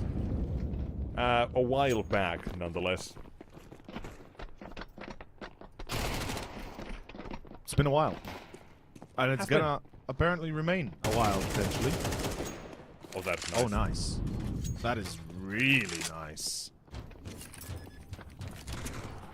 By the way, I've just... a friend of mine, a work colleague from Slovenia, informed me. You know him. Yeah. His name popped in my mind immediately. Yeah. His entire inventory was stolen. He was fished by a fake challenger mode link. Ooh. Like, it was somebody using AI to speak Slovenian, perfect Slovenian, and like, here's the challenger mode for my team or something or whatever. And he had to sign in somehow and use the QR code login with his phone, and the dude gained access and just absolutely emptied it. The mother... I would... Mother freaker. Yeah. Wow. Poor guy, man. I just just before the game started, and I just couldn't get it off my mind. It's insane. And mind you, he was a big collector. So, yeah. In any case, round Be 4. wary. Yeah, please be wary, people. There are scammers and absolutely disgusting people around sometimes on the internet. Rainwaker and Cirque. Ships as well. Hold up. Is this a round? Is this the first round for 500? Yes, it is, apparently. That's the C4. Okay. We might have delved into the deep end, but all of a sudden, back at it again. Look behind the smoke being held in 2 plays. Quick to pounce on this opportunity. Oxygen is currently looking more towards the trophy room than anything, so he's not going to be able to get a quick trade on this if Ships goes down. Takes the duel. Oh, Shadow! Okay! 1 bullet. Deadly accurate. Blow up the smoke, no challenge, just take the time off the clock. Problem is, A site's completely open.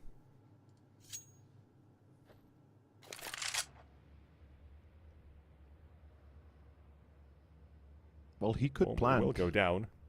Heaven is going to be the obvious play on the CT side, and it's got to be a good play to make as well. The thing is, he didn't silent drop, so now they know, and he's dead. 0 chance of survival, as he does the plant. He gets the plant at least. There's that. Not bad. Yeah, for a round where they were guaranteed to lose, certainly a good outtake to at least get the bomb down and 3 kills. But alas, not enough to win it as 500. At least they won't let this one slip too quickly out of their fingers. Money for Pandas obviously in excess. They have plenty enough of everything. I wonder if Shalfie goes for the op. Or does he stay with the AK? Honestly, I think AK. Yeah, I'm feeling the same. And he is indeed feeling very much These out of like nuke, us. unless you know you want to do like a slower sort of round or something, you probably will go for the AWP or AK. And the Shalfie, if he is now taking on the AWP, we'll have to take a while to actually get really used to it. I feel like for now, an AK will be just fine. Until they actually get themselves a bit more drilled maybe in practice. Obviously officials are very good at practice and, you know, the best kind probably. But you don't want to fumble something when you know you have a map as weak as Nuke for 500 on paper, just winning them. When you have every advantage pretty much. Don't want to give it away here. By making a foolish mistake perhaps like this on that. Hot take, by the way, before we start the round properly off, just something to chew about. Make the defuse kit $200 for the CTs. No. Coming out from Sponge. I kind of like it. It's not too bad of an idea. But the balance is iffy. As Oxygen goes up wide, the balance trades back in favor of 9 Pandas. The lettuce with a double. And it's still the AKs that reign supreme. 500 outside as well. They're putting a lot of pressure on the Cirque. Is still hanging around the garage and spelling in main. They want to make sure that is taken away from 9 Pandas, that they're not going to make a play from it. Coming back to defend A, perhaps ramp, double clear it, but nope. Cirque up to heaven. Rainwaker will be holding a ramp all alone, but he's not even holding for it, so they're kind of banking on the fact that they will go A. That smoke gives them ideas that could also be used for a vent drop. There's one flashbang, but Cirque, this is the perfect angle. The best angle to have pretty much on the side to defend. That's why. Way too easy. Legs get shown first, and it is easy pickings. 3 headshots for an A1S. Neatly done.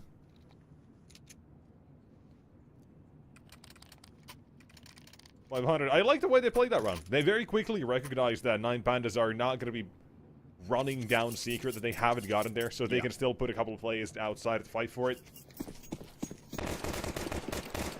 Recognizing that they might have slowed down a little bit. But obviously we might have to see a round like that again, where 9 Pandas instead go down towards secrets there, and we'll see what 500's reaction is then. But for now, result, entry taken. Defend, however, Oxygen, him, Ships, and someone else. I can't even recognize who's Cirque, that's the one. Put this to the shoulders of one Chiron. Cannot take more than one at the clutch. Denied Rainwaker his one instead. With 500 having now tied things up here. Not a perfect start, but you've got the start nonetheless that you eventually want here. Even after when that first entry goes against you. They very quickly bounce back. They have very good rotation here as well. Last round's rotation to fight outside. Good. This one, very good again to come quickly towards A. Recognize that as a full center for 9 pandas. And thwarting them off of it. I want to see more of this outside. I want to see the reaction from 500. Maybe they finally do have something here they can start to cook. Ooh. Didn't see him. Ship's completely oblivious to Diletus. This is exactly what I want to see as well. Sent down Secret. Where's the reaction? 500. They're slow. There is They none. give up the B side. There It's is no coming reaction. down to 1 kill pretty much, but And Rainwaker doesn't get it. Yeah, And that's a save immediately. it is a save. Pull back into CT base and hope to survive. Spellin maybe even goes into T base actually.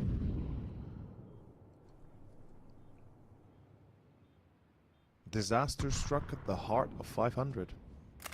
Ships does not see the player on main, and that's what basically causes the cascade effect of dominoes that bring down this round. 500 left with 4, but a save nonetheless. Oh, Incendiary actually picked up. Extra little bank. I don't know if it was you or you and me that talked about the damage you receive on ramp if you save on ramp. Or was it Vincent? No. Could have been B-Dog. But I think it was actually B-Dog. Yeah, I believe so. But I remember him saying it was like 40 damage, and then at one point I know it was like 6 or 7 damage. So I think it's 7 damage. I've seen it. We see 9 Panda save. The reason why I say it comes to mind because I remember the damage output the last time I saw it, and I was like, yeah, 7, that's fine.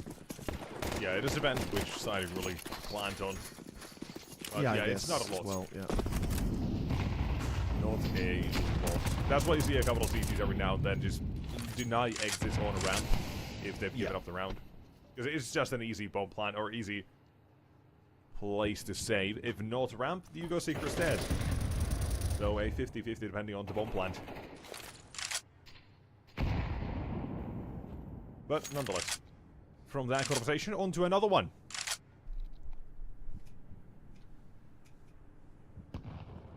Slow and steady.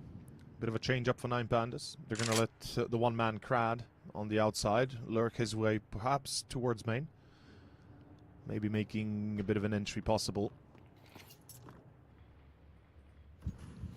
Already aware of potential A execution. Get off hut. That's a smart choice. You don't want to be mollied.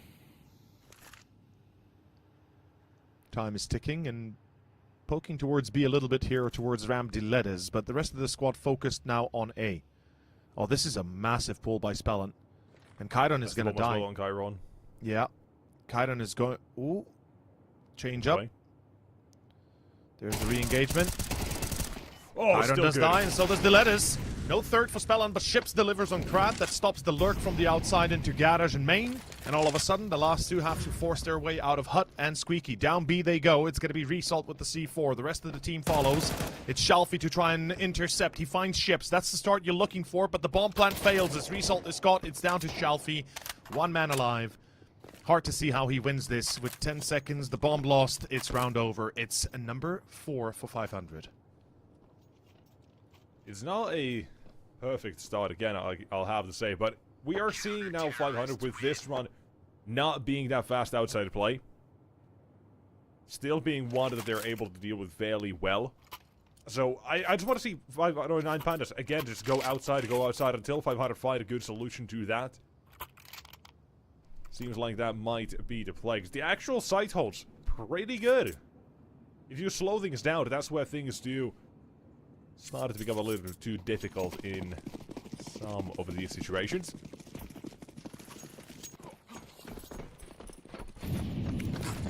But let's continue nonetheless. If it is going to be the outside focus or not, you have the smokes there and Crad outside. You could play with him if he wants to, but it's still turning out to be what seems to be an 8A. Adding layers to this one, 500, they're not going to be fighting full outside. They are instead letting that go. More or less cautious about what if they still decide to come back A. And here they are, ready for it. M4 breaks down 1 and 2. Oxygen joins, but the ammunition runs out. 500. They need to put Spellin down to B just in case. But an A play that had been denied. A minute left remaining on the clock for 9 batters to bring this one back. We have that heaven play from Shalfie that absolutely can't wreck the CT still! But shooting back! And gets Chiron as well. Down to half HP. Chiron still making a little bit of noise, but they have to start worrying about heaven. I think Zerk might be looking for it. If not, it was at least Rainwaker from below. And if one final man collected for ships. And one hell of a round to deny here. Okay. I've been hearing no noise outside. They just assume it's not going to be that, and if it is, it's going to be a slow one. So Spellin took his time rotating down below. Stuck toward A. Trusted their gut, and apparently seems to be very correct. Number 10. Full eco. Single Shalfie save, or not even save, rather buy the Veto AK. And it looks like 500 might have stepped up since yesterday.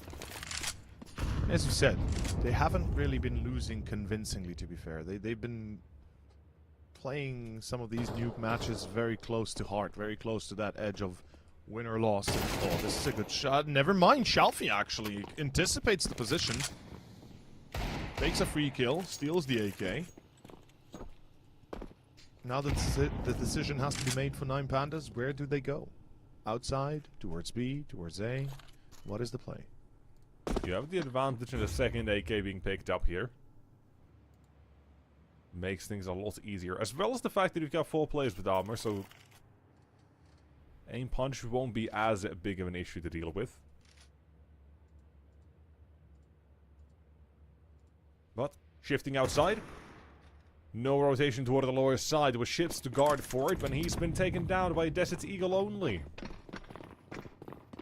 These sides opened up, you have a rotation being made. Rainwaker just hoping he'll get behind the silo just in time, and he's got Zerk to assist. From the double doors. The push will come through. Rainwaker, with being baited in by Zerk's positioning. They saw him first, they know he was here, and still able to get a couple out of this one, but from ramp. The matter to try to change things up, and a clutch up will not be able to get more than one as Skyron. He'll be feeding Zerk instead his third for the round. A great attempt. And one thing I'm noticing here. You have poor rotations, a poor hold of outside and B, where 9 Pandas, they get to slip in pretty much whenever they want now, it seems. So, if I'm 500, I'm looking at that, but if I'm 9 Pandas, I'm starting to think, okay, now the mind games begin. They've already tried that outside fake. Do you really want to go back to outside? Because they've barely actually tried this on gun rounds. But what if 500 change? You never know. You never know. And look at the aggression. Rainwaker's super aggro into lobby. He's looking like he's gonna push that position. Oh, spots the player over the smoke, and Zerk catches Crad. Oxygen on result. It's collapsing for 9 Pandas. They're losing control. Question is, does 500 retain the same performance? Zerk catches himself, unfortunately, but it's Shalfie to drop down. Try to refrag. Doesn't happen. Spellin is ready, and it's down to Deletus, who's last man alive. Can't do much. It's lights out for the economy as well. 500. They're able to beat them to submission as round 12 rolls around. It's going to be Kevlar's and Galil's. Maybe an AK on Shalfie if he really commits to it, and Deletus and Chiron, but otherwise this is going to be a very limited buy.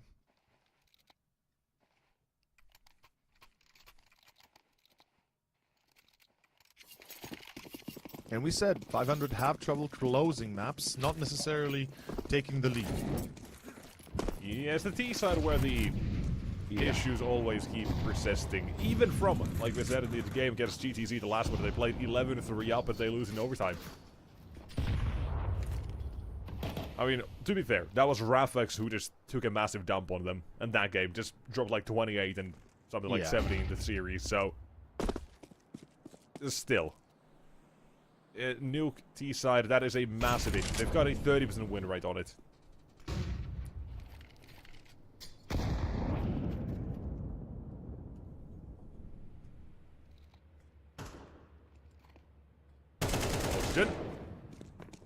In the back, we'll find a result. Weakens the defense, or not the defense. Attack!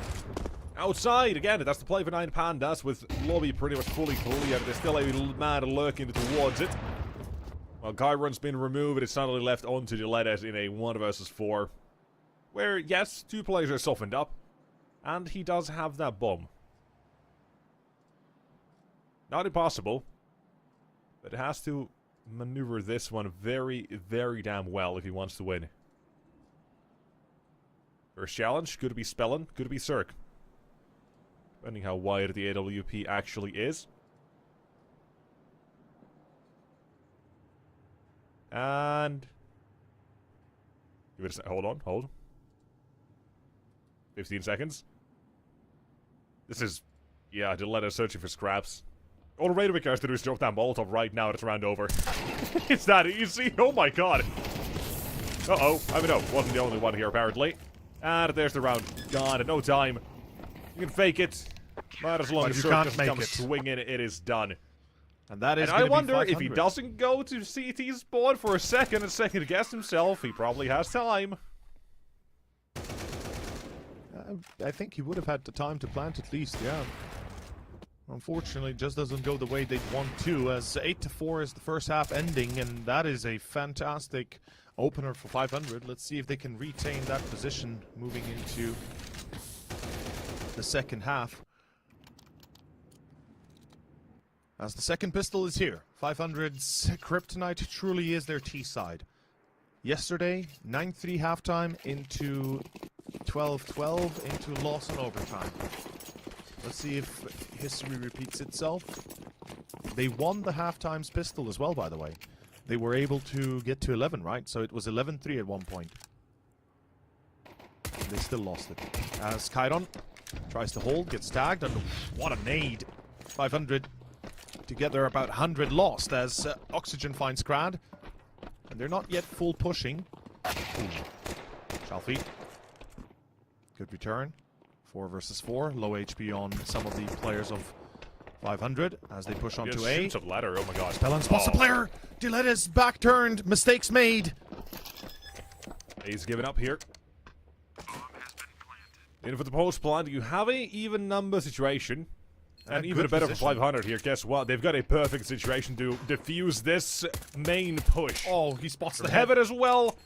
Cirque is aware, he's ready, and he is here on the server to collect all 3. Hell yeah. Crispy clean. I'm just more amused, weirdly enough, by the way Spellin just shoots up the ladder in this round. It's just funny. He just doesn't care about anything else. His teammates will fight for this control if they have to, and if not, he'll be there to clear the site, and it works out for them in the end as well.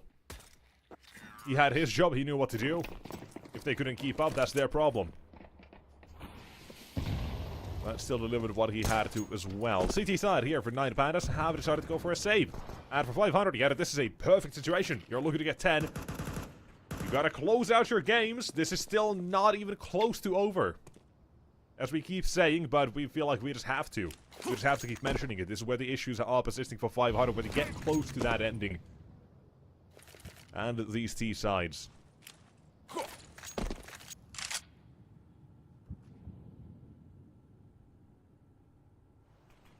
For all we know, Chiron's about to Zeus them with an ace. Or ace them with a Zeus, there we go. Would be a very long ace. Who knows? First one down, Shelfie gone. Information outside will be given, but it's not the one you'd like. Yeah. Here goes the push into A, 500.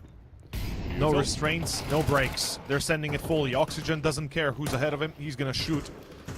Friendly or not. Still number 5 for today. Yeah. And that is another round, number 10. And this is where things start to either go very well for 9 Pandas, or very badly. No in on the other side. Let's see. No in between. There's no second chances, right? Surely. We don't believe in second chances. To be fair. Yeah, sure, but you lose this gun round, it's down to one last chance, right? Kinda. But the game is never that straightforward. Never is. Setting up for a faster A play. See Zerk up on the roof. He'll be throwing hot Molotovs. Flashing his teammates in. Drop the utility as well. Flash not perfect, but will do the trick here. Spellin as well to assist is... Okay, this is the hot Molotov. Yeah. Zerk has the backside one, and they are going to be going for an A exec here, putting all their eggs in this basket early on in the round, not even testing the waters, and that might have been a mistake. Hungry and waiting are the Sharks on the CT side of the 9 Pandas one. Believe it or not a peaceful creature, and neither are these ones. Rainmaker and Spellin left it at 2-on-3. They've made this one already a bit more doable. Spellin has taken all the space toward ramp he can. But they're thinking about it as a possibility. They want to clear out a little bit more space on A as well to make sure they have something more to work with. Spellin up the ladder, still held by the Letters. And from the side, he'll find the first contact on Rainmaker given, and he is done for. These Pandas, they're not lazing around. They are not. Not anymore.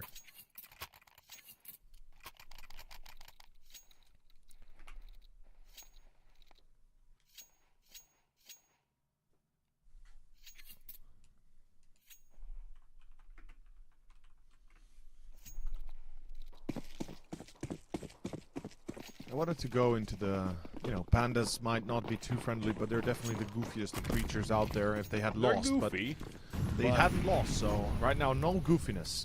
They can be very, very dangerous. Oh yeah, extremely. Super powerful. Yeah. Absolutely, that's a fact. Like, it's a bear, effectively. It's just pretty much different. Yeah. It's like, I love them. Bears I'd are love to cuddle with them. Bears are nature's normal dumbass creatures, and pandas are just the goofy cousins. The goofy cousins of bears, yeah, exactly. Pretty much all roll around. But here, rolling, heads, there's one. Brad down a second AK. Actually, 4. However, another one, I don't know how to count anymore, because the CT side, they're losing lives here. Toward the lower side, Byron's gone, and on A, the Lettuce lost his life. Wow. Outside, next one, the rotation's cut off, and the round is done. Is this actually really the clean run? Like, this is what we're seeing here? A full-on clean round? Damn. Yep. Shalfie didn't stand a chance, and, yeah, they are a bit goofy. Rolling down hills and kinda just being all around funny. Unfortunately for 9 Pandas, nothing funny about it. They've lost it. It's 11-5, and money-wise, they're in deep. Yes. Terrorists win.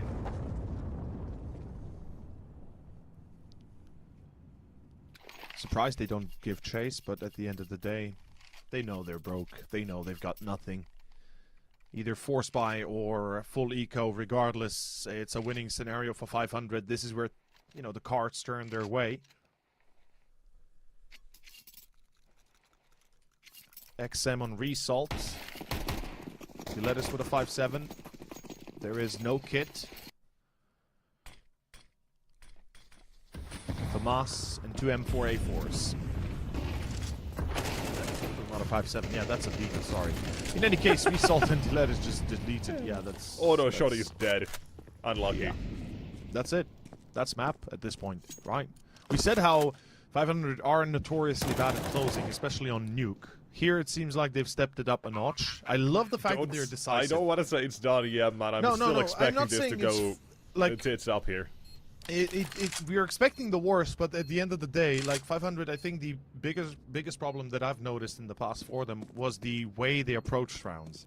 Like, they would either go into a default and just wait it down to the last 10 seconds, 20 seconds, and then lose because they just didn't have enough time, or they would let themselves be picked one by one. Instead, here, they just speed up the attack. They push into A, they find the entries, they trade off, and that's it, and that's all it takes. And I like that. The decisiveness is what I really enjoy here. Keep it simple, stupid. Exactly. K-I-S-S. K-I-S-S. Yeah. There you go. Try it again. The KISS method, or just as well known as Occam's razor. The Sometimes simplest the solution is simplest usually solution. the right one or the best one. Yeah. Yeah. Both pretty much the exact same thing. Or don't forget the good old one. Whatever can happen will happen. Murphy's Law. Yeah, sure. That's kind of going against the opposite, or against that, and more into this round with a terrible one, led by two FAMASes. If they win this round, I'm saying it's overtime. I don't even care. If 9 Pandas win, this is OT. That's my head canon of how poorly things can go. But I might be wrong here. Probably am. But that's what I'm pretty much prepared for. Let's find out. Round 18. Auto shotty again. We even have an MP9 this round, and Dilettes decides to make a move. Oxygen accepting that and ready for that. Easy. As they know they're going to be aggro. They know they're going to try and take chances with these plays, with these weapons, that they need to play close in your face. Full A execution. Result burns. And we're going to see a full commitment perhaps again here once more. In secret, there's a nice spot for the FAMAS. Not sure it's going to be utilized. Oxygen will die with the C4. That's what I'm feeling here. Second try. Auto shotty this time gets kill, and there it is. The round is being shaken up here. Chiron and Krad having found openings to work with at advantage as well. From main, they'll continue to fight. And 17 HP.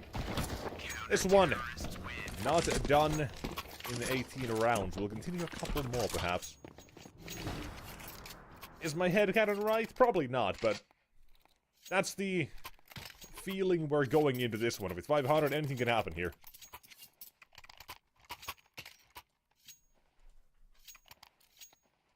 Slowing down, perhaps, with Zerg having the AWP. Or just go for the ramp peak. Why not? He's having a great game right now. He's delivering plenty out of the moment. Send them out on the fun times. As full buy.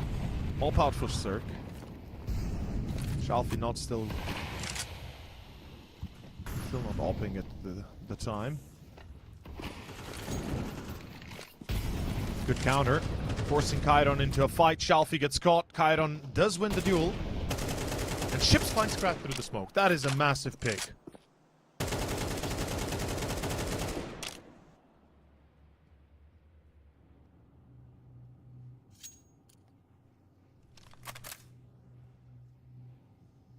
Remember when we were talking about this veto as well? We talked about nuke for 500. Possibly if things get worse. Oh my holy shit. Terrain might have to be introduced to the pool for them instead. No matter how bad it maybe goes in practice or immediately. You give them a little bit of time, maybe they can actually stabilize for nuke now. This could be just a start, but every team will continue to pick this against them until they prove they are actually decent on this. So, next month probably is what this one comes down to, if they even try to continue this or not. If they change their veto or pool at all. Here, no result, he's got one. He's tagged up one more, take the back line. Chiron survives. Somehow. 22 HP, couldn't hit a single one, but Zerg only needs the one. Both are low, this makes it easy for result, but the problem is, ramp is not an easy avenue to go through. Yeah, where are your opponents? Especially not against Spellin. Holding one side, Zerg has the other. Weak execution needed, that's one.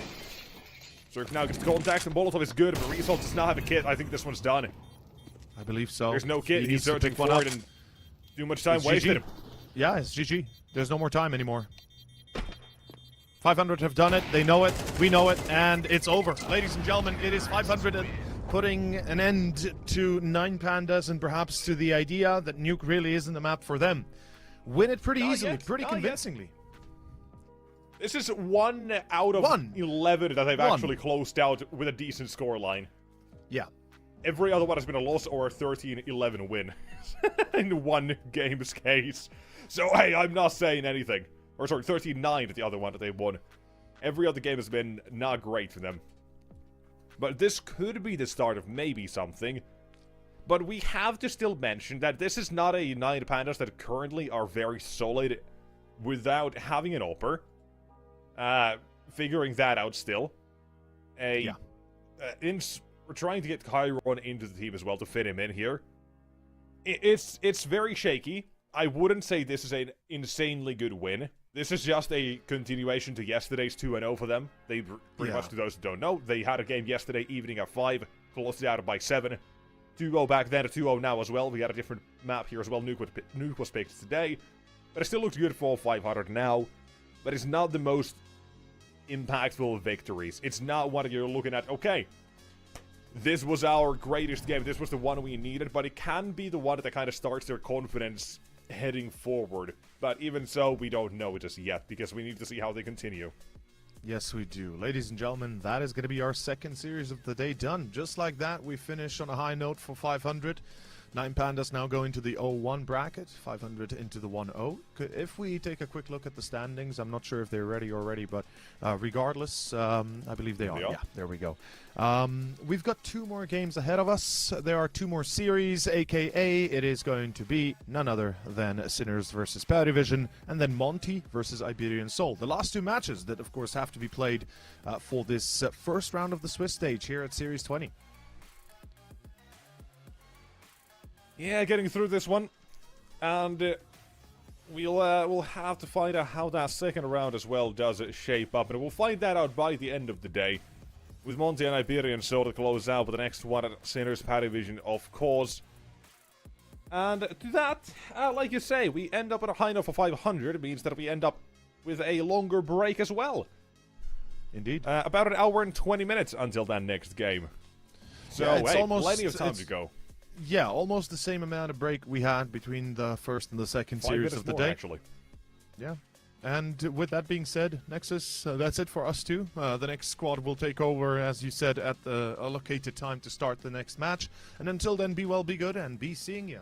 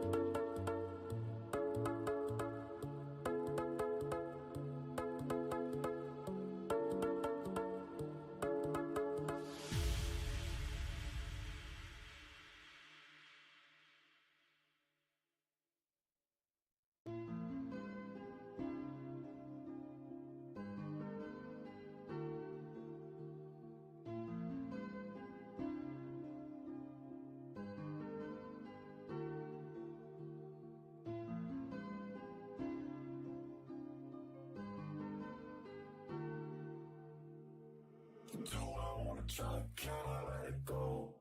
Running from the past, wanting to be sure. Chaos in my mind, constant deja vu. But every time, it comes back to you.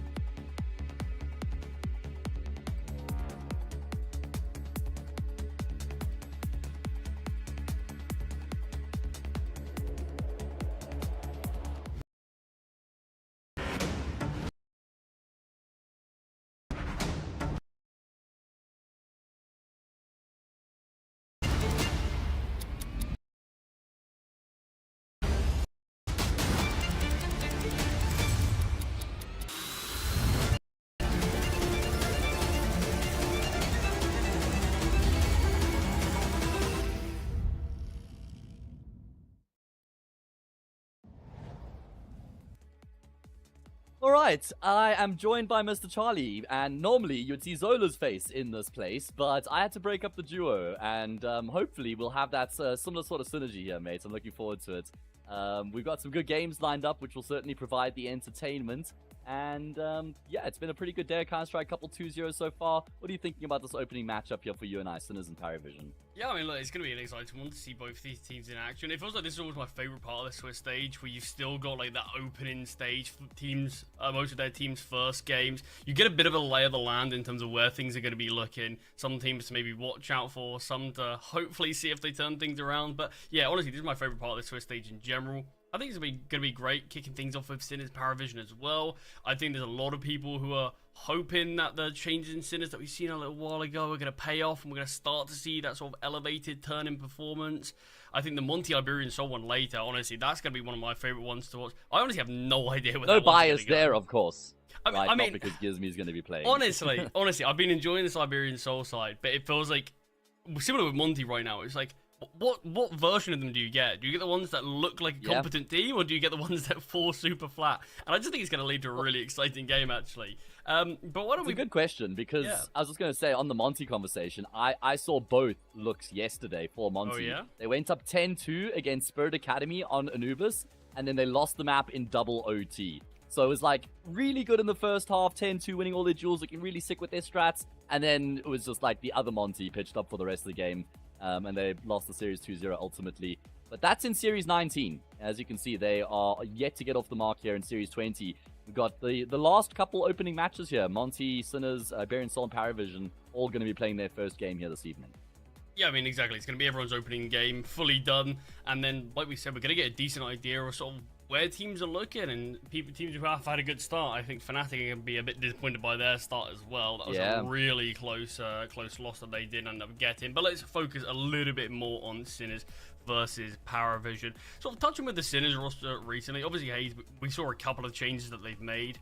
I don't know about you, but from the outside, hearing that they wanted to get rid of Oscar, and this wasn't the other way around in terms of like Oscar wanting to leave, I mean, that caught me off a bit. I really thought Sinners would look to continue to build around Oscar for as long as possible, but it seems like maybe they want a bit more longevity in their roster. Yeah, I guess, well, this is quickly run through Paravision now. Production have decided we'll talk about Paravision first, so fair enough. Now, they hit the ground running with this roster. I think they won like 18 out of 21 best of threes that they played or something like that. I'm not entirely sure. And then they kind of maybe fell off ever so slightly, but they're back on track. Belchenok, for me, certainly one of the most exciting prospects on this roster, along with Nota. That's the heavy-hitting duo as far as the riflers go. Like, those two are very talented and can do heaps and heaps of damage on the server. And I really like the balance, because then you got Kickets and Travis, who are more of the role players, the supporting act to enable Belchenok and Nota. And then you got James, who's just like the seasoned veteran IGL, so good at reading rounds, reading situations, knowing what the most appropriate way to approach something is. He's been relieved as the IGL as well. Kicket's obviously taken over that mantle. And it seems like Paravision are actually cooking with gas. In fact, I'd go so far as to say this is the best-looking Paravision roster we've had since their inception into the scene. Yeah, I mean, I honestly couldn't probably agree more. I haven't actually got to watch a huge amount of this team. When I have, though, yeah, it's been some really exciting CS to be able to watch. I mean, I've always been a big fan of Travis on a lot of the previous rosters he's been on. Sort of that one win, that Amcal side. I always think that he honestly gets overshadowed a bit in terms of his firepower and sort of raw ability that he can bring to the game as well, just sort of due to the nature of the player that he is. But I think there's actually a ton of firepower in this team. I think all 5 of these guys, they do have the possibility just to go crazy in a game together. And even if, let's say, the strats, the synergies aren't right there, they sometimes can just overwhelm teams with the names that they have on their roster. And I think there's a lot of promise of this team. And obviously, you've got the already existing chemistry between Kicker and Jame. And then bring in sort of the younger guys who are really starting to shine brightly in this spotlight. Yeah, I'm really excited to see where this future of this team's going, because I think it's only going to be going upwards. I think the skill ceiling's massively yet to be discovered, and I think this is just going to be some of the enjoyments of watching this Paravision side through each of these events. How high can they go? I mean, even just to speak to the point you made there about how much firepower they pack, the lowest rated player is Kickert with a 1.06 rating over the past 3 months. That is their lowest rated player right now. 1.18 on Belchenok, 1.19 on Jame, 1.11 on Nota. So, yeah, they are certainly packing a punch. But let's now pick up on that conversation about Sinners and, you know, like you say, maybe looking towards the future with Oscar departing the roster. I think that Oscar would have been a massive voice in the team, and maybe that could have been conflicting things a little bit, because Beastick also strikes me as the IGL who is very hands-on within his team, and maybe he wanted to bring in, like, a rough, uncut diamond, you know, unpolished kind of thing. Somebody that he can kind of mold that will fit the system a lot better here as well. He's got a lot of troops that will just jump as soon as Beastick says jump. They're not going to ask how high. My only concern is the contrast of what we've just highlighted for Parivision is, where's your star player? Who's the star player on this roster? Who's going to be the guy who's actually, like, churning out those 20, 25 kill games more often than not? Because I think that they're struggling with that right now, honestly. Yeah, I mean, honestly, I think that's spot on there. It always did feel like a lot of the time when you watch the old Sinners, where they were sort of flying high through the rankings, a lot of the weight was put onto Oscar's shoulders. And don't get me wrong, you can understand it from Sinners saying, this is a 33-year-old we're basically relying on in every single game, it feels like. Don't get me wrong, there's a couple of players who did chime in. Morisco used to have some big moments as well. But the issue is, you brought in a couple of different players, and don't get me wrong, I do think these are the best sort of options that you can go for if you are looking to replace them. I think Zedko is a sort of a no-brainer pickup. We've seen some big things on him previously on Sinners, as well as on Sampi. He had some massive moments, and it feels like bringing him back was the smartest thing to do. And then obviously we've got Peepo as well. It's an interesting one because he's not playing at the same level that Oscar was, but he's still a very young player, and the talent scene of sort of these regions, I mean, you can see they've gone out of Czech Republic on this occasion, but in terms of the talent pool that sort of the Czech scene has, it's just not particularly deep, so it doesn't feel like Sinners have a ton of options of, oh, we've got all these massive amounts of players we can pick up. I don't mind the players. We've seen some good stuff. It's just, I don't think it's been good enough right now to directly say, yeah, this is perfect swap. Yeah, Peppo has the potential, but he's just, the consistency is maybe the thing. Yeah. They've got a lot of reliability. I'd say the floor is pretty high for Sinners, but the ceiling is probably where they're capped off a bit more because of the reliability of Shock, Zedko, Morisco. I'm a big fan of Zedko, man. Like, for me, he's a stud rifler, I reckon. And I'd like to see him kind of, like, just puff his chest out a little bit and be like, oh, you're looking for a star player? Well, I am him. I'm your star player that you're looking for. I'm the guy who can just take the server by the scruff of the neck. I'll run in, throw a flashbang for me. I'll get a double kill entry. He's got great first bullet accuracy. So I'm kind of like hoping maybe we see a bit of an evolution in that regard. But let's move things along to the veto here. Yeah, I mean, in terms of what we should be expecting, I think the only sort of guarantees are going to be Dust getting removed, Nuke getting removed on either side. And then there's actually a lot of options where Paravision can go. They can take things in so many different places. But it's also an interesting one because Sinners aren't actually bad on really any map. That they similarly have a decent amount of chances to go. They're sort of averaging like sort of that 50% on basically every map that we're likely going to see, apart from Nuke, which isn't going to be played, apart from Dust, which isn't going to be played. So yeah, maybe we could see some interesting punish picks. Maybe some of these teams have been working on something specifically, but Ancient Inferno being the first two. I mean, look, like I said, I feel like both teams are pretty competent on both maps. That I want to sort of give some big side into what I'm expecting from these vetoes. I was kind of always expecting it to be a pretty even look in the vetoes, and just it's going to come down, for me at least, it's going to come down who's better on the server, who's better prepared for this team. Yeah, fair enough. I mean, I do think these maps play very well into Parivision's hands, more so than Sinners. Of course, the best map for Parivision is Dust 2, so it does bode quite well for Sinners that their permaban is their opponent's best map. It's always lovely when you have that overlap. And then Nuke ban by Parivision is a map that Sinners just really detestable. But unfortunately, that hasn't really aided them that much because they picked Inferno, and Parivision have played Inferno 8 times in the past 3 months. They've only lost it once, and that was against Sinners back in January. But since then, they've beaten GG Hao, Sashi. They beat Sinners again 13-3, by the way, after they lost. And they've had very convincing wins. We're talking 13-7, 13-4, 13-6, 13-7, 13-6. So they have been bossing Inferno lately, have Parivision. Ancient, that's the map that the Russian team have picked as well. So I think that I think this could be a bit of trouble here for Sinners. I think they're going to have a tough time into the server with this particular map. Yeah, I mean, this certainly could be, but we're going to be kicking things off with map number 1 going live now between Sinners and Parivision Ancient kicking things off. Obviously, Paravision's map selection. But this is going to give us a good idea of where things are going to be aligned between these two. Yeah, I mean, look, we've actually seen a decent amount of head-to-heads between these two teams. And interestingly, more often than not, it is actually Sinners that are sort of coming out on top in terms of the sort of pure amount of maps we're seeing. Don't get me wrong, it's close. 6 map wins to Paravision's 4. It'll be interesting if that does come into effect in this one. Yeah, that's a good point that you make. I feel like the tides will turn, though. I have a suspicion. I mean, Paravision are my favorites to win this, and I think if they lose, it would be quite a significant upset. So, let's see. They're going to be keeping things fairly simple and direct here in their pistol round. It's going to be an eventual execute inside. Sinners just have control of middle. That's an orthodox smoke, and one that's going to be very easy for Pepper to just work around and then start to just frustrate these players. But Eastic is the one who'll draw first blood. In fact, he's doubled down. Yeah, big defensive hold from him there. As the T's have taken a bit of space, but they've got to sort of look for these fights, and Morisco gets 2 of his own. One Belchanok on the back of the bomb site. And 1 bullet from Zedgo does take him down, and Paravision gets silenced by Sinners there in a pretty dominating fashion. That's a great way to kick off your opponent's map pick there. Not even taking a lot of damage, only B-Sticks the player to go down. Everyone else from Sinners can get some nice free upgrades onto their armor. So we're going to see a pretty competent looking fight. We're going to see probably a lot of rifles from Sinners. And then, I was going to say, I don't think Paravision really have a choice to go for the eco. But I say that as weapons are out. They've gone for the force buy. I mean, to you, is this strange? Because we know that 4 players have had, obviously, that cheap armor upgrade. So we're going to see 4 rifles and a decent bit of util. Yeah. It feels you're a right. bit dangerous. With the 4 M4s all having head armor, it's going to be very tough for Paravision to crack this round open, but you can never really turn your nose up on to a force by T side. If you get the bomb plants in the pistol, you lose. Winning the CT side pistol is great, but it's actually more important to win the conversion. If you lose this conversion as Sinners, then you're in a pretty rough position very early on in the map. So I do get why Paravision have decided to go for this, and they're going to crunch into middle here. Morisco wisely falls back as he's the only player here right now, and Paravision start to take a little bit of shape.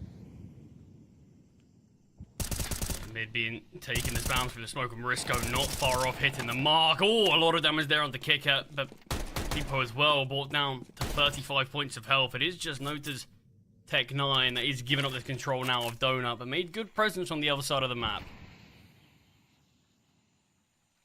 Yeah, alright. Bit of damage being done both ways right now. Round taking some shape. This B bomb site is ripe for the taking. I mean, Zedko is here at range. Paravision are going to be able to assume control. Bomb plant will be following suit. Sinners are going to have to retake. They've got 1 kit. This is not great. They don't really have the position to try and propel themselves into the bomb site, and they've been smoked out of CT as well. They may just have to accept their fate and call it a day. They've got no further util, but that would just suck so much if they had to just be like, well, guess we're just going to fold here in the round. 3v4 and damage has been done. This one is still doable. Yeah, they've just got to go searching, and with no defuse kit currently on any of these players, it's going to make things a bit difficult. James, so much damage dealt to Shock, but no kill actually converted. Belchanok has been spotted close on by. Kit has been retrieved as well. There is still time, and the stick of the bombs coming through. Morisco fluffs his lines, but able to switch to the USP, and the delay is good enough. Sinners with a big retake there. Huge play. I mean, this is a couple of massive kills from Belchanok. And James, sure, he goes down, but deals so much damage to Shock. And it's just, you can see those softened up players. Yeah. That's what made the difference ultimately there, was the players who were a little bit low. It was quite tough for them to try and find favorable fights. And that's a huge retake from Sinners. It looked like for a moment there, they'd almost just forfeited to having to save their guns. But maybe someone just said, listen, lots of damage has been done, 2 are low. And that then motivated them to actually have a crack, and it works out. It's going to be another force buy coming through here from Paravision, though. They want to try and keep up as much pressure as possible. But if you're Sinners, there's a world in where you don't really mind this, because it's also just kind of delaying that full gun round. So if you can just keep winning against these force buys, then yeah, it might give you a little bit of a boost before Paravision are able to get the AWP on Jame, full util, where they can go really deep and elaborate with their strat. So let's see if Sinners can get past another force buy here. I mean, that's the thing. it's going to be Sinners. If they can win the rounds, there's obviously going to be no issue with it. But it's obviously Paravision never giving Sinners any room to breathe into this one whatsoever, never giving them a moment of peace. But obviously, as the loss bonus grows for Paravision, if they get a bomb plant in a round, it's going to start to look like just a standard buy from them, even if they never go for an eco initially at the start of this game. So, yeah, I mean, there's rightfully so. They're going to be keeping this pressure on because we saw how close the last round was, and they've been given a lot of space here towards middle, maneuvering their way away from B and towards A. But Sinners seemingly have a decent idea of this. You've got B stick towards middle, and 2 of the CTs already posted up here on A. Look how silent they are. Completely caught out is Marisco. And Shock being brought down to just 2 points of health. The CTs honestly might need to save this very soon. And it's probably got to be now. You've dealt so much damage to 3 players. But what sort of entry point do you have into this round now? You're in a 5-on-3. This is going to be so tough if played correctly. But there is no util from the T's, in fact, to actually hold off. Well, I say that as low HP Nota is able to find B-Stick still. Wow. I can't believe with Nota being so low, he's been able to get that impact. I mean, chasing down the player in Temple, and then even finding another frag to really just shut Sinners out of the round. Great pathing there from Paravision. I mean, Sinners did give up quite a lot of control in middle, and Paravision didn't really hang around and ask any questions, and they're even hunting for some exit kills. This is quite brave. I think rather prioritize your economy at this point if you're Paravision.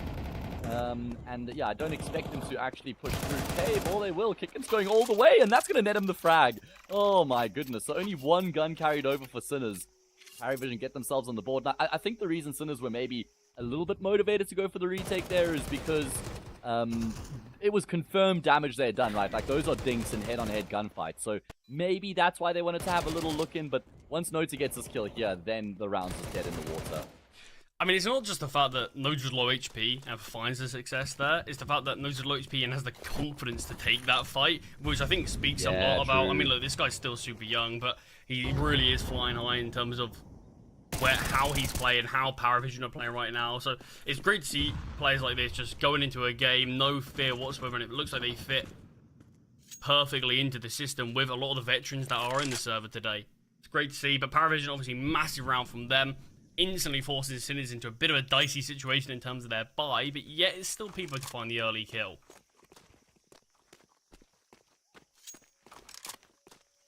And that is just going to be them leaving this occupied space towards A and sending that bomb over on the other side of the map. But Sinners aren't ready to just give up 1 kill. They want even more. But it might come back to Horn. This kicker able to push from Shelf, does take down Peepo. And that man advantage that Sinners have has gone away entirely. It's flipped.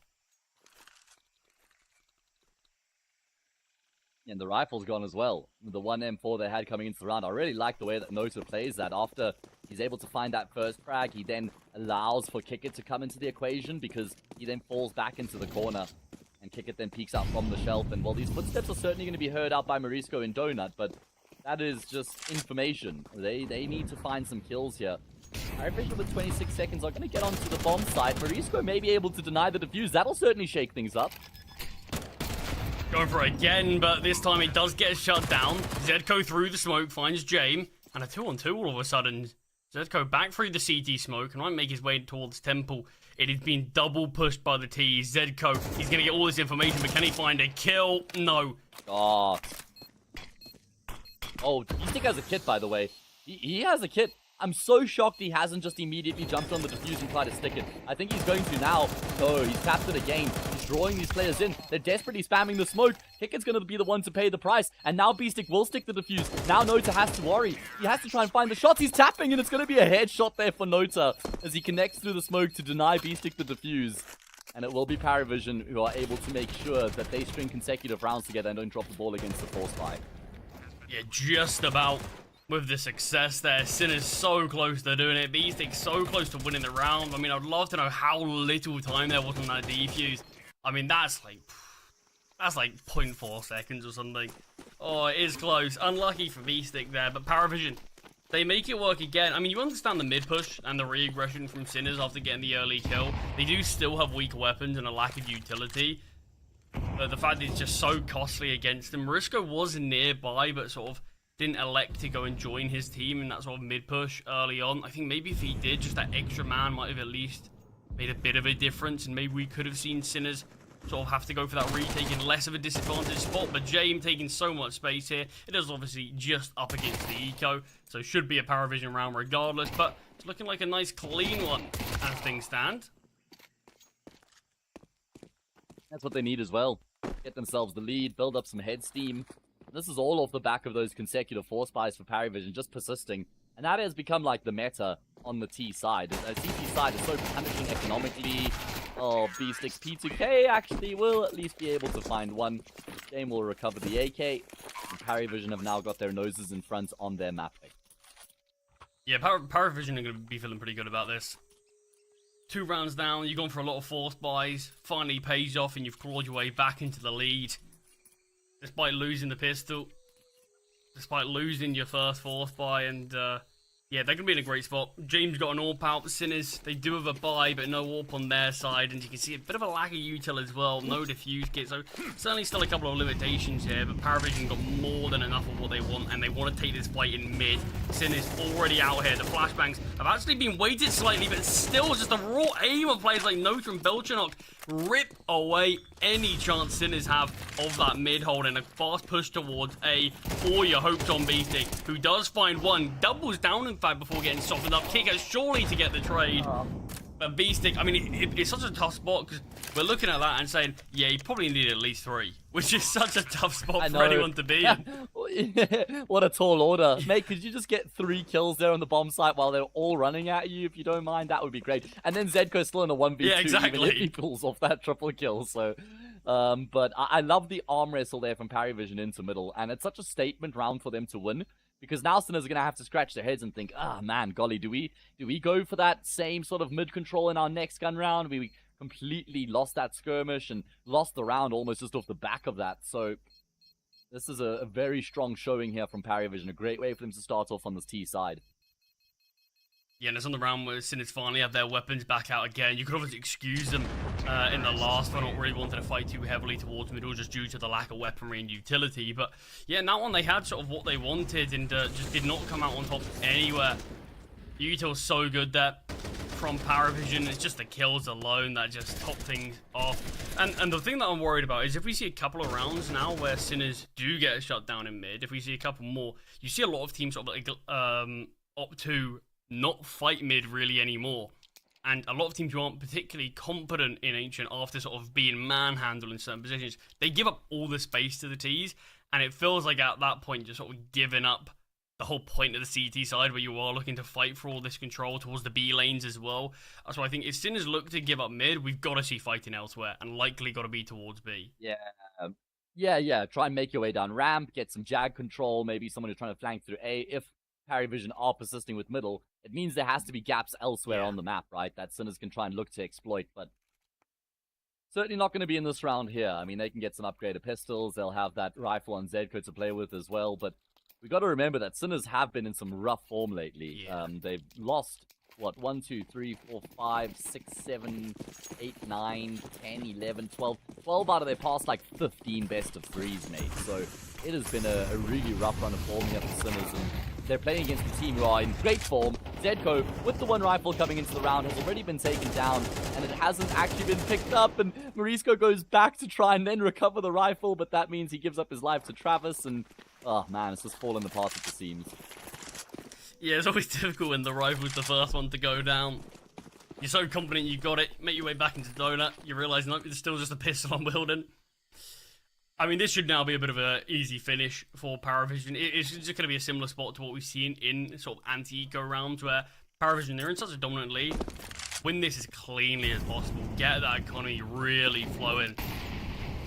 Get your money in a point where even if Sinners do win a couple of rounds, it's still got even more to play with. Nice headshot there with the Deagle onto Belchanok from B-Stick.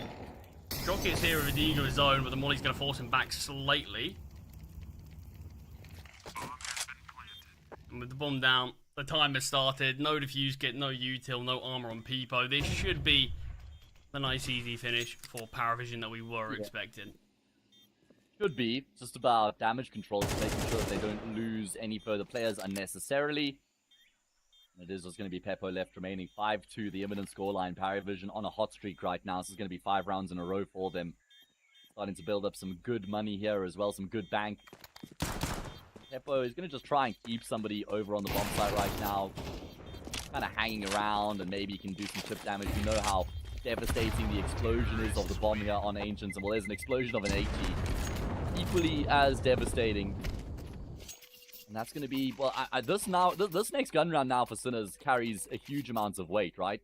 Yeah. Yeah, 100%. I mean, look, if we see Sinners fall on this one, you're going to be looking at Paravision probably winning the half off of that. As well as them just going to be able to progress and continue this lead. It's been a 5-round streak from them. Sinners haven't really had any response since. The rounds that Paravision have been winning have come pretty dominantly. And when you look at the ones that Sinners won initially, they're pretty close, quite scrappy at times.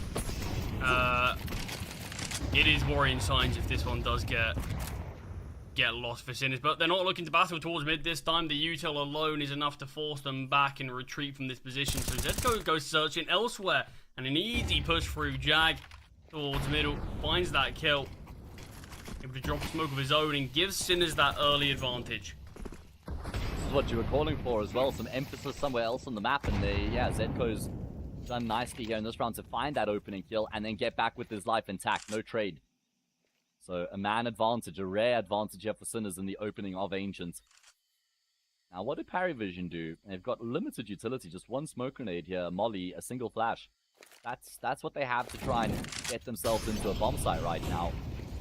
And because Zedko was so far forward, they're still worried about Jag. They've had to use that one molly, they had to clear Jag out. It's a bit of a nothing flash there from Zedko, honestly, because the molly's in place, so not really much of a threat there. But this B bomb site's actually stacked up by the CT side. They've got 3 players lying in wait right now. Is that where Paravision end the round? I mean, they still kind of look like they're in limbo. Belchenok's going searching, and they will have the option of maybe just trying to pivot A, but it looks like they're just clearing out middle, and then they'll end up on the C bomb side. Zedko, he wants to try and find something, and he does. He finds lead, and Belchenok has actually just taken Peppo down. Peppo is posted on the angle with the AWP. Had his head ripped right off, but time is still a massive factor right now. Yeah, you've got Beastic on the bomb site. If Shock's able to rotate round, this could be a really good crossfire between these two. But James is posted up. Beastic has been spotted, but Travis is not getting called. It's like a bait with the fake of the bomb. No! It's almost as if it was intended, but there's no way. Kick it with a great double. And Marisco rotated towards A after Peppo got taken down. Is left stunned. What has happened towards B? Oh, I hope we get a replay of that, because that is so insane. Spotting the gun barrel of the player tucked in cubby. Where were the comms, though? I mean, that's the thing. Where were the comms? Because the guy planting the bomb's like, all right, well, I'm just going to go reverse pillar to the, like, in the line of sight of the guy you know is there, and you can't do anything about it. Like, was it Kickit who then has to try and, like, move around the pillar to get an angle? And then he gets that kill, and then he turns 180 degrees, and then just destroys the player long as well. I mean, this round has been a highlight of what you spoke about coming into the game for Paravision, and it's just that they're stacked to the brim with firepower, man. I mean, look, Kicker's top fragment. You mentioned he's the lowest performing player in the last few months individually. God, that's insane. It just shows this team is on another level in terms of, yeah, sort of the firepower that they do possess. But, I mean, that's what I mean in that last round. It's so mental that it's almost like it was deliberate. But there's obviously no way that it was. Oh, yeah, our plant reverse default. Our plant default, sorry, where the player can take me down, but it'll bait him out. Don't worry, it'll work. It's a bit of madness. Oh, man. I mean, even the shot from Belchenok to take down Peppo made me a little bit sick in my stomach. Peppo was posted on that angle for like 30 seconds, man. Belchenok, he is such a good player. I mean, he really did struggle the last time I cast Paravision, but yeah, you know that he's always going to have a return to form. Ota in towards A main. Great flash there. Marisco with the Mag 7 was certainly a threat that far forward, but Paravision not just taking anything for granted, not assuming, alright, well, you know, I'll just walk into A main and clear the angles out. Using their flashes efficiently. And it looks like they're going to try and finish this round off on the A-bomb side. Yeah, obviously we do have to... Oh, look at Beastic's position here. He's actually snuck through slightly. Kicker is going to be clearing, but not fully. And Beastic will get the kill, will get the bomb, but he's sort of sandwiched in between two players right now. He's dropped the molly towards A main to try to buy him some more time before slipping away in middle. So he is giving up the bomb, but I mean, you can't blame him for that. He surely would have got taken down otherwise. But James now the one in an uncomfortable position. I mean, Beastic sneaking through middle there to take down one. Could really turn this round on his head slightly. Oh, Zedco just surviving the flames. Onto the bomb, and Shock CZ is not the weapon you want to try to deny the bomb with that. Not at all. You want 5-7 in that situation. Oh man, well, they're going to roll the dice on the retake. Why wouldn't they? This is just a half investment, and unfortunately, it's not going to work out. I mean, you've got to kind of look at 3 kills in a half investment and say, yeah, that's at least economic damage, but what does that even mean at this point when Kickit, Travis, and Jame all have 5 figures in the bank? Well, Jame buys up some util, but Paravision are sitting very pretty right now financially. They've already guaranteed themselves a lead going into the second half at the bare minimum. And they're in control, man. There's no other way to put it. They've won 7 rounds in a row, and it's not like these have been very touch-and-go 1v1 rounds. They've been pretty convincing. Yeah, that's the worrying thing for me, at least, is the fact that sure, we could look at certain rounds and be like, oh, if this goes right, it'll be a close round. But from what we've directly seen, most of these Paravision rounds have been pretty smooth sailing. And that's the worrying thing, because you at least hope that...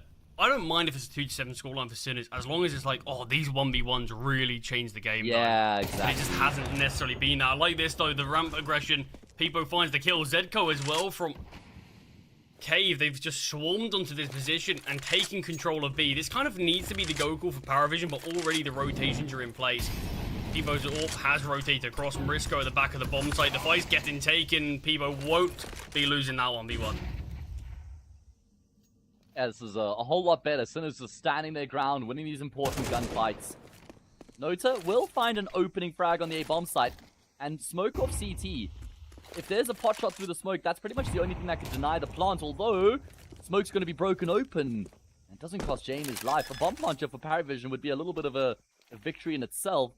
He's decided against committing. There's no way. Are they actually going to be slinking off of this A-bomb site and pivoting B? And does Zedco start to pressure Red Room? Do Paravision try go through Red Room? There's so many question marks about this round right now. Jame is running. There's no one home on B. I mean, the bomb can go down at least, but Nota will fall in the meantime, so it's a 1 versus 4 for Jame. Got to get a kill early. Gonna be hoping that Peepo peeks into him. Has repositioned towards Cave. You've got Beastic in the flank who's going to take this heads up 1v1. He's always Peepo. 1 missed shot from Jame, and it won't matter. Sinners finally break the streak of Paravision, and it comes in a bit more of a dominant one. It comes from that B aggression from both Ramp and Cave, and shuts down a lot of Paravision's chance early. Those 2 opening kills.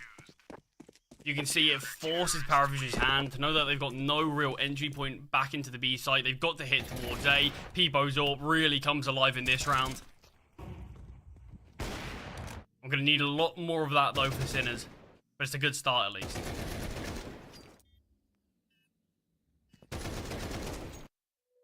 Yeah, it is a strong showing from them to break that streak of 7. Zedco, dynamic at the start of the round there, taking the fight to his opponents. Peppo coming alive in a decent way as well. Good multi-kill from his AWP. Paravision look like they want to go back and towards a bit of a contest here for middle, and there's not going to be much of a contest offered up here. Look at those odds, my goodness. Surely that's a bit extreme, right? I mean, the game's not that over, I don't think. Yeah, I mean, in terms of the eye test alone, it certainly does feel very one-sided for Paravision, but, I mean, that's a little ambitious, maybe. A little ambitious. Shock with some aggression here towards middle. Jame, lucky he doesn't get punished for that missed shot. Yeah. Fully backs away from this red room. Just dropping the smoke, likely going to leave Nota here, and in fact, not even that. Just give off the illusion that there could still be a player. Keep Shock's attention towards this position as they now look to converge towards that A-bomb site. Marisco's been caught out here a couple of times. The rotations have arrived, and Shock's actually here now, supporting. Yeah, and you got Peppo controlling Red Room, so it'll be a quick rotation for the AWP as well. We've seen how devastating Nota's been with his opening kills. He's 12 and 6. He's pitched up here. He means business on the server right now. And if you're Shock, you got to be a little bit concerned, I reckon. Risco, oh, he's decided to step out, and Nota will find Shock as well. Oh, man, that little setup on the A-bomb side has just fallen apart. Was there a need for Marisco to step out? Does he want info? Normally, you play that position by just bunkering down for as long as you can. You hope contact is taken elsewhere and they just don't even clear that corner, and you're almost good for 2 kills every single time. But Morisco maybe got antsy. I'm not sure if there was a call for him to try and peek out there, but yeah, that was a rough fall apart in the defense there for Sinners. It seemed too easy, man. I mean, look, we've seen Morisco play that position before, and we saw him get just shut down by a silent push towards Donut. I'm not sure if he sort of maybe got an idea, maybe they're going for a boost, maybe they can catch off 2 here. I mean, whatever it is, it always feels like a position where, yeah, you kind of do need to hold your nerve. You kind of just need to hope that you don't get cleared there. And like you said, you are normally good for at least 2. And to take away so much presence from the rest of your team. But the issue is he just gives that fight. I mean, great shot from, I think it was Kicker that found it. Great shot there, regardless, to take him down as quickly as they did. And yeah, you can see Shock so isolated from the bomb site, playing that off angle, sort of hoping to find 1 kill before repositioning again. That's not going to happen when there's a lot of players pushing you. And Paravision, they just show that the last round from Sinners was just a bit of a blip. And the rest of it is... Oh, I mean, the odds are even more favoured. I'm sure it's been 1 more round, but... I didn't even know they could get more one-sided, man. I mean, at this point, what's the point of even offering a market on Paravision? You bet $100, you get $2 back. Like, that's not generally a great kind of bet to make, I don't think. I don't know, man. Either way. James has had his Tech 9 out a couple times, and it's good to see that he's kind of keen to be like, yeah, I might break this bomb site open. He's not just there on the back lines. Obviously been criticized for being too reserved and conservative as an AWPer. But I've actually been liking James as he's been relinquished of his duties as an IGL. Morisco's clearing out CT. They have no idea what's happening over towards the, say, bomb site right now, and they will get a better idea as Beast Ramp. He's actually found that kill on James, and Paravision have taken a couple moments to start to activate over towards Day, which will give time for these rotations. Yeah, supposed to have been dropped with an instant nade of it. A great find there from Peepo, and the player jumping. Peepo doubles down, and once more, you can see he's feeling confident right now. And the CTs could just look to swarm as this bomb plant tries to come through. They are trying to press the issue, but maybe slightly too much. Yeah, Paravision don't actually decide to commit to the plant. They want to try and fight for no Shock. That is not a gunfight you can afford to lose, my friend. And Sinners, they should still win the foot race to the B bomb site here if they fully commit. Oh man, what is happening? Belchnock's gotten another one back. He's still committed though. He can't fall back. I mean, Travis has the bomb. He's going to go back into A. This is some serious mind games and some really good mid-rounding, but Peppo, he's peeked behind the curtain. He's seen the player jumping back into Donut, so at least he knows for a fact it's going to be an A bomb plant, but you can't deny the plant. There's going to have to be a retake. Still surely a massive advantage for Sinners in terms of the health, though, and now they've got the man advantage in play as well. Yeah, they're seeming aware that Travis is the player at the back of the bomb site as well. Both players towards CT. They almost line up, and look at the HP. Travis almost with a monster of a clutch there, but Sinners will salvage 4 at the end of the half. But thank Peepo for that one. I mean, look, the last couple of rounds that we've seen from Sinners came from that big aggression where Peepo found 2 or 3 kills. And then we came from that one as well, where Peepo was asked to find 4. So much and so many heroics from this guy. Just sort of keep any chance and any signs of life on Sinners. But it does make you think, if he wasn't having a big couple of rounds there towards the end, it could have been a different story. But at least for now, he's kept his team in it, and we've got to see other players step up. Shock's just 1-9. I mean, don't get me wrong, Beastick is sort of at the very... I mean, he's top of the server right now. Top of the server joined with Nota. You wouldn't really believe it, considering they've only got 4 rounds, but it's the players that we're expecting to be up there. Yeah, Zedko's playing negative, Morisco's 6-11. Shock just 1-9. Got to see a little bit more of these guys, I think. Absolutely. I mean, that's kind of been the issue that I was also highlighting coming into this for Sinners, is that it feels like they're just lacking that individual prowess right now. I mean, Oscar, I think he actually was covering a lot more bases than we realized in that regard as well, because he would have these pop-off games, and it wasn't like an occasional thing either. He was quite consistent in terms of being towards the top of the scoreboard for Sinners, and Peppo hasn't really filled those shoes, and that's understandable. I mean, they're massive shoes to fill. Either way, second half underway. Sinners, and they have to win this pistol round. If they lose this pistol, then they can almost kiss the map goodbye, I reckon. I mean, it certainly does feel like that. We're going to be looking at double digits likely if Paravision win it. If we see a 4th buy from Sinners, maybe even 11 rounds. And at that point, yeah, you may as well already set your sights towards Inferno, as this one could be dead in the water before you've even really got to get it off the mark. But Paravision, 3 players towards B. reasonably standard setup, but there are a couple of flashbangs on kicker that can be used if we see any sort of push from Sinners, who are just biding their time outside of B. Maybe just hoping that someone on Paravision get a bit inquisitive and start going searching, but not going to be the case. Util starts to come over now, and kicker, let's see how he uses Util. Just the smoke towards ramp. This could be massive. These players having to push through this. Oh, and they will. They do come through. They've emerged on the other side into the Julies. Nota ruling the roost. He's going to run out of ammo. Eventually, though, he will be felled, but he's left his team in a 2 versus 1, an advantageous situation. Now, the Shock decides to just go for the bomb plant. Is he going to fake it? No, he's committed. Jame and Belchenok to combine, and Jame is in a really good position right now. Attention taken away from him, and he'll just be able to hold the line. Shock crosses into his crosshair, and that's Paravision up to 9. Nota's so good, man. I can't... The output from this guy has been incredible in this Paravision roster. I mean, don't get me wrong, brilliant triple with the Julies there, but I mean, it's such a basic setup that the CTs run, but it's just executed so well. And I don't know why we don't see more teams doing it, because it's so simple. You just got kicker there holding a smoke and a flashbang, just waiting for any sort of information to dump that smoke out. And you can see, as soon as util comes through, they don't want to just waste it. They can't really say, okay, we've just used all our util, and now let's just not go with it. They have to push through this smoke and kick it with a flashbang as well. It makes things really uncomfortable for Sinners. Don't get me wrong, Notice triples Sublime and really keeps that one in Paravision's advantage. But it's just such a simple execute of defensive setup, and I do love it so much from Paravision. But a fast force buy and a fast hit towards B again for the T's as kicker starts to get overwhelmed. Able to get 1 kill as the solo B defense does get overrun. Okay, well, this is pretty good for Sinners. Just all gas, no brakes, full control.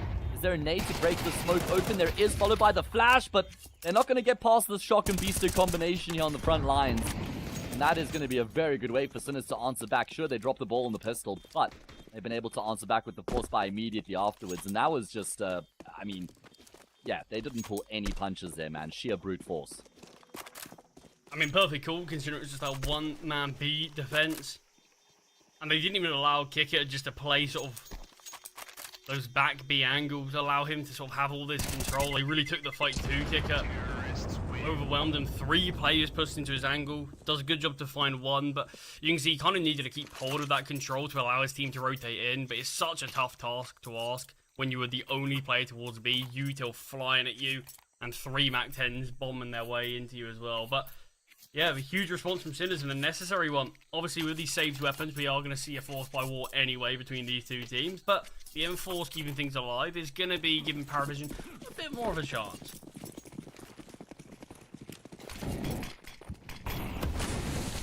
Right, well, there's still some decent firepower here for the CT side. Shock with his MAC-10s is going to continue to lead the charge. He has not let go of W from the previous round, man. Straight into this one through Red Room. Jame is going to get caught completely off guard by this. And actually, still impressively does land the dink on Shock. So even though Shock is behind enemy lines right now, he is limping forward. But this B-bomb site's completely open. Shock is just trying to buy time. They're not even considering this right now. Oh, Nota does realize, hang on, where has that Red Room player gone? And now Paravision, the ball, they'll realize that this B-bomb site has been compromised and they're going to have to retake. Yeah, there's no defuse kits, and obviously a lot of space taken. Paravision don't want to get caught in the same situation though in last round where everyone's behind the smokes and trying to push through, so they fully reposition down towards ramping cave, and in fact, all 3 players could be coming from ramp right now. And Kicker just biding his time. He's going to sort of operate as a bit of a flank here, but the Molotov does great to isolate the duel with Peepo with 2. The nade does get dunked on his head, but no swing from Nota and Kicker. He's going to try to deny these players saving these guns. We'll be able to find 1, but Sinners again, but Peepo especially, denying any chance of that retake. And an M4 is brought across. Is this as...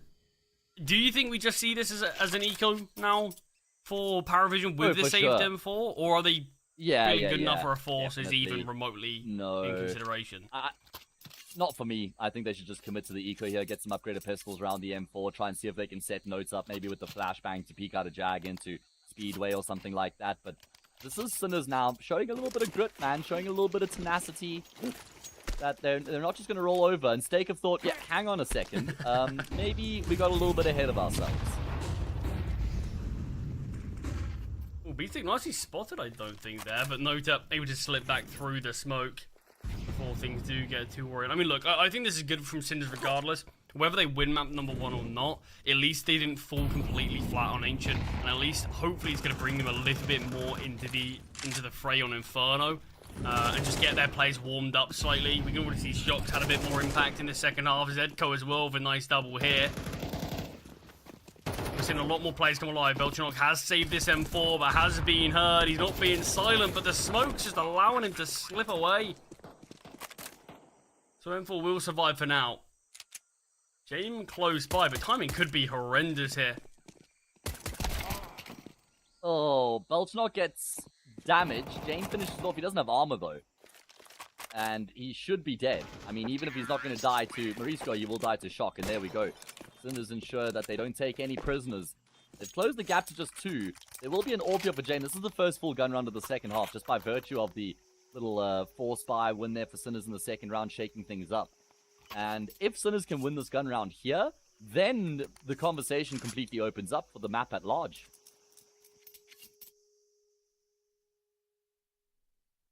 I have to just double check this. And I didn't. Yeah. I thought this was yesterday. Paravision and Cinders literally played today.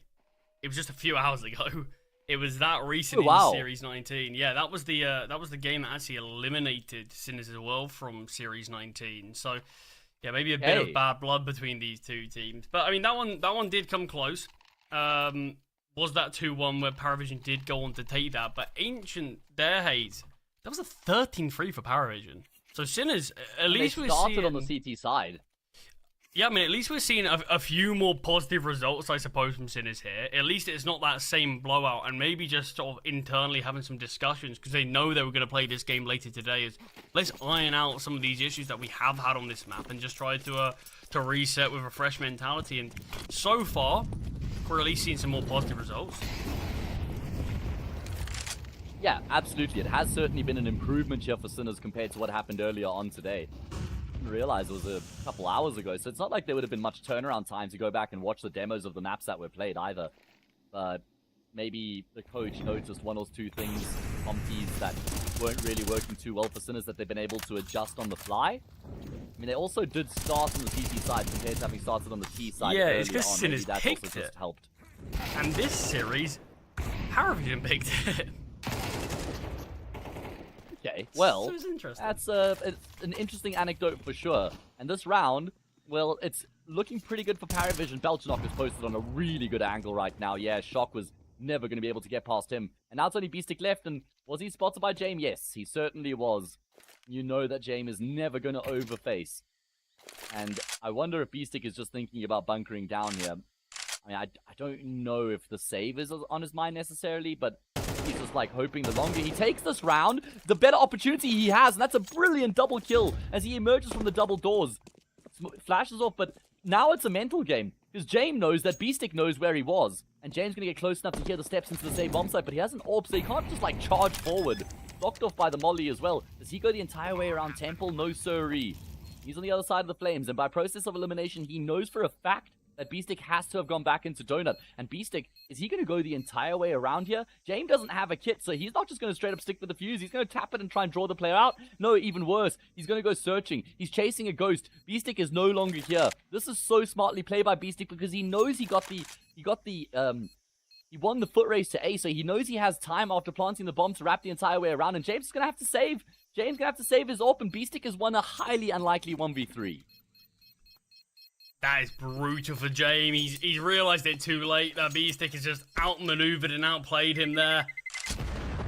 And what a shutdown. The fact that he found both those players starting to push onto his position is just insanity to me. The fact that Beastic seemingly, I mean, in most of the recent games I've watched from Cinders, he has actually been one of the most impactful players. He has been one of sort of the top performing players, which, I mean, sure, you can look at as a bit of a negative in terms of he probably shouldn't be. But, yeah, in this game as well, keeping things alive hugely. That was a Paravision round that should have started them on the right path here on the CT side. Is that 1 versus 3. They hit some great shots, all in great positions, got the information on where he was, and yet still, it wasn't enough to be able to convert the round. Cinders continuing this streak on the second half. Final tactical timeout used from Paravision is, I mean, I'm not surprised. Got to sort these mistakes out. Yeah, I mean, this, considering what a good position they were in, they just got rolled there by Beastic, and I love how he kind of just takes a second, regresses back into the double doors, just holds for a moment, lets Paravision go searching, which they didn't have to do. They didn't have to go searching for Beastic. I mean, you could just bunker down with 3v1. They decided to try and make a play.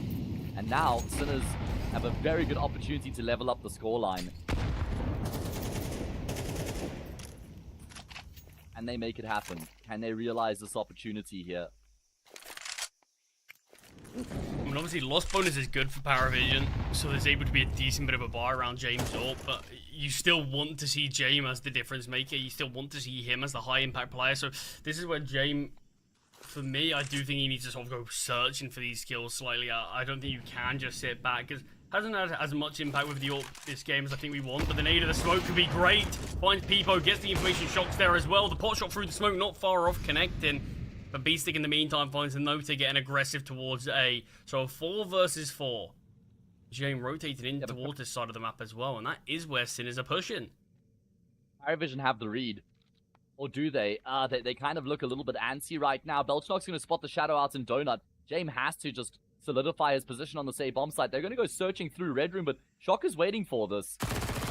Travis with the MP9 gets a jump on Shock. There's still another player in Donut to be dealt with, and Belchnock, well, he won't be able to keep Travis alive, but it's not a problem. Another 1v3. This time it's Zedco, but this one's far more challenging. The bomb is dropped in Donuts, and he doesn't have time on his side. Much better round there. Great triple from James as well. The native smoke getting all that early information, and it was a big gamble from Paravision sending so many players towards A with a little bit of information that they had, but it was the shadow spotted in Donut.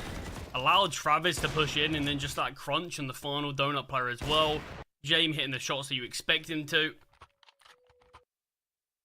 But around that, Sin is certainly going to be looking out from the outside, thinking this is a great chance for us to not only put ourselves even with our opponents, but maybe start to look to go on to take the lead. But Paravision deny that happening and win the half by. So you can see the fact that they won that. A lot of their players have a decent bit of money in the bank, so they might even be able to go for a buy in the next round if they do lose it. But it could just be a contact play here from Sinners towards B. Problem is, if Sinners lose this round, then 11-8 becomes 12-8, and then back's just up against the wall at that point, and all the hard work to kind of get back to within one round is kind of for naught, been negated. Let's see how the Sinners go about their business here. Because Paravision just won a half investment, that was a massive boost to their economy. So they're back in the driver's seat right now. Sinners going through the motions, looking to try and get some control. Oh, the flash is so good. Heppo decides against going for the gamble shot there while being completely blind. He just hangs around. He doesn't even tuck himself back into the corner. And, well, Kickett's not going to ask any questions. He's just taking heads. Yeah, 44 seconds. Bomb still not retrieved. A really good advanced position from Kickett after finding the kill onto Peepo. So he's going to get some nice early info. In fact, just peeks on out now. Takes down Zedco. The bomb's dropped towards these doors. So another player spotted here. Paravision in such a good spot. Marisco not being quiet, and Kicker almost doubles down. Almost triples down, in fact, in this round, as Marisco just 19 HP now wielding this orb. Less than 20 seconds on the clock. It felt like no chance would be had, but James getting found by the Galil was shock. It's opened up a bit of an entry path towards this, like 10 seconds. Surely there's no way Sinners keep on making this work, and kills alone. Shock with the quad kill. What is this game turning into? Shock is just incredible in that round, man. He's just shooting so cleanly with the AK. At this point, you have 5v3 rounds looking dead in the water. Kicker, did he have to continue to go searching so late into the round, Charlie? I don't think so, man. 25 seconds, he's pushing down ramp, fighting double doors, and that shot there from Shock was emphatic. He just devastates the defense on the B bomb side, and look at what that means for Paravision's follow-up investment. Or upgraded pistols, if Hamas, if they lose this, 10 all, no money, Sinners get the lead. I mean, that is madness. Honestly, I don't even mind the push from Kicker, because he does so much damage to Marisco, but more importantly, he confirms that, okay, they've got to go towards B. There's less than 20 seconds, they have to go here. It's the fact that everyone else on the bomb site, there's 3 players there. None of them find anything. James posted gets deleted by Shock's Galil, and then there's 10 seconds on the clock by the time Sinners are actually in the site, and then we see Paravision just swinging. They don't look for the tap, they don't look to wait or anything, they just look for the swings early, and Shock, I mean, who's probably on a high of confidence after that one. 11 and 13 from a player I criticised in the first half after just having 1 kill. This is a big resurgence from Shock individually. Good push from James, though. Yeah. And I've seen this from Shock before. He has incredible first bullet accuracy, but James is going searching straight into Peppo's AWP. And that's going to be a shot landed here by the Czech AWPer. I say Czech.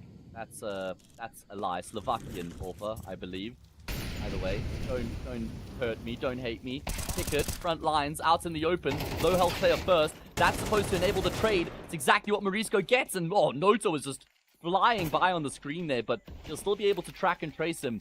It's only Belchnok left with the FAMAS. He's going to go for a bit of a gamble phase through the smoke, but Marisco's watching for it. And Sinners have leveled up the scoreline, and they've got the upper hand in the economic battle as well. Yeah, from a game that was very much in Paravision's control, is now starting to slip away more and more. And the fact that Sinners, like you already said, could be taking the lead in a round like this. Things are getting very dicey, but Paravision actually opted to fully invest. They got 3 M4s, they got an MP9, and just the 5-7 on James on this occasion. I'm not sure if I love this. But it feels like you're giving up even more if you aren't successful. But Travis, massive kill onto Zedko. And mid being taken as well. This is a lot of space and a lot of real estate that's in Paravision's hands, as well as that man advantage now. But yeah, a bit of a far cry from that 8-3 scoreline that we were having. Yeah, it's certainly been a drastic turnaround. I'm just looking at the minimap right now and wondering what the hell's happening there. James is going through smokes. I mean, I love the new look James that's, you know, looking to be active and make these plays. We saw him pushing down the ramp with the AWP in the previous round, but not going to work out here. And Belchnok, he might just get rounded on by Shock. I think he's completely exposed to the A bomb site right now. He's going to hear that smoke coming through, so surely going to start to turn his attention in this direction. But Sinners have got more than just a foothold in this bomb site right now, and well, Shock doesn't actually win that gunfight out. Still a 4 versus 4 here. Shouldn't be much of an issue to get the plant, but they're certainly taking their time. Bomb could have been denied, but Beltron didn't want to swing out any wider. Beastic is still here on this flank, and Beltron is definitely aware of it. Shot great one tap down to Travis, but does get traded this time around. Okay, they're 100% confirmed that Kicker, sorry, that Beastic is in the flank, but Kicker takes the fight alone. Beltranok maybe should have been there to support, but this round's going to be done. The CTs have to save. But Nota does find Kicker. Sorry, Beastic. I keep getting these two muddled up. The two leaders of the team. Yeah, Sinner's not getting muddled up the equation right now. They're 11-10. This is another very good round from them. I mean, Beastic was keeping focus over towards the B-bomb side. That allowed them to just shift into A without much of a contest. Shock has come alive in a huge way here in this fight back for Sinners. On Paravision's map pick, they're up 11-10. We'll see Paravision invest again. They have got a bit of a tendency to go for force fires when they feel like, you know, it's a 50-50 call whether to save or force. They generally go for the force buy. And this one will look a bit better than the previous because they're able to drop a couple guns and they have more round loss bonus behind them. But Sinners are on the brink of getting themselves to map point here, man. I mean, don't forget, we saw start of the second half as well. That was obviously being led 8-4 by Paravision. We saw the pistol round being won by them as well. Just one round since. That's true. Yeah. It's been nothing of note on this CT side right now for Paravision, and they've got to start to step up, and it's got to be now. Otherwise, Sinners are going to steal away a map that you've arguably riskily peeked into them. A team that picked this map into you just earlier today, but Kicker finds one. Is man advantage Paravision. It feels like they've had multiple man advantages on this CT side that they've just let slip on occasion. Oh, but look at Shock again. Yeah, it's exactly what I was going to say. He slipped the net. He's gone through A main. Belchnok, I mean, it's all about the timing, and he should be a dead man. Shock is going to get that kill, and that opens up the entirety of the A bomb site. Might even prompt Travis to push forward. Beastic is there. And how on earth has Travis won that gunfight out? Beastic got the jump on him. James is going to be the first responder on the same bomb site. He does get the shadow advantage, but very whiffy with the spray. That's going to cost him his life, and Sinners have got the bomb down. Oh, juggling weapons. That gives up Morisco's position. So he just scales back in to kick it. And the two remaining players here for Sinners are both in Donut. There is a smoke grenade in play here for Nota, and there are kits available as well. Yeah, Nota taking this one with speed here, not wanting to wait for too long. Drops a smoke on the bomb site. Tries to elevate himself above, has been spotted. There's no stick of the bomb. Peepo, so close to finding. The bullet's not connecting though. No, Paravision no. stealing away with the ninja defuse from Travis. A round that they desperately needed. A bit of luck on their side, and Sinners are going to be kicking themselves. That should have been the round that gives the map point here on Ancient. What has this game had? We've had so many crazy moments, and that one might be the craziest of them all because it keeps Paravision alive. I can't believe Travis has got like plot armor there, or a guardian angel or something that just protects him in the smoke from two players trying to take him down. Look at those odds, almost back to 50-50. And sure, Paravision win that previous round, but at what cost? I mean, there's a FAMAS and MP9 light util, no kits, no AWP. So, their backs are still firmly against the wall. Sinners don't have the same problems, or at least not to the same degree. They've got some bank in play here, and they're looking to go in towards the same bomb site. This has certainly been their main approach, right? They kind of started off the half towards B, maybe conditioned Paravision, and now they've flipped that script. Now A has been their priority, and there hasn't really been much resistance at A main in all of these rounds. They've been able to get out A main for free, I think. He's being held at least this time from Nota, but Belgian just with util in hand, doubles down! No. And Shock actually had util, so no instant trade could have come through there. Just the molly drop. The HE surely will take him down, but he's able to dodge it. A 3-on-3, and there's still a chance in this one. Kicker finds one. V-Stick does get a trade. It's all on a low HP Belchanock now as Travis tries to get the trade onto V-Stick. He's got to save. Surely right. I mean, he's done really well to get the 2 kills in the round that he has already, and it looked a bit scary there on the bomb side, a bit scrappy from both teams. Lots of shots being missed, but B-Stick and Pepper will hold their nerve. Look at B-Stick, man. He's 22 and 15 right now. He's having a fantastic time of it. The IGL. And he's just somebody who'll always keep the belief. Even though Sinners have been in rough form, I know that B-Stick is somebody who will still, you know, lead the ship. He'll be the man to lead from the front and make sure everybody still keeps their heads. And he's taking heads here in the server as well. Sinners get themselves up to map point. Yeah, Paravision, I mean, the only saving grace, the only silver lining is, oh, at least they've been so bad on this half that for this final round they've got good loss bonus. But other than that, yeah, this is very dire times for them. They've got 2 FAMASs, MP9, 2 M4s, to at least have a defuse kit on this occasion. But I mean, they've had their chances this game. They've got no one to blame but themselves for the spot that they are in. And can they at least bring things to overtime? Or Sinners gonna massively upset them on Ancient. Just a few hours ago, Paravision won this map against Sinners 13-3. And that was after a 9-3 half on their side. They've won, what, 2 rounds on the CCT side here? A gun round, a pistol round, and was it even a full gun round? I can't necessarily remember. A lot's gone on either way.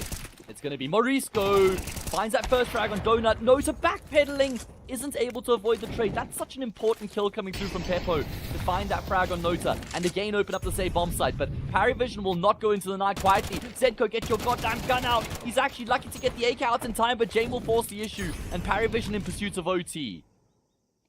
Oh, B-Stick though, he's going to find James. James back turned. A couple of whiff sprays, but B-Stick just gives James the false hope.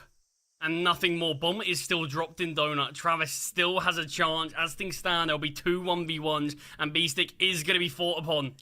It's the angle that B-Stick's playing. He's got the information as well. Travis doesn't realize that B-Stick knows exactly where he's coming from. Does he have to force this? I guess he could wait for his teammate. Peppo will combine with B-Stick now, and instant headshot landed. Goes both ways. AK trumps the MP9 though, and Sinners have just done the unthinkable. From a 9-4 deficit, they were down, 8-2 at one point. They've come all the way back to win their opponent's map pick and go up 1-0 in the series.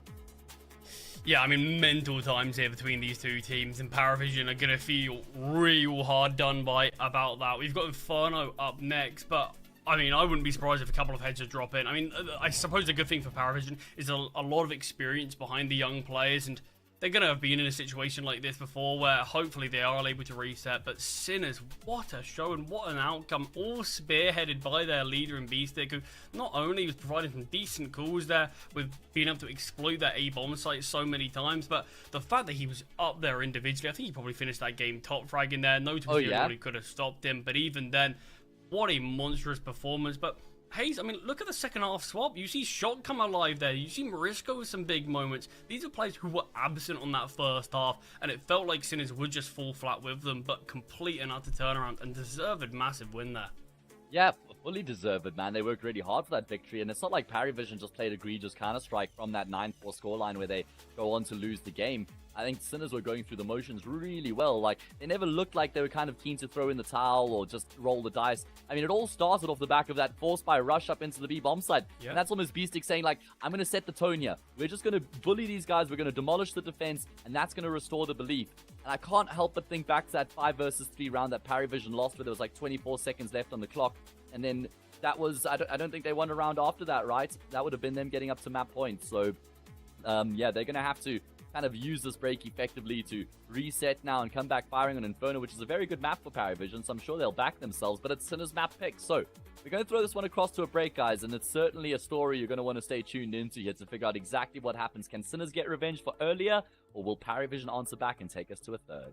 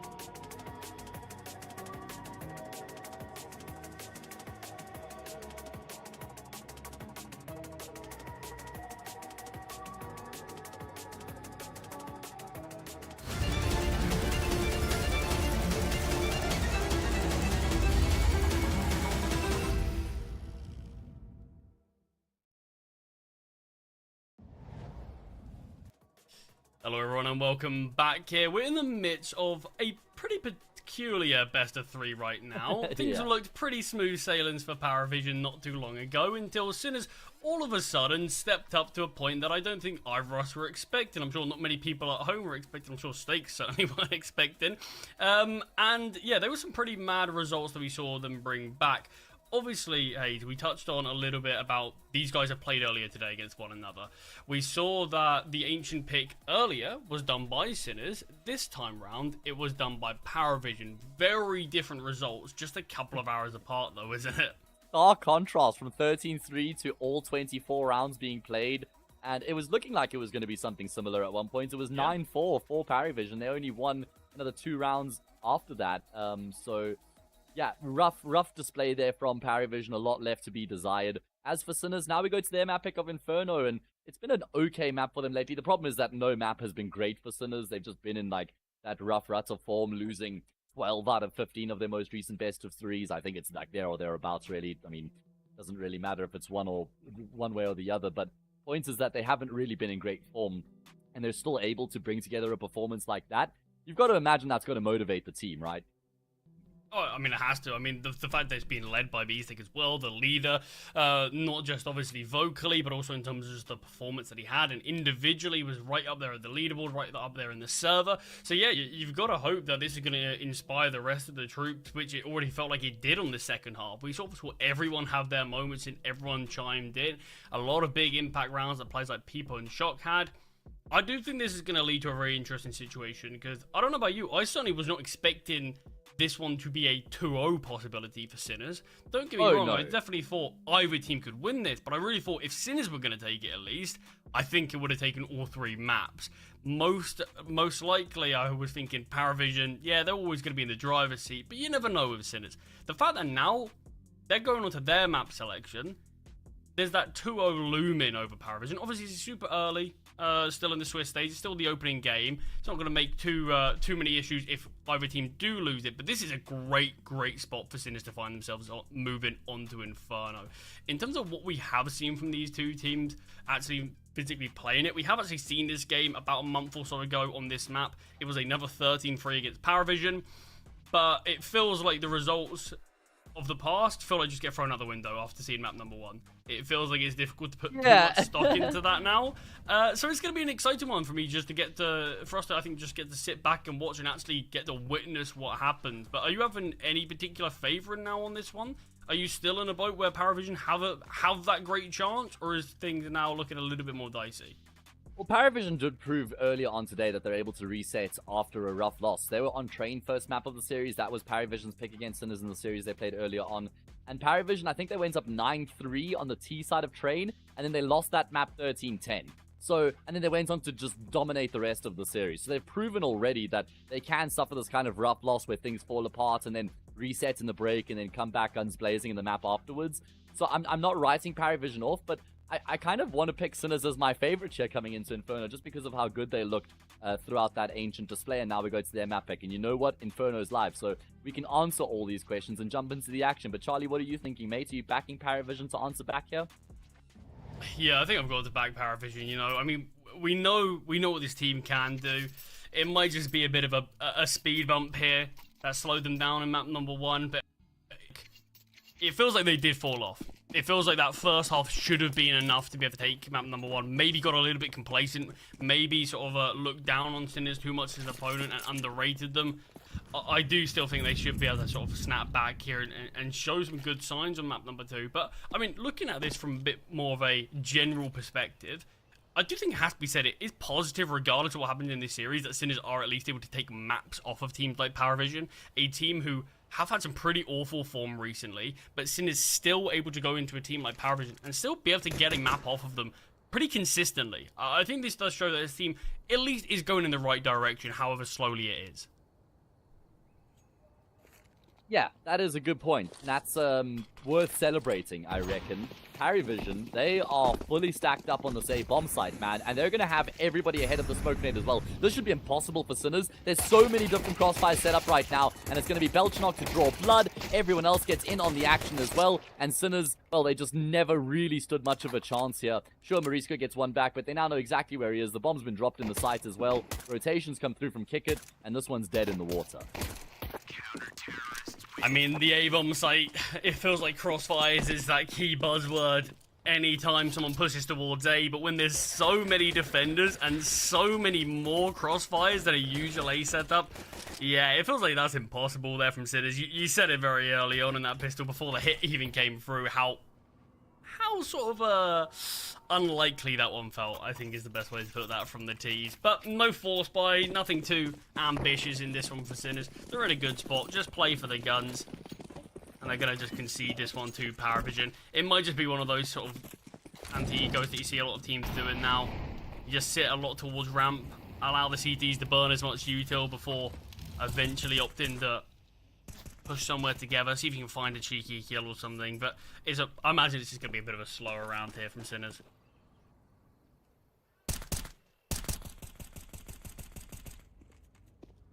Yeah, I mean, there's the Deagle on Morisco to kind of look towards and think maybe he can land a nice shot, but the MP9 should just be farming here. It doesn't overstep and overcommit either. There's a kill. Ooh, if Kickit goes down here, they've realized that if they can get this kill on Kickit, then the B-bomb side's going to be opened up. The problem is that Beastic, the one with the bomb, is the one who's committed. And he's gone down, and, well, that's kind of unfortunate here for Sinners. I mean, they have still got Shock lurking in apartments, but James is going to clear him out, and now some supports arrived for Kickit as well. So round kind of going the way that we expected here. But they have bled some util, they've gotten a frag as well, so there are some takeaways for Sinners from this round. Yeah, it's disappointing. I mean, look, you see the T's were maybe in two minds there. Beastic thinking the best play was the push, try to take down Kickit. The other two not so convinced. But yeah, it feels like you just got to do something together there. You either all wait out that smoke or you all push. Just sort of in limbo there, it felt, and with that bomb going down, I mean, not saying there was ever going to really be a chance of that round, but we certainly could have at least had some something interesting going on. But yeah, as soon as we see that bomb drop by Kicker, he's able to get those rotations in. Yeah, that one does slip away from the T's, but yeah, like you said, definitely bled some util and going to cause Paravision to reinvest in a lot of that. But this is the round that's really interesting. It's the weapons that are out now for Sinners. Guns in hand, and it's going to set the tempo, I think, for what we're expecting on Inferno. Yeah, let's see what sort of game plan they're going to bring to the table here and how they get themselves on the board. They want to try and keep up that momentum from Ancient Chat into Inferno. They don't want to just go back into a 5-0, 6-0 situation and have to kind of emulate what they did on the previous map. They want to make their lives a little bit easier. Shock was one of the key components in that comeback on Ancient. He had some really massive individual rounds. Like, it was like back-to-back rounds where he just got like 3 or 4 kills. And that was a huge kick start there for Sinners. Game though, going to be playing the smoke fade, and Peppo decides to peek before the smoke blooms, and that's going to cost him his life. Native smoke's great. If Jame actually stayed towards the library, probably could have caught out Shock there as well. But just repositioning, so we're not actually getting this early info, but Jame isn't going to overlook the chance of them being able to cross. Shock is just playing around this smoke right now. He's looking probably to operate as a bit of a flank and just trying to catch that timing, but he needs his teammates towards B to get some work done, and Zedko already finding the early kill. It's going to allow a bit of an avenue for Kicker to get swarmed and overwhelmed on B. And there's no immediate rotations either. I mean, James going to take a while before he can get in position, and even then he can't, like, blow the smoke open. Shock is the one who's kind of on that side of the map with James right now, but pressure going to ramp up on this B bomb site. You've got one player in the back of the site itself. There goes James, and he will actually be able to win the gunfight with Shock, and that's going to allow for a very easy rotation. Unfortunately, kicking in the back of the bomb site's gone down without finding anything. Oh my goodness. That shot just narrowly misses from Jamin. You can see he's already like, nah, guys, this one's done. We're going to head for the kills. I reckon if he hits that shot through the smoke, they attempt the retakes. That was a very fine margin. I mean, it's going to be one of those ones you're looking back in the demo and thinking, oh, if I was a couple of pixels to the right, could have been a different round. But, yep, like the nature of Inferno, as soon as one bomb site's gone pretty cleanly, that's going to have to be the safe call coming through. There's no util really for the retake on Paravision. There's no defuse kits on any of these 3 remaining players. So, yeah, it's certainly the safe call just to concede this one and allow Sinners to be able to save this weapons and win that round. Zedko almost actually caught out and going down to the bomb there by a couple of shots. Just about surviving on 8 HP. But instantly, weapons are out and Sinners show us some positive signs early. Sometimes you can see teams a little bit slow to get off the mark. And they just fall very flat early before starting to come alive. Which honestly, it felt like Sinners had a little bit with map number 1. Yeah.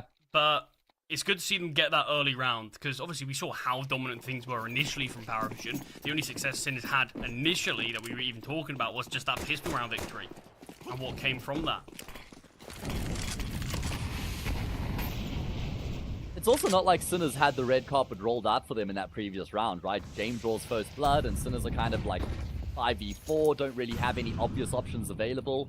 They get banana control, and actually a very well-worked round from their perspective. Kick it. Oh, yeah. I mean, it's a very easy lineup to have with the M4. They're just kind of shooting against the wall. You know how often T's will hug the wall there to try and keep themselves tucked in from the top banana position. And Kicket's...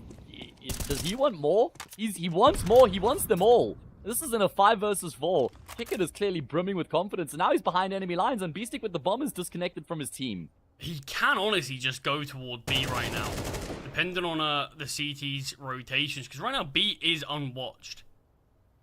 With that player in Kicker going down, the CTs are going to know that, okay, they can make their way back towards B, and in a few seconds, we're probably going to end up seeing Nota what's that more heavily, and there you go. But yeah, there was a slight time where Beastic maybe could have looked to take a bit more space towards B, but obviously, without actually having that information, it's such a risk to make. But with just 35 seconds on the clock, Sinners are lining up towards A, and with James now rotating towards B as well, it is going to be a 3-on-2 towards this A-bomb site. Yeah. Risco taking this space, which is going to be quite a diverse hit onto the site with a lot of different positions being found. Oh, smoke is missed. Honestly, I Smoke's think missed. that might have been Got a double deliberate. setup. Oh, great shot there from Maurice. Good to get the first. Travis finds the trade. He's kept himself in full health, and he's doubled down. Only the low HP shock left remaining, and Travis will finish him off. But Charlie, actually, yeah, I think you're bang on the money there, right? Kind of the missed smoke to make Paravision think no one's going to be coming through from Archers, and then Mauricio just emerges all of a sudden. So yeah, you're probably on the money there.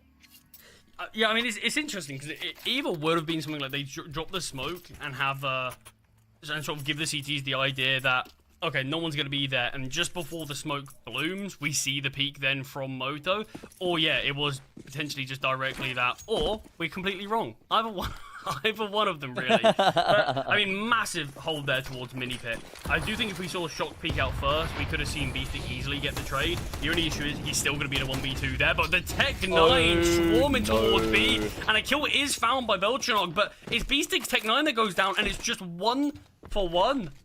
And that's the save. Paravision, you've got no chance in the round. It's Beastic again, Ace, though, and it's with the Tech. Wow. That's his first 2 kills of the map. He's just rolled up his sleeves, charged up that B-bomb site ruthlessly, relentlessly. The util was really good, though. I mean, think about how perfectly timed that pop flash was, because the player who sandbags gets blinded the millisecond that Beastic rounds that corner, and then the second CT to go down is just out in the middle of nowhere. He's like got his util or his knife out, and that was just because of how ferocious that round was from Beastic, that he catches Paravision napping almost. And man, these Tech 9 rounds are so deadly in CS2. It can be, life can feel so difficult as the CT side in CS2, and well, Paravision never really stood much of a chance there. They just get steamrolled. And what a response there from Sinners after the last round. And obviously, sort of with the nature of Inferno and how it does feel like it's played, with so many saves coming through, it does feel like the CTs can often keep their economy in a pretty good spot where they can always manage to get somewhat of a buyout. They are going to be invested in this one. We've seen Travis actually drop over his AK to Nota. He'll bring out an MP9. James could have dropped an M4 here. It was interesting that he has opted just to fully save for the AWP in the next round.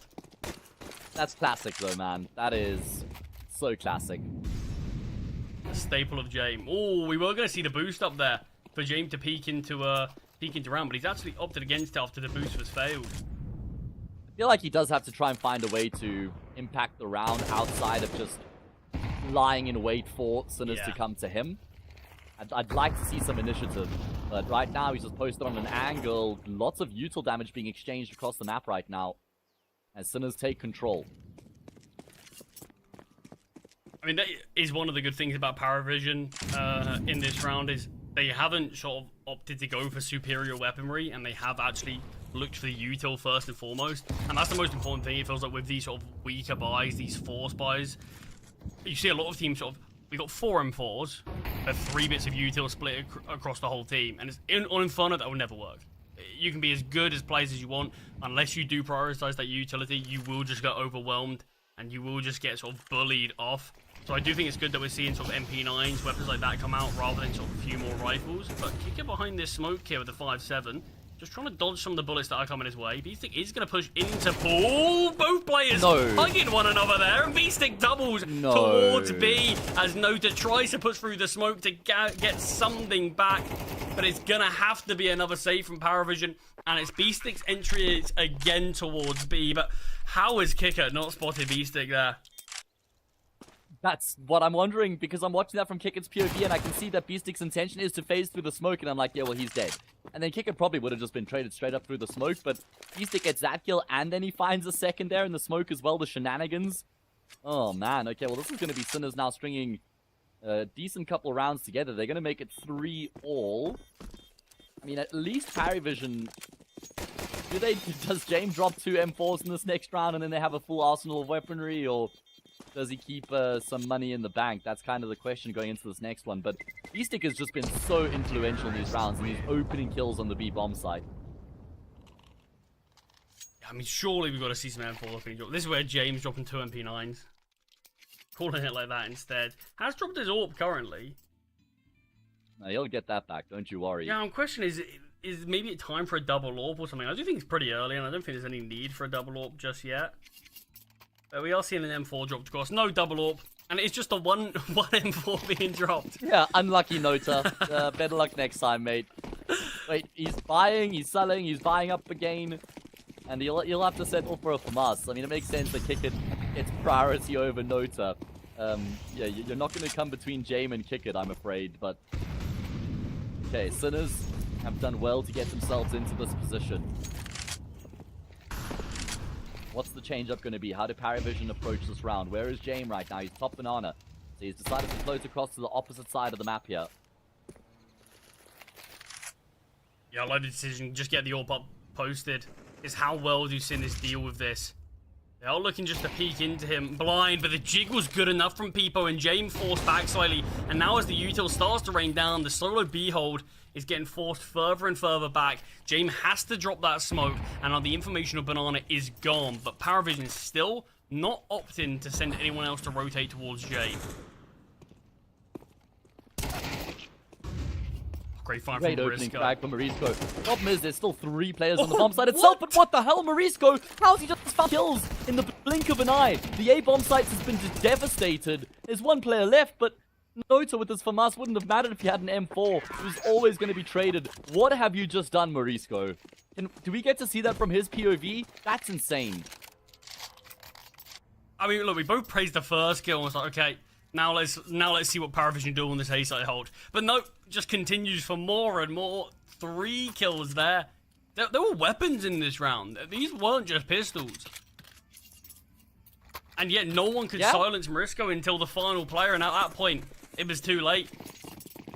Sinners take the lead here, and finally, all the saving players will get taken down. No weapons really in this round for Paravision. It is just this sort of semi-partial bite.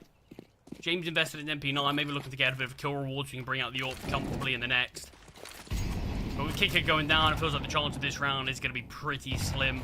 But Paravision and Sinners should look for a 5-3 scoreline. Well, let's just hypothesize for a second what a 2-0 result would mean for Sinners here in the grand scheme of things. Not just to get revenge for Paravision having eliminated Sinners from Series 19 earlier on today, but even just for the roster at large. I mean, picking up this win against Paravision would be a huge scalp for Sinners, right? Because they were significant underdogs coming into this rematch. Not only because of the result early on, but even before that game was played, they were significant underdogs. Yeah. And obviously with the form they've had lately, I feel like this would be a huge boost for the Sinners team. Just restore a lot of the belief.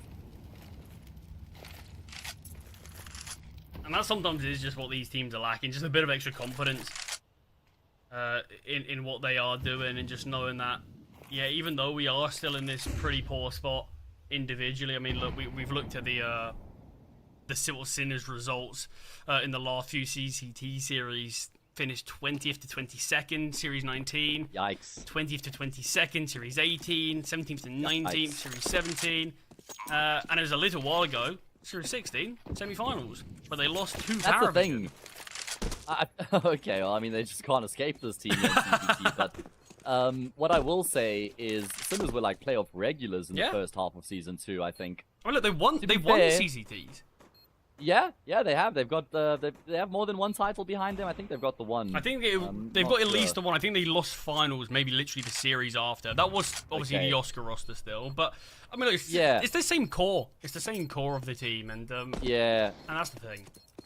What I will say is, obviously, after the adoption of the VRS system, Swiss stages have become unequivocally, objectively more difficult, just because higher rated teams. It's more important games because of the VRS as well.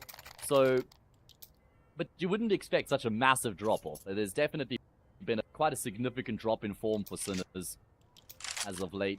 Either way, certainly not the case in this series. What a comeback we had from them earlier on in Ancient. They were down 9-4. They came back to win that game in regulation.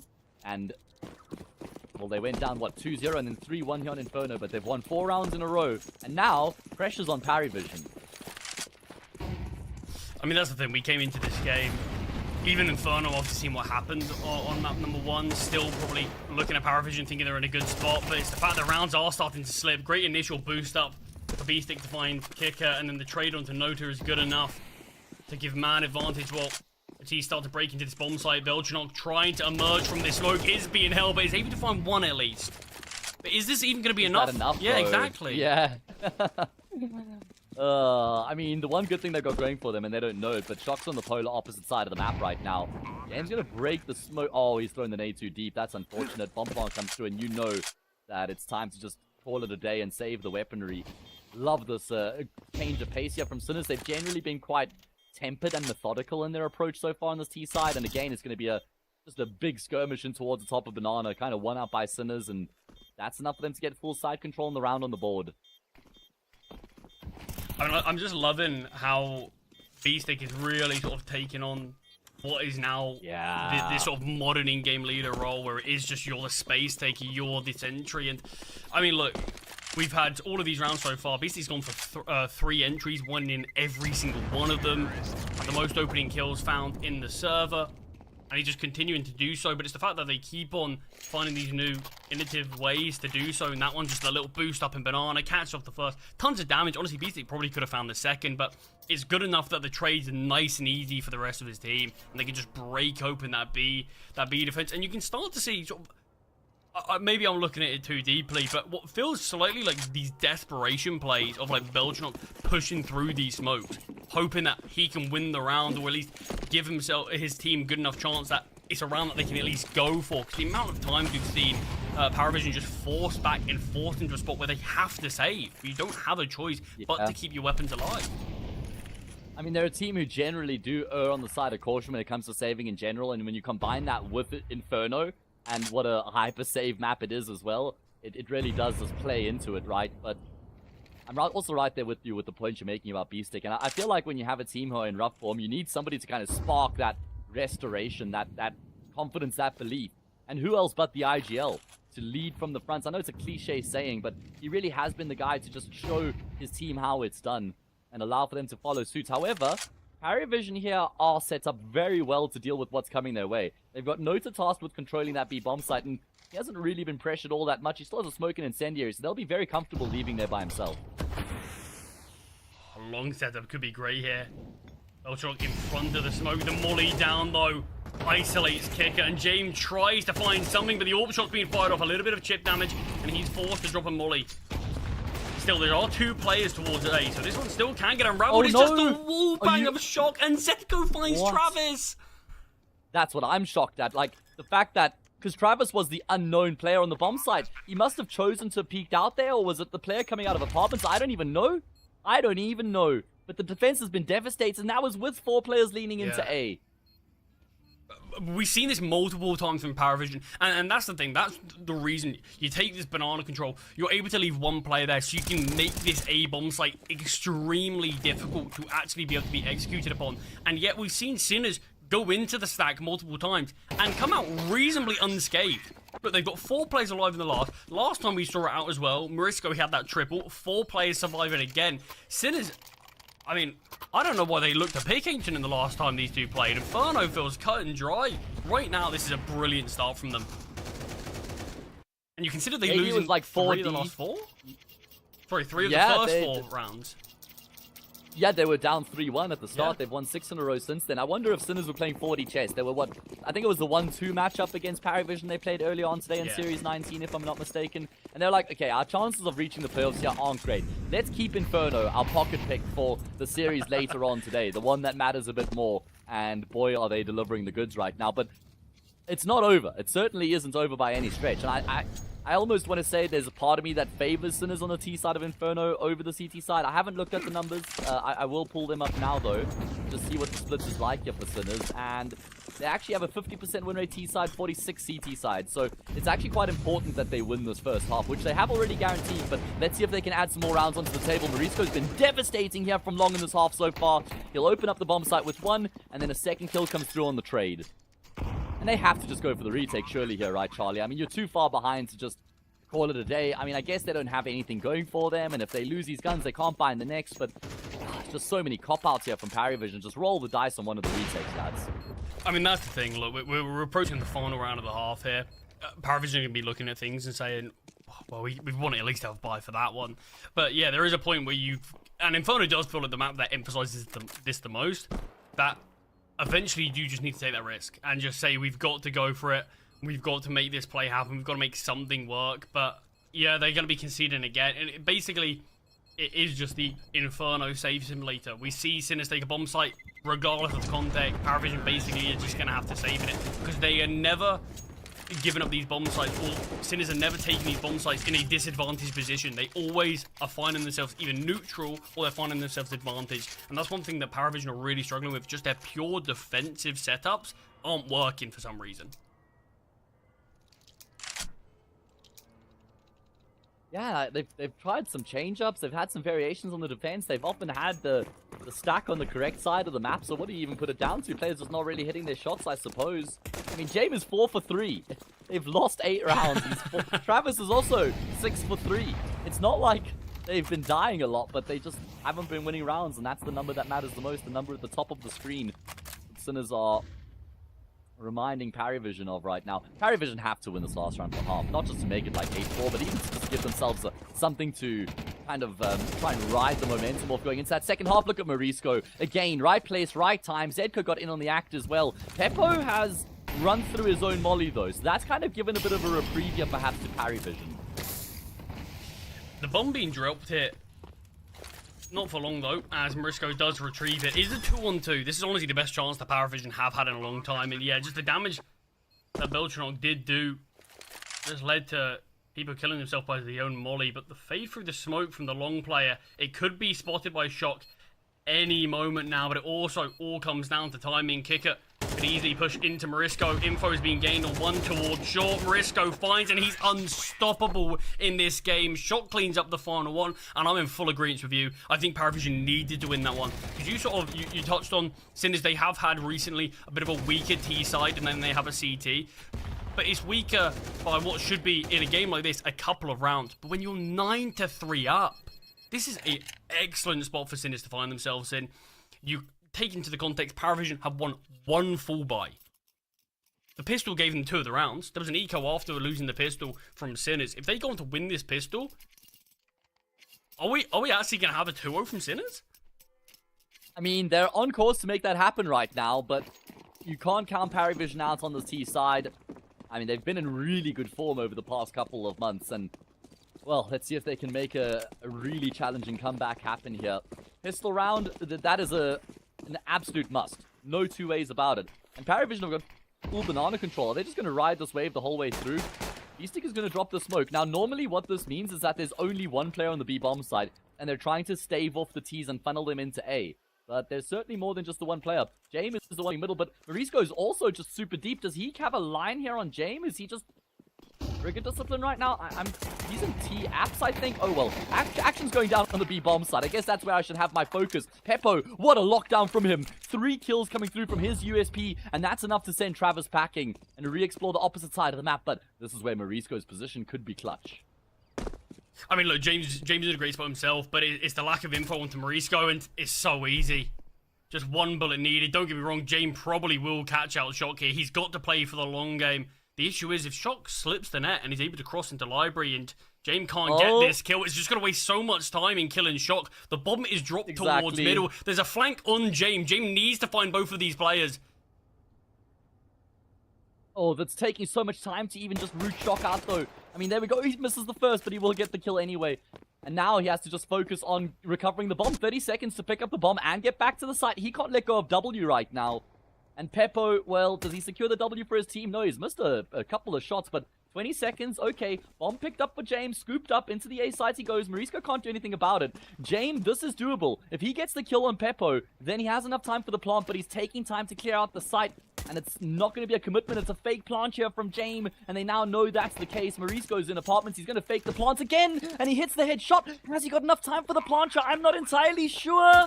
He does, only just. Can he connect on the kill? That's the big question. Jay will save the day for Parivision. What an impossible clutch that he's just been able to make work.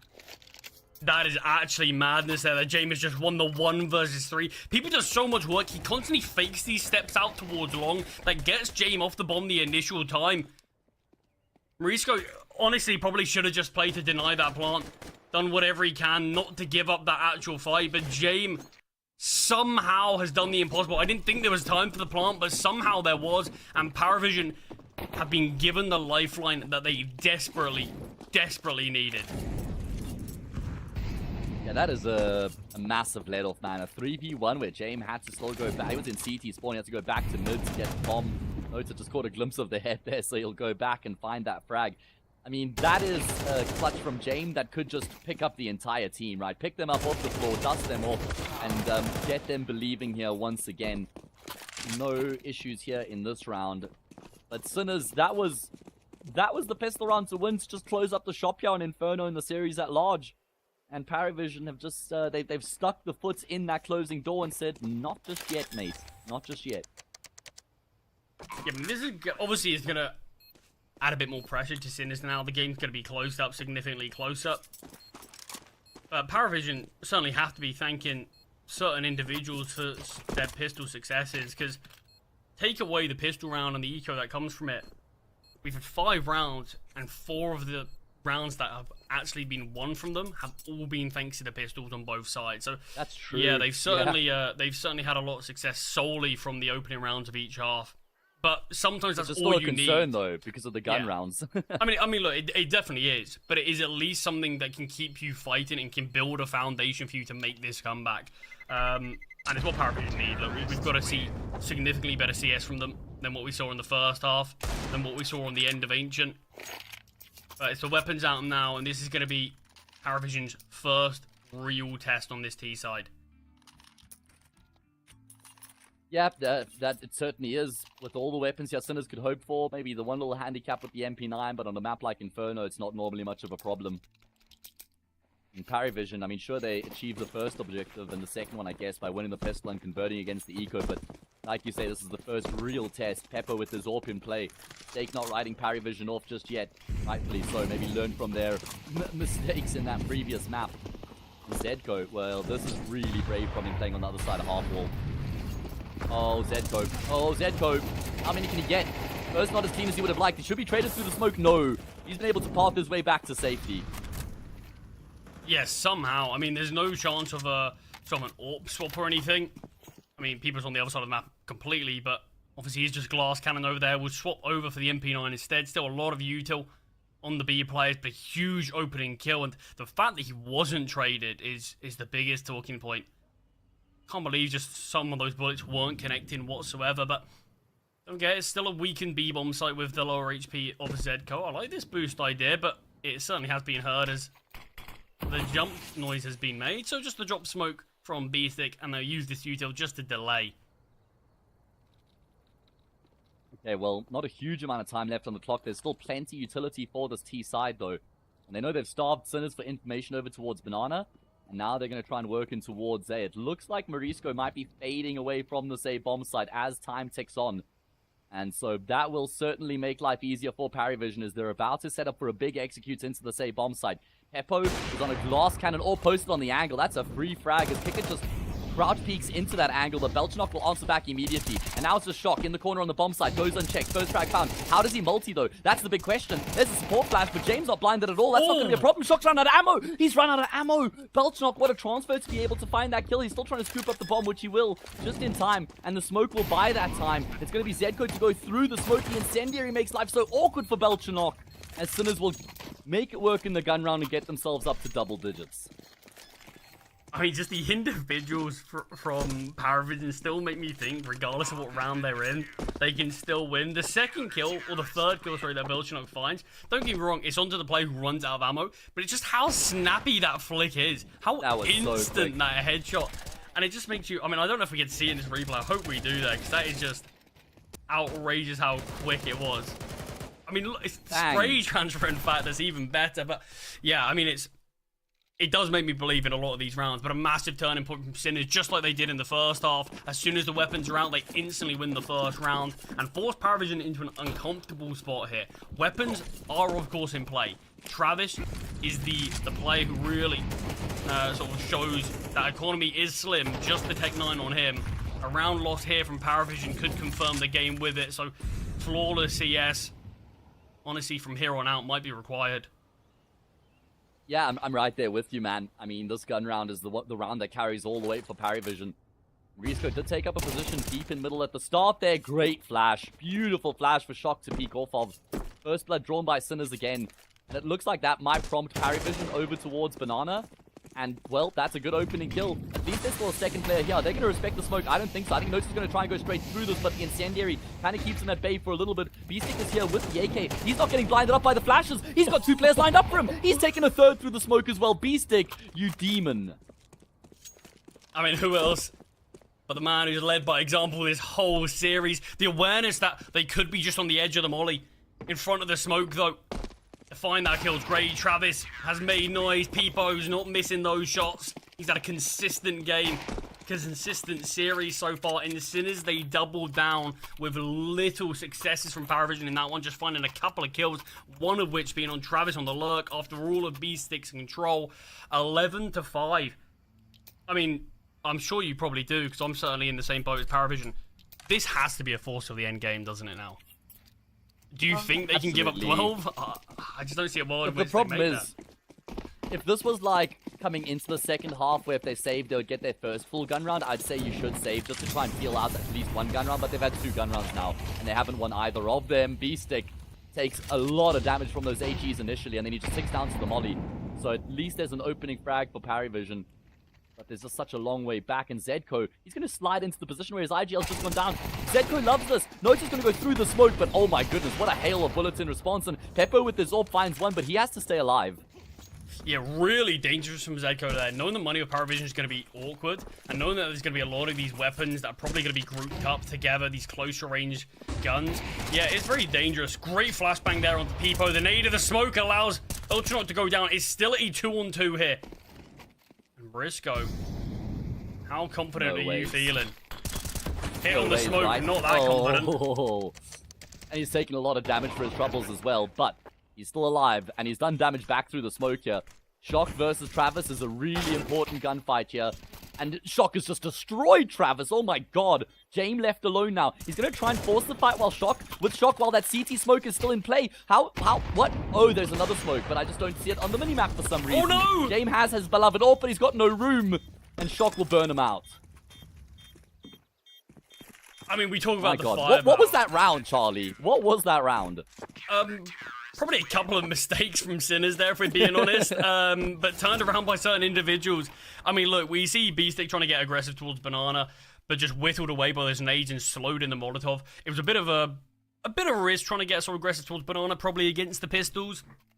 But sure, it is what it is. You've still got weapons in play, your man disadvantage. I think Zedko made a massively dangerous call. He at least finds one. Peepo's sticking around long enough to keep it as a 3-on-3.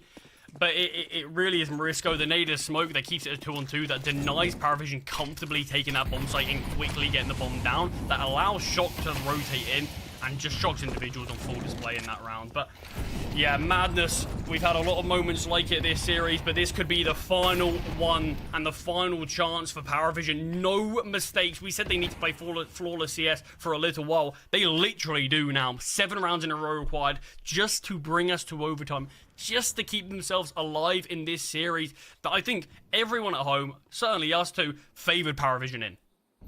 Oh, absolutely, man. By some distance as well. Not just because of the results early on, but even just because of the form they've been in at large. And I mean, Paravision have won both pistols and converted both pistols, which is crazy to think about. 4 of their 5 rounds coming through pistols and conversions against ecos. They've just been completely bossed in these gun rounds, the rounds that matter the most, that carry the most weight and gravitas. And now they have to win 7 rounds in a row to force us into overtime. Peppo, oh, this is a dangerous game. Misses his shot, and he's going to be allowed to at least get back to Archers, but no further. And Kicker just leaps into the angle there. We'll take Peppo down, and that's going to make life very difficult on the Say Bomb site. Belginog towards Moto as well, just waiting for the contact from the rest of his team. Able to flank on through. Shock's the only A player who's able to find anything, and at least the first step in this long journey back for Paravision is a success. And that is only their second ever full buy victory, and even then it's tough to say that's a full buy with the weapons that they had. But they made it work. Yeah, it certainly started to unravel when people got aggressive there towards long. I actually thought he was going to get caught out earlier, because he was massively in the open throughout that whole time he was towards long. There was no cover, and even if Paravision swung, there was always going to be a trade. There was no safety net, there's no way to back away, and we finally do see him creep slightly close towards Arch, but still goes for the peak, and a missed shot from the jiggle, and that starts to make this A site really tough to defend when players are pushing it. Honestly, I understand why we're seeing Paravision go for this hunt, but their money's not great themselves. They've had weaker weapons this whole time.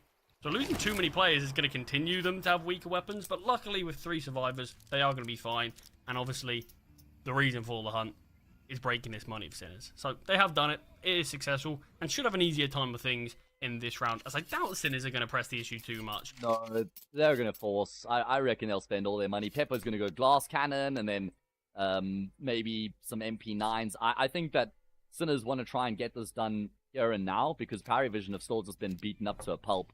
And not only that, but Zedco's 1,400 means you'll only have, what, like $3,300 after a save here, and in the next round. I guess he'd be the only player who couldn't really afford to buy, so maybe that's the logic here is, alright, well, if it's just Zedco who has to use an MP9 next round, maybe the full save is warranted. Peppo can get AWP armor, so I guess you might be onto something there. Maybe the save is a better option. Yeah, I mean, look, just due to Inferno as well, might even look to be able to save that weapon, but has dropped it over to B-Stick. So, we are certainly going to see that force, like you said. B-Stick gets out armor for utility. Zedco gets an MP9, and the rest of the team just still deciding exactly what's going to go down and how this round is going to work out. But obviously, perfect buyout from Paravision, as they do have everything that they could want.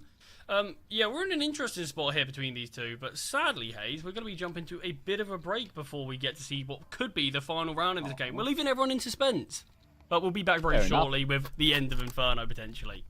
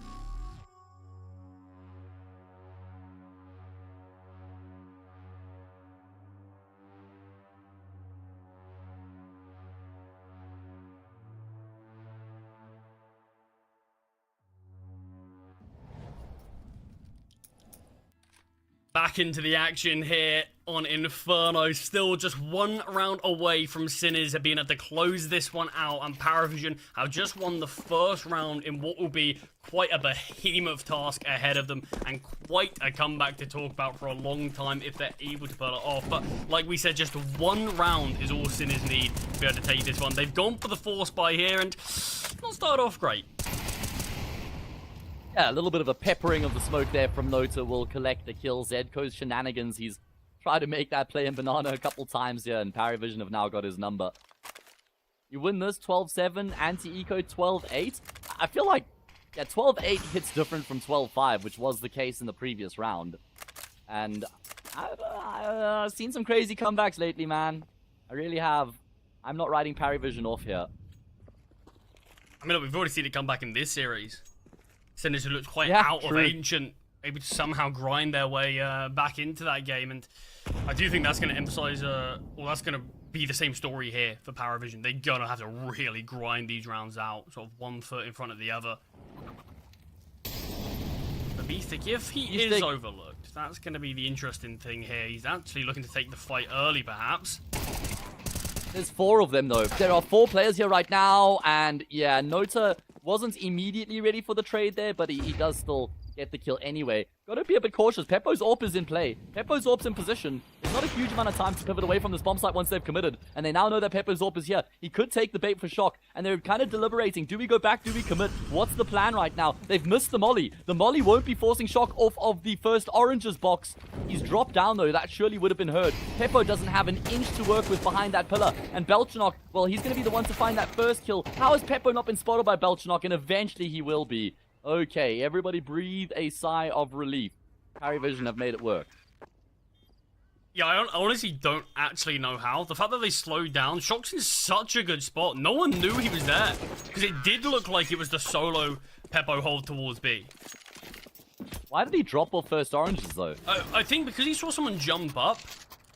I mean, we saw from completely, I think it was Belchanok's angle. We saw him jump up, and he did actually see, at least from our 16/9 perspective here, that he spotted him. But it didn't look like, I mean, he clearly wasn't aware of it.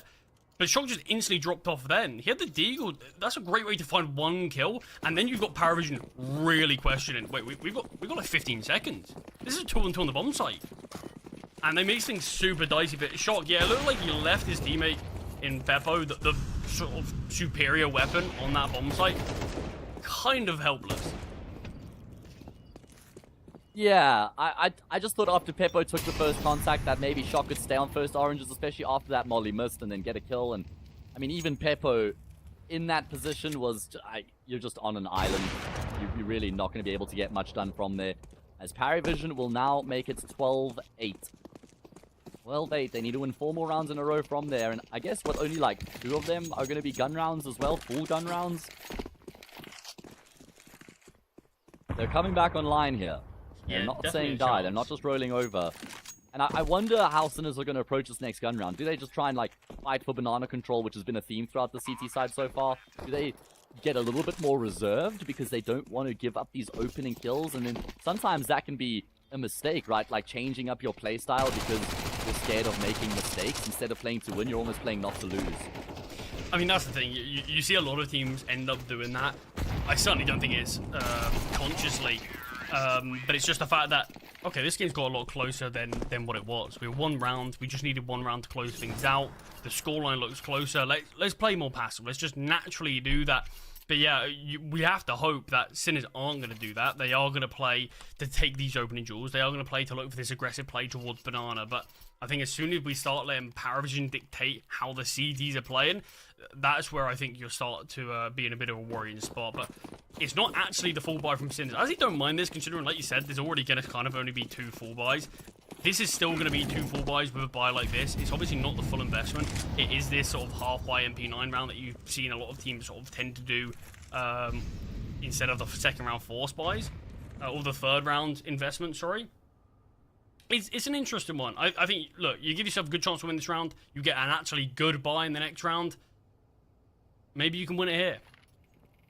Yeah, they get 2,900 if they lose this round, and like you say, maybe they can try and make something happen here. Shock, get your goddamn gun up, mate, and he will be able to get the jump on the first, and Maurice goes in apartments, he's wrapped around him. The T's are going to be panicking. It's going to be chaotic scenes right now. Where's that flash come from? Peppo, that is the saving grace there of Shock, who's able to stay alive, and he's even going to try and chase down Belchnock. He has his Jame left alive. He was the one to win the 1v3 in the pistol to even keep Parry Vision in the conversation. Now he's got an even more difficult 1v2 because he only has 15 health.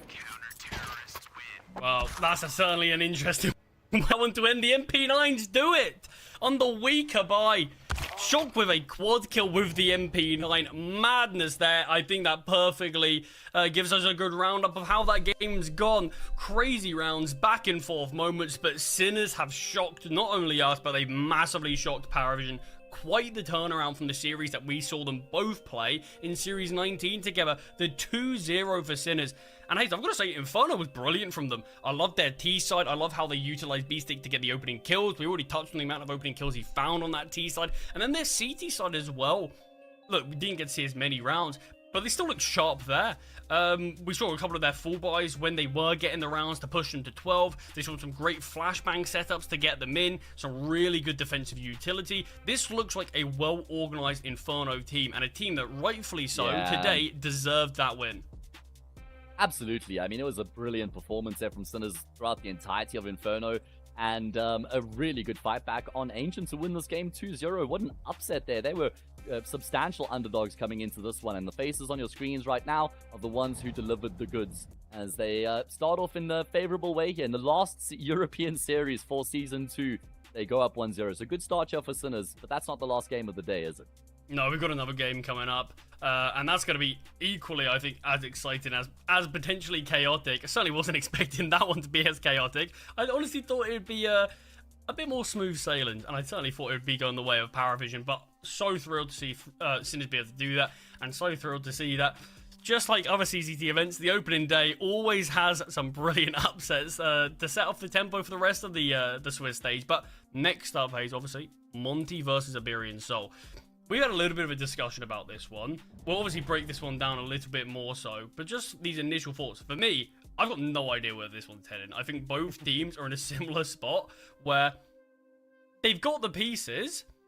A bit more so for Monty a while ago, we saw how good this team was, but it's just been really recently they've struggled for any sort of consistency. And on Iberian Soul, sort of feels like as soon as David G's announced that he is going to be leaving this team, they're starting to find some success. So a weird spot for both these teams to be in. Yeah, it certainly is. I think Iberian Soul have actually got some mojo about them. They've been able to win some series, right? And Monty having a lot of teething issues as well. I'd probably pick Monty as my slight favorites coming into that one, but yeah, I'm still excited to get into that game. And we're going to have a bit of an extended break now before we do jump into that last game of the day. It's going to be about 50 minutes, and then you'll see our mugs on the screen once again, breaking it down for you in the pre-game, and then getting into the action itself for the last opening game of round one. It's Monty and Iberian Soul, the last two teams left to play their first game here in Series 20. So we're going to throw it to a break here, guys. Don't go too far. Myself and Charlie will be back with that last game of the day in just under an hour.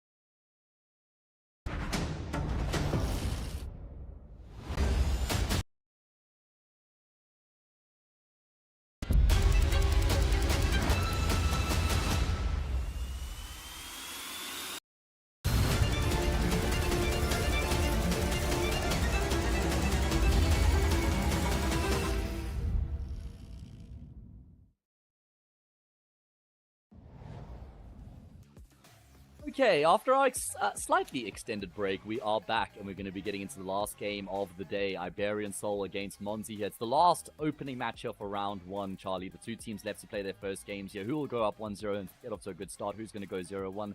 And with the Swiss stage being as stacked as it is, it's actually kind of important to get off to a strong start, isn't it? Oh yeah, massive. Massively. I mean, look, we've seen multiple teams when they do go 0-2. I mean, I was having a discussion on this with a number of casters. Maybe you can figure this out. I don't remember the last team I've actually seen go 0-2 that have been able to progress through to the playoffs. It feels such a rarity. A number of teams can bring it back to that 2-2 spot. But yeah, it's so massive being able to go 1-0 up. Because yeah, you do already start to fear for those teams that have been knocked down. It's not the worst spot to be in. You certainly can see them bring things back, but yeah, it's not the start that a lot of the teams want. But when you consider a lot of the teams have already been knocked down to that 0-1 spot, I mean, look, let's say you lose this game if you're Iberian Soul or Monty. Look at some of the teams you've got to face up against. No, it's so brutal. That's the biggest problem. It's like going 0-1's not the end of the world, but then when you draw Fnatic, Parivision, OG, Partisan in your guns even, you draw them in your 0-1 matchup, it's like, god damn, that is, it's not gotten any easier, even though we're supposed to be in the easier side of the bracket. I'd actually say, to me, it looks like the 0-1 is more stacked than the 1-0 with teams like Ecstatic, Sinners haven't been in great form, Sashi haven't been in great form, Zero Tenacity, Apogee. Are we sure the graphic is correct, guys? Because this looks flipped. I mean, it just shows the amount of, like, upsets that these teams can cause. And that's the thing. There's no one here in the CCT now that I'm looking at and thinking, oh, they're a bit lucky to be here. Because they've battled through a lot of these teams just to make it here, and how 50-50 a lot of these games can be on the server, despite sort of us looking at it from the outside perspective and saying, yeah, this one should be a bit more clear-cut. Similar to the game that we did just get towards the Sinners Paravision one, and it feels like a lot of the games have very similar trends to them. But delving a little bit more into Monty versus Iberian Soul, we've touched on it a bit before the break, we touched on it at the very start of the day, that both these teams feel like they're in a weird spot where things have not been going great for them sort of over the last few months. But diving a bit more into Monty specifically, obviously you've got the 3 academy graduates who have progressed their way up to the main team, and that's great to see them getting this chance. Gizmi, I think he's certainly proved himself. I mean, so much work he's put in, not just individually, but obviously calling this team as well, having a number of experienced players in Demq and Hades by his side. This is a decent showing for Gizmi, but I do think the team in general, since seeing Diha getting benched, seeing him sort of leaving this roster, it does feel like we've seen a lot of issues for them. Don't get me wrong, they weren't playing incredible CS towards the end of sort of Diha's tenure on this side, but it does feel like now we're seeing Lean come into the team. It just feels like they're missing that something special, and I don't know what the future of this roster holds, and I think that's the biggest issue I can say about them.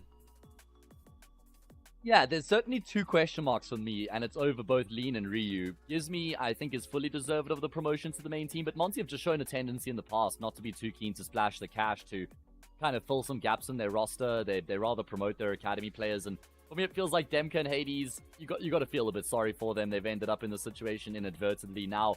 I mean, it's the Monty Gen call. It's almost like Demka and Hades have joined the academy team. Either way, let's have a look at their opponents, Iberian Soul, who it felt like they weren't able to even buy a win when this team came together, but things have certainly been improving for them since then. Like you even mentioned, WG was like, yeah, I'm probably going to depart this team once they find a suitable replacement, and then all of a sudden there was a turn in the tide. Yeah, and that's honestly is a weird spot, because you look at it in general and say, that should not be happening. When you know that a player's going to be leaving, that's where you see a lot of players down tools, that's where you see a lot of teams look at things and say, we don't need to try as hard, but inadvertently, it can also cause you to play with less pressure. Knowing that this isn't necessarily going to be what the future of this team holds, you can really play each game just one step at a time, and it does feel like the lack of pressure has been what's helping this team significantly, as their results have massively shifted. Don't get me wrong, they're still not this super team, but they certainly have been beating teams that give it a month or so ago, and I would say, yeah, no chance that they can even get a map off of them. And now taking certain teams down, like OG, like bringing a map off Aurora, beating Sinners, beating Partisan most recently 2-0. These are some really impressive results. But in terms of the Series 20 close qualifier, the one that I did get to watch there, they took down 5 in the opening game. I really didn't think that was going to be able to even happen. The fact how dominantly they did it, I think it speaks volumes. They play against Aurora in the upper bracket, in that sort of higher match there. They get a close game there, close loss. The final map there went all three, finished 13-11, and then once again beating Fireflux again 2-0, and then Alliance to progress here to Series 20. For me, in itself, is enough praise that this roster has done or exceeded my expectations at least.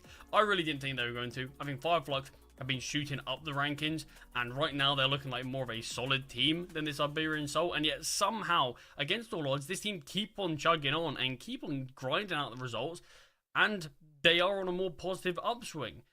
Don't get me wrong, I don't know if they are going to have enough to take down Monty. I probably would give them the slight lead, and I think you said before the break you'll give Monty the slight edge, so a bit of a different outlook there. But in general, I think this team's in a positive spot despite how weird the circumstances are around it. I mean, they've got a lot of good pieces to work with. I think that's why I was just surprised that the results didn't really come together in the formation of this roster. Alex, a very strong IGL. Mopaz, a great opening killer. Stododo, probably fallen out of form with the AWP. I think that's the one serious concern for this team. Either way, let's have a look at the veto here. We can see which maps are going to get played between these two teams. Which direction does this one go here? Now, no prizes for guessing what maps aren't going to get played. Dust to Inferno, that is obvious. That's the permaban for both these teams. Ancient's an okay map for Monty, so they're not going to be minding that picked into them. And you could say the same for Mirage in the opposite direction. Yeah, Ancient Mirage, I think this is honestly a pretty good first two maps for both sides. Both these teams have played it a decent amount. Both teams have a lot of reps on it. And both teams have sort of an average sort of win rate on it. They've got some up and down results. Few inconsistencies here or there. But honestly, the first two maps feel like a super even playing ground.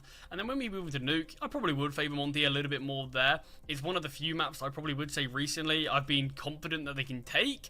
And there's not a lot of maps that I feel confident to say that about Monty right now. So I do think if it gets to a third map, I probably am giving Monty the slight lead. And despite Iberian Soul not actually being poor on the map, I think the first two are going to be the most interesting for me. I just... Maybe you do, Matt, but I don't see a world in which this one isn't a three-mapper. I do, just because both teams are pretty good on each other's picks. So it could work out that we do see like a bit of a 2-0 here maybe for either team. Like who it would be, I'm not entirely sure. But I do think that both teams stand a chance of winning this in two. And if it goes to Nuke, I'm also backing Monty to get the job done. So with that in mind, it kind of feels like Iberian Soul have to get this done in two. I mean, even the fact that Monty had a choice between Anubis and Nuke as the decider, that's two of their best maps. They pick Anubis quite regularly, and they've decided to go for Nuke instead. I mean, Hades is incredible on Nuke, by the way. I think it's actually his best map. So, yeah, Iberian Soul probably have to get this done in two as far as I'm concerned. Yeah, I mean, I think that's fair enough to say in between these two teams. But we are going to be kicking things off straight away now. Starting on Ancient, it is going to be Iberian Soul's map selection. Monty going to be desperate for that good start to see if maybe they can deny that possible 2-0 for the Spanish core. But this is going to be a thriller one to get into. This is honestly, I don't think it is, but it's my game of the day. That's it's at least mine. Whether it is CCT's game of the day, it's certainly mine. Just because I think both teams are in a dissimilar position, and they're both pretty evenly ranked. I think both teams are probably going to have changes to their rosters at some point, perhaps. I'm excited to dive into this. You and me both. You and me both. It's going to be Iberian Soul here, starting off over towards this B bomb site. I have got a molly. That is a piece of utility, and I am very stuttery right now. I'm not sure you are as well. Yeah, not seen a lot of the game, but hearing a couple of shots. Have to cast some audio. Haven't done that in a while. Oh, there we go. It's looking decent for Iberian Soul here. Stadodo does find one more. Demka in this 1 versus 3 now. As the bomb is down and the T's have all the advantages. Stadodo with a key double in this one just to assert that dominance towards the B site. But Demka, I mean, maybe is just hoping that some players get a bit inquisitive and push towards him, but there's no chance of that as the bomb's 2/3 ticked now. A 10-second ninja defuse seems unlikely. Yeah, that's not going to happen. He will now venture forward, nothing given up to him, nothing on offer there. Like you say, he was hoping somebody might just kind of walk into the crosshair. But that's going to be Iberian Soul with the swift and direct pistol round there. Despite the fact that this is how it started, it was a devastating execute onto that B bomb site for the Spanish team to open up with a pistol round win. you can see a couple of the highlights that that we did miss. So at least we don't miss it all.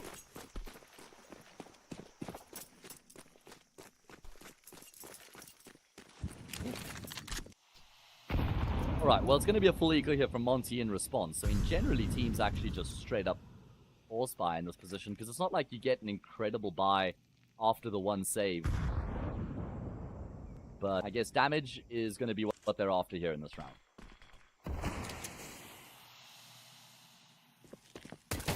So, let's see if they can make it happen. Going to be phasing through the smoke here. Demka, it's a kill. WG, well, actually the Mac 10 would have been his saving grace there, so you can kind of just take those fights on the fly, and Lean has unfortunately disconnected. So, that kind of sucks for him. I mean, it's not like he would have had any chance at winning the round, but one of the 3 players for Iberian Soul was actually low there, so a third kill might have been a possibility.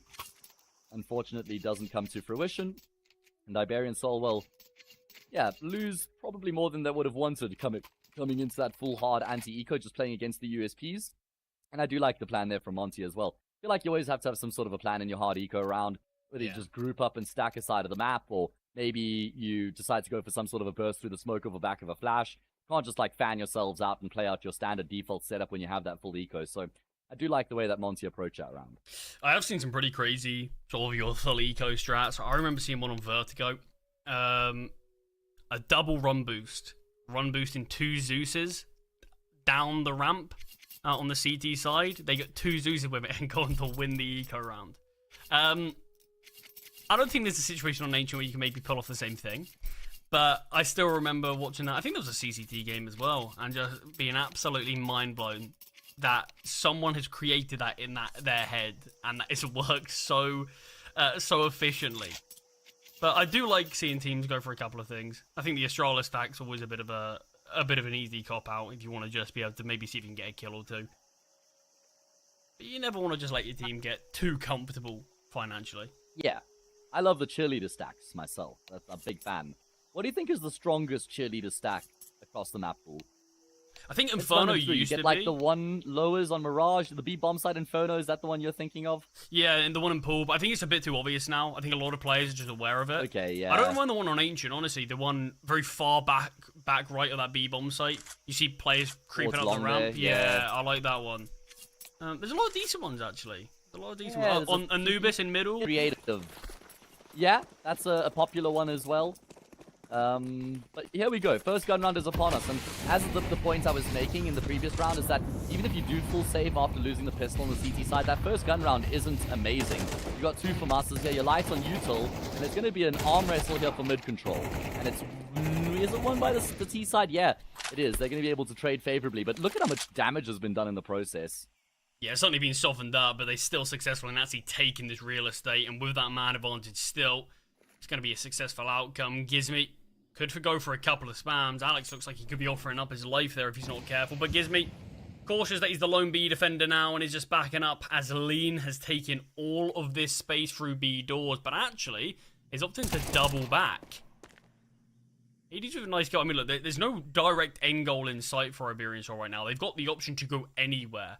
But it also weirdly feels like the map is very claustrophobic because they're all grouped up, and the information that Lean's taking, the rotation from Gizmy, this could be a great response from Monty in this round. But Hades caught out by Mopoz's position, and this is where the go call is initiated.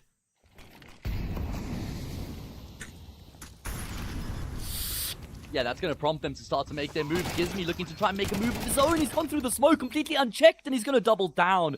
What a brilliant multi-kill coming through from Gizmy. And it's not like he had the support of his teammate right behind him. I don't think Stododo's been seen in Donut. No, they have no idea where he is right now. And they kind of just by process of elimination have been able to figure out where he is. Lean is now charging forward, and Stododo gets the jump on Lean. But that's not enough for him to secure the kill. Man, Gizmy. I mean, normally the playbook says wait for your teammate and retake. But Gizmy had realized that would have taken too long and given Iberian Soul too much time to get back into really strong post-plant position. So he has to force the issue, and he does so brilliantly. Yeah, I mean, a bit lucky that no one's watching towards CT at all. You can see the players holding for the temple swing, but doesn't even consider a player looking to push through that smoke. And yeah, I can't honestly believe Stododo, one, doesn't get that kill there, or even just doesn't let him cross, because There was no shadow spotted.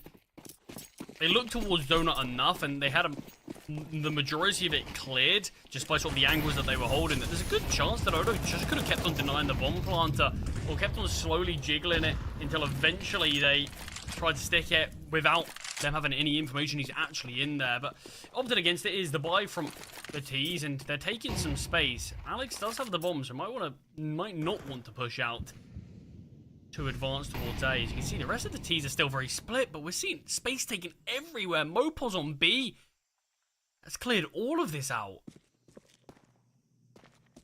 Yeah, and the bomb's going to be shifting back in that direction. Results, and they're going to get caught in transition by Gizmy, who continues to just kind of poke and prod. And he kind of realizes by spotting the direction that player was heading in, that it's probably going to be a B-bomb site finisher for Iberian Soul. Gizmy, oh man, not ideal initially. Still going to be able to stay alive though. Bomb plant going to come through, but the retake is very doable for the CT side, and Gizmy wants to get ahead of the game here. Tries to push through the flames, but that costs him his life. Lean might not be expected here by Mopos, but Hades, he's going to be the one who has to pay the price with his life to get that information. Yeah, so full on 2-on-2 now. The positioning of Alex is getting cleared by Demka, but has he spotted the barrel of the gun? Seemingly aware regardless. All in Stadodo, who's had a big flank around from ramp, finds one player not actually on the bomb, but Stadodo not ready for Demka's position. I think he's just got time for this defuse. It's going to be tight though. Oh, I think, yeah, he's got it. He's got it. He's good, right? Oh my god. There was barely a split second left on that bomb timer before he completes the defuse, or as he completes it, and that is going to be very good retake coming through there. I mean, these rounds have been close, and Iberian Soul probably kicking themselves a little bit that they dropped the ball there in the post plant. I mean, Mopos just never expecting Lean in this position, and he gets punished as a result. Good clearance of the corners there from Demka, good awareness in general, and then he finishes off the job as well. Yeah, and honestly, I don't hate the decision for the T's to buy. Again, they know that they kept on doing so much damage to Monty these last couple of rounds. They've had barely any survivors. You got a bomb plant in the last as well. You could really start to run away with the game if you are successful in one of these. But of course, if they keep on dropping these rounds, eventually they're going to have to eco, and Monty will be the ones to extend a lead in this game. So many plays in house here. The CTs look to have a bit of a glance in middle, but the presence towards A is going to force them good to rotate in. This is a bomb launcher for Iberian Soul. I mean, they can get back to some post-plant positions as well. They've got Donut, they've got A main behind the box on the bomb side. This is going to be a tough retake. Mopos on the front lines with the Mac-10 is going to take the fight on his own terms. And he does do damage, and his teammates will be able to filter into position immediately afterwards and find the necessary to stave Monty off. Keep them at bay and find success by. Yeah, it's nothing fancy. Just a simple hit towards the A bomb site. And I'm actually surprised the D's don't opt to look to fight Ryu more there. It's like, look, Ryu's in the open. You know that they're looking to save. You can take a weapon out of the hands, have one retrieved. The money's not good on the CT side. That was the whole point of the force, surely. But they've opted against it. They wanted to keep their own finances high, but no weapons being retrieved due to that. Ryu's just holding them. Maybe thought all the CTs rotated in. Who knows? Yeah. But it is Iberian Soul at least reclaiming their lead. And I mean, if they lost that round, they lose the lead and they have to eco. So it would be 4-2 at that point. It's actually like 2 for the price of 1 in the sense that they don't lose 2 rounds by winning that one. So good work. And they've actually now reset the CT side economy. Gizmy's going to have an MP9. If Iberian Soul win this round here, they can put some early pressure onto Monty. We do have another tech pause here. I know that Lean had a disconnect earlier, so I'm not sure if he's the culprit here once again. See if we can get some info. Okay. Well, I feel like there's basically just a roulette board when it comes to telling the tournament organizer what the problem is and why you need a tech pause. And what are the most common ones? Bathroom break, that's obviously a very common one. Mouse died or headset died. TeamSpeak issues. I think those have to be my top 3. For me, it does follow when, like, you spin a big wheel, and I think 90% of it is filled up with TeamSpeak issues. I don't know what it is. I've never had a single issue with TeamSpeak, so I don't know how every single pro player seemingly does. Yeah, It always like every seems to be series. team. Yeah, it always seems like you hear a pause, you're waiting for the confirmation. TeamSpeak issues. That's what it is. The thing Yeah. is it's like it's such an easy thing to say as well. It's such an easy like you can't fight that, you can't contest it. It could be anything. Like your dog could just take a shit on the floor, and you're not going to be like, listen, my dog's just crapped itself on the floor. I need to clean it up. It's this TS issue. It's I think it's like the go-to. To be fair, I'm pretty sure I did play an ESEA game, and I remember we used a bathroom break, but our just rather than typing that, we just typed TeamSpeak issue. We weren't even using TeamSpeak. So yeah, I think it is just your sort of go-to. Any issues, just whack that in. They'll understand. Alex is just disconnected and reconnected. Suspicious. You know, TeamSpeak issues reconnecting to the game. I don't know. Listen, we're just having some fun with it, guys. In fact, apparently there's quite a widespread issues in terms of players having problems with TeamSpeak. So I don't know if this one's going to take some time to actually resolve, and maybe we're best off just sending this one across to a break. Yeah, we're going to have to wait for a round restoration here as well. So you know what, production? I think we just slam that button. Let's throw it across to a break. Maybe not. You see, listen, I've learned the black magic, Charlie, and it's that if you start to insinuate you're going to throw it to a break, then all of a sudden the game is just goes live once again. It's not as bad though as when you do go to a break and then 2 seconds later you have to jump straight back in. That's what I used to do that all the time, and then I learned. I was like, okay, guys, well, I guess we better throw this. There we go, game's going live. You just have to infer it, mate. You just have to suggest it. Well, we are luckily back in thanks to your dark magic. But an instant mid-take in Davy G does get taken down with a position in here in middle. Yields a double kill. The CTs look great initially, but one angle overlooked. And look at this. Alex wants to press the issue. He wants to fight this even more so. Oh my, good util usage here. Really good util usage to at least get into the bomb site initially, and then secure side control. And they force the rotations. There's so much focus on the, say, bomb site, but Mopaz, he's an explorer. He's gone into B. And Alex is just keeping them here, man. He's just keeping them fixated on the side of the map. And Gizby's going to realize, well, why aren't they committing more than just that one player? Probably have to try and go back into B. Mopaz might be further forward than what Alex's, what Gizmy would expect, and Salsal's found a kill on that A bomb side. Oh, it's just such an easy cleanup for this P side. I mean, we've seen this a lot this game already, and we've only had a matter of rounds played. Mopaz, Alex, players like this, they are loving just abusing the space that they're being given by Monty. And Mopaz, on a number of occasions now, has just found a great timing towards B. Don't get me wrong, if there is someone holding there, sort of shifting up, you can easily get... I mean, look, you can see it from both perspectives. That's one of them where it works out perfectly, but you can very easily see players just getting picked apart all across the map. But it's just the fact that it's advantage for the T's already. The CT defense is sort of run slim. So they are just trying to group up a bit more, trying to over-rotate, and that's just where the T's are really able to exploit that to the best possibility. But it is going to have to be an eco now for Monty. Just a couple of upgraded pistols here or there, but this is the start that Iberian Soul needed. Absolutely, and I feel like a really sustainable approach from them. It's not like it's just been one thing that they've been rinsing and repeating to find success. It's been really stable openings from them. They've always had the insurance policy of somebody venturing into the opposite side of the map from where most of the hits is coming through from, so that they can pivot if need be. Lean, that's a great first kill, and he's going to combine with two of his teammates to just overwhelm WG. Salsal goes back in, and he's been able to find 2 frags to basically just like rescue the round here. Yeah, I mean, even then, it's still not a guaranteed round. Demka does have armor on this 5-7. So he can be a very key piece to this puzzle for Monty, but the patience from the T's is not enough. Oh, Hades' no. aim alone finds one with the MAC-10. All on the leader himself, Alex. So much work to do, spots them both, and it is the eco victory for Monty. One player with armor. This is not multiple players, this was not a half buy. This was straight up an eco.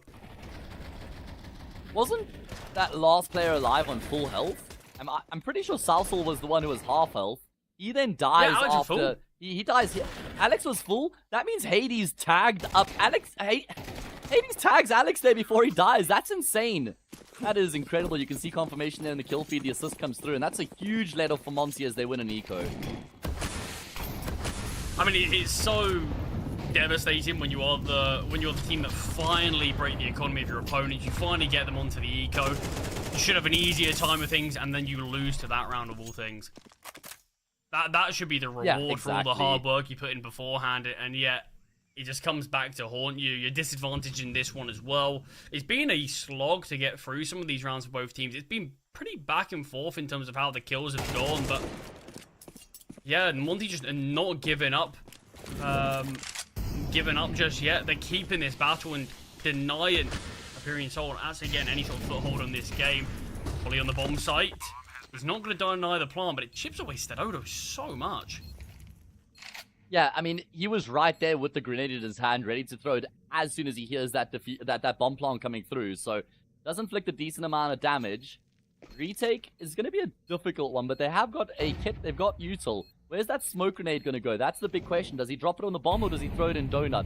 Opos, Hades. I don't think he's going to expect him out in the open like this, holding this angle. Great frag from Opos.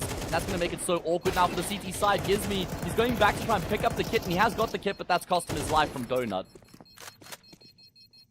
Oh, Liam wants to take them all away. He knows the money of the T side is really slim. Everyone goes down. All 10 players eliminated in this one. I mean, Liam would have loved to keep that M4 because money's not great on Monty in general, so I don't know if they can justify going for a buy, but you kind of wish you could, because the fact that you know that your opponent's finances are really on a fine rope there, so easily broken, and I think with that M4 they might have been more encouraged, but in fact they might actually have to. No, it's just the Hero 5-7 and armor from Demka.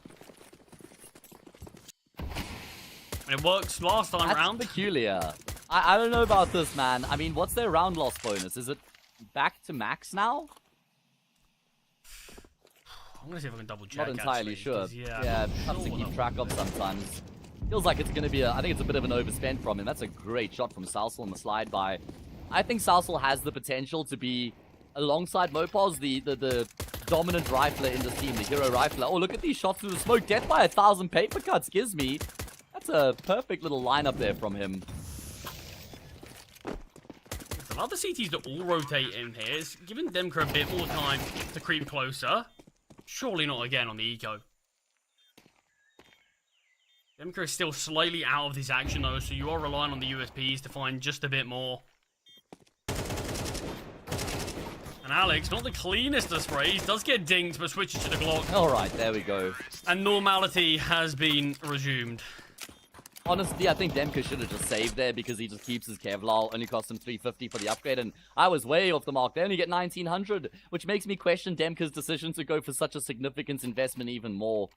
6-3, Iberian Soul in control. And yeah, sure, they lost to an eco a couple rounds back, but they won the gun round straight afterwards, so basically it just cancels it out, and then they win the anti-eco, right? So they're sitting pretty here on their map pickup 6-3. Yeah, it's a difficult one from them, Kirk. Like, I wouldn't have minded it so much if the rest of his team could have got perfect buys out. But you can see this for masses, just to take the hit, because they would have been so limited on utility. Lean only able to buy one single piece. So yeah, there was a lot of weaknesses on Monty, and then when you throw Demka's MP9 into the mix, I mean, he's a player that you want on the M4 as much as possible. He's tasked with solo holding towards A as the T's start to converge onto this position. Does have a smoke to try to stop, but he's getting aggressive himself, and super easy kill there for Stadodo. Wow. That's a problem. That's a really big problem. Ryu is going to have to go nuclear here on the say bomb side, and WG, that's a wonderful timing on the push out from Donut. Gets the trade. That's going to be full side control, and you can see Monty, they're already waving the white flag here in the round. They're going to accept their fate. Head for the hills.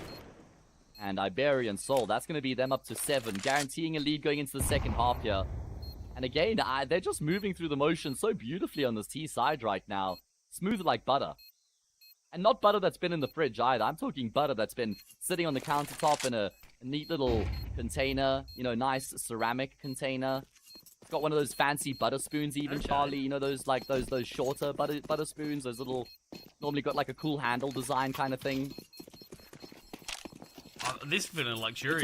We're talking like grass-fed, pasture-raised cow Okay. butter right now. We're talking like raw Like milk. royalty levels of butter. This is yeah, it's what we're getting out of Iberian Soul on the seaside, man. I mean, honestly, it's so impressive and it's so mad that this is the switch up we've seen from this team. Because I watched a lot of their early games. It was so flat. Their T-sides offered nothing. It looked really just so much effort, but no sort of pizzazz in what they had. The fundamentals weren't even done that great. And I don't know what it is, because this is a core of the Koi team beforehand. So it didn't really feel like it should have gone as wrong as it has. But I know. Just watching a game like this, and it does feel like these fundamentals are what they have as their bread and butter, if you will. And it's so perfectly done. Yeah, that's the biggest oddity for me is how is this team taking so long to get going when there are 5 players that were on the Koi roster? And then it just looked like it was the new team being formed, right? I don't know, they added Alex, they replaced Adam S with Alex, if I'm not mistaken. Is that wrong? I'm pretty sure that's what I it think was. that's right, yeah. Adam S was an incredible rifler, to be fair. But either way, I guess I'm going to have to shift my focus to this round here because it's going to be another pacey one from Iberian Soul. They're going to go straight through the molly. That is bold, that's brave, and it's not too beautiful. And to do the side, they could take the player down in CT in Demka with an A, but it just misses the mark. But Demka denies the bomb. So low HP. AVG, and now what do you have to do? Demka again on 28 Demka. points of health. 3rd kill in the round. Bro does get found, but it feels like it's just a minor start here. There's still so many players to find. The bomb's dropped, and we know how hard it is to actually get this bomb down on A when there's so many players there and not the U at your disposal. So going to be some easy cleanups here from Hades. That's a nice find onto Starodo. And Salsa's basically just got to hope that people are just going to push into him one by one.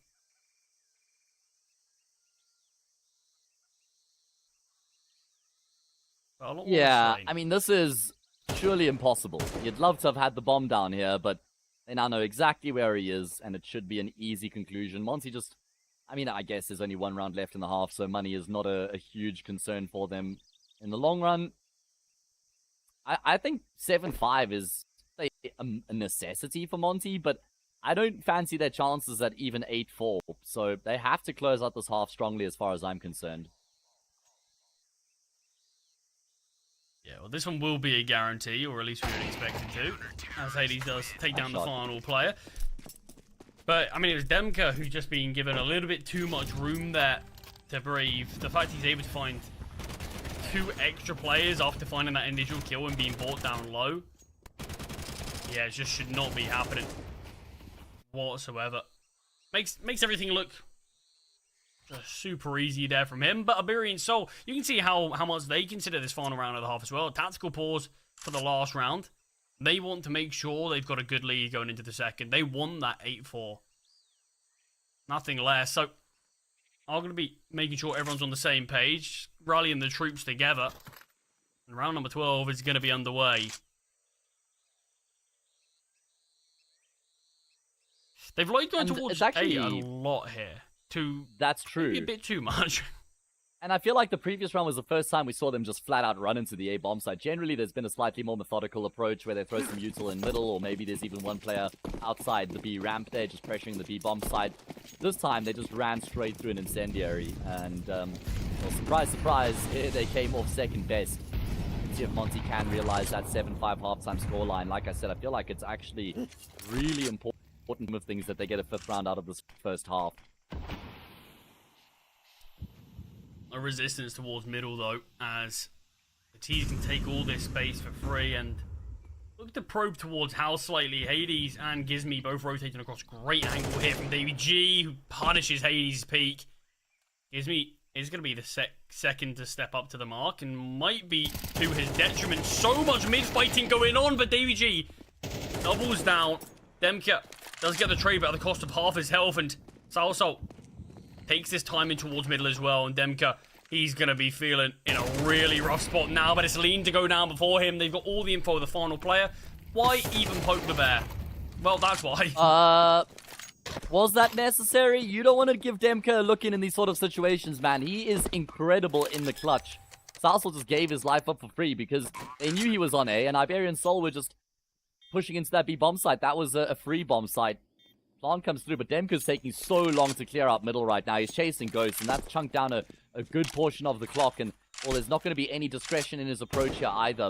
He has a single flash, he has got a kit, and Iberian Soul have just doubled down in cave. This is really smart. They're just holding complementary angles right now, such that if Demka takes a fight with one of them, he'll peek into both of them, inadvertently putting himself in a double peek situation. And here we go. Opos will slide out as soon as Dodo takes contact, and there we go. It is going to be the job done. 8.5 here for Iberian Soul is a very good return for them. Yeah, after a couple of minor issues as well. Losing sort of that eco, losing a couple of close rounds earlier. I mean, potentially could have seen a world where it's a little bit more one-sided, but yeah, 8-4 they'll certainly take every day of the week. And right now, things are looking very comfortable on them on Ancient. I mean, we're expecting, obviously, them to be slightly more favoured. It is their map selection.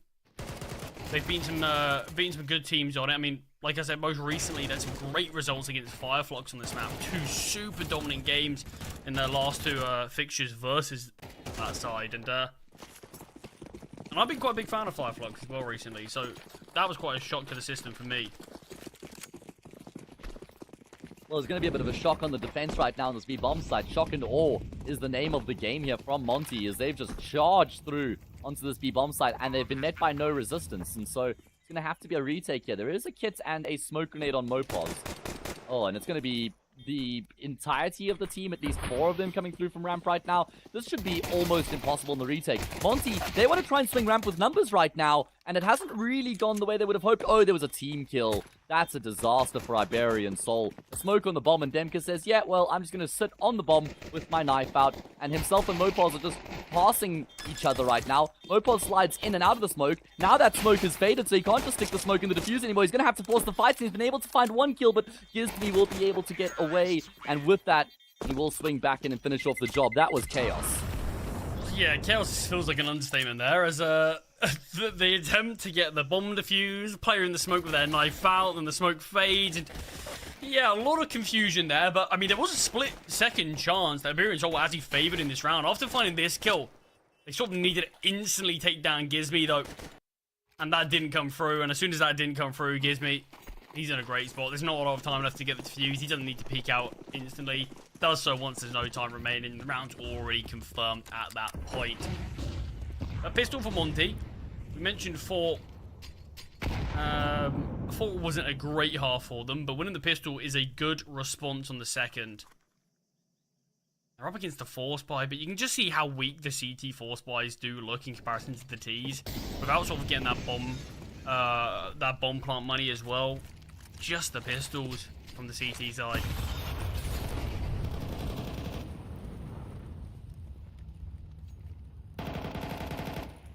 Well, let's see. All pistols with armor behind them, some utility as well, and there's a stack over on that B-bomb site right now. Monty need to proceed with caution, and they haven't really done their due diligence of kind of exploring the other side of the map, and in fact, it does look like they've smelt some sort of a rat here.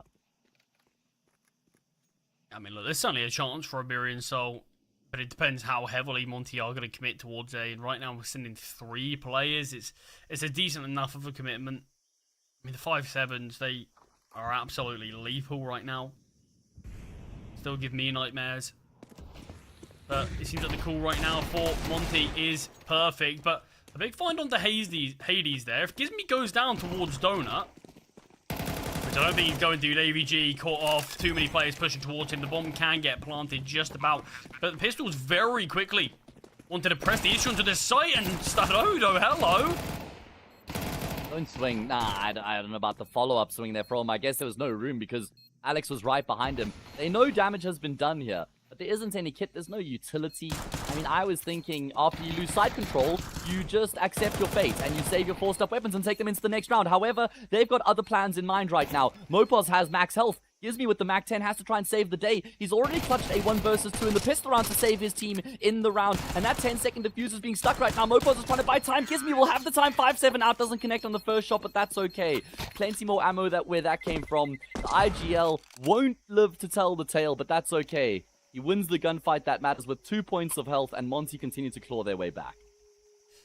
Oh, gives me again digging this team out of so many issues. So close to that one being won. The Mac 10 against the Galil just jiggling around the pillar and donut. And the sidearm's what does it. I mean, you even see when he's shooting the player defusing the bomb, he's crouched as well on the 5-7 sort of first bullet accuracy, not being great. The bullets are just not connecting there, but eventually he does so. I mean, there wasn't long on that bomb. I reckon there's like max a second left. So really did come down to the wire, but it is Gizmy again. And, I mean, look, the CTs have a question now. That's another round we bought insanely close. With the loss bonus consistently improving, is this another one where we give it a go?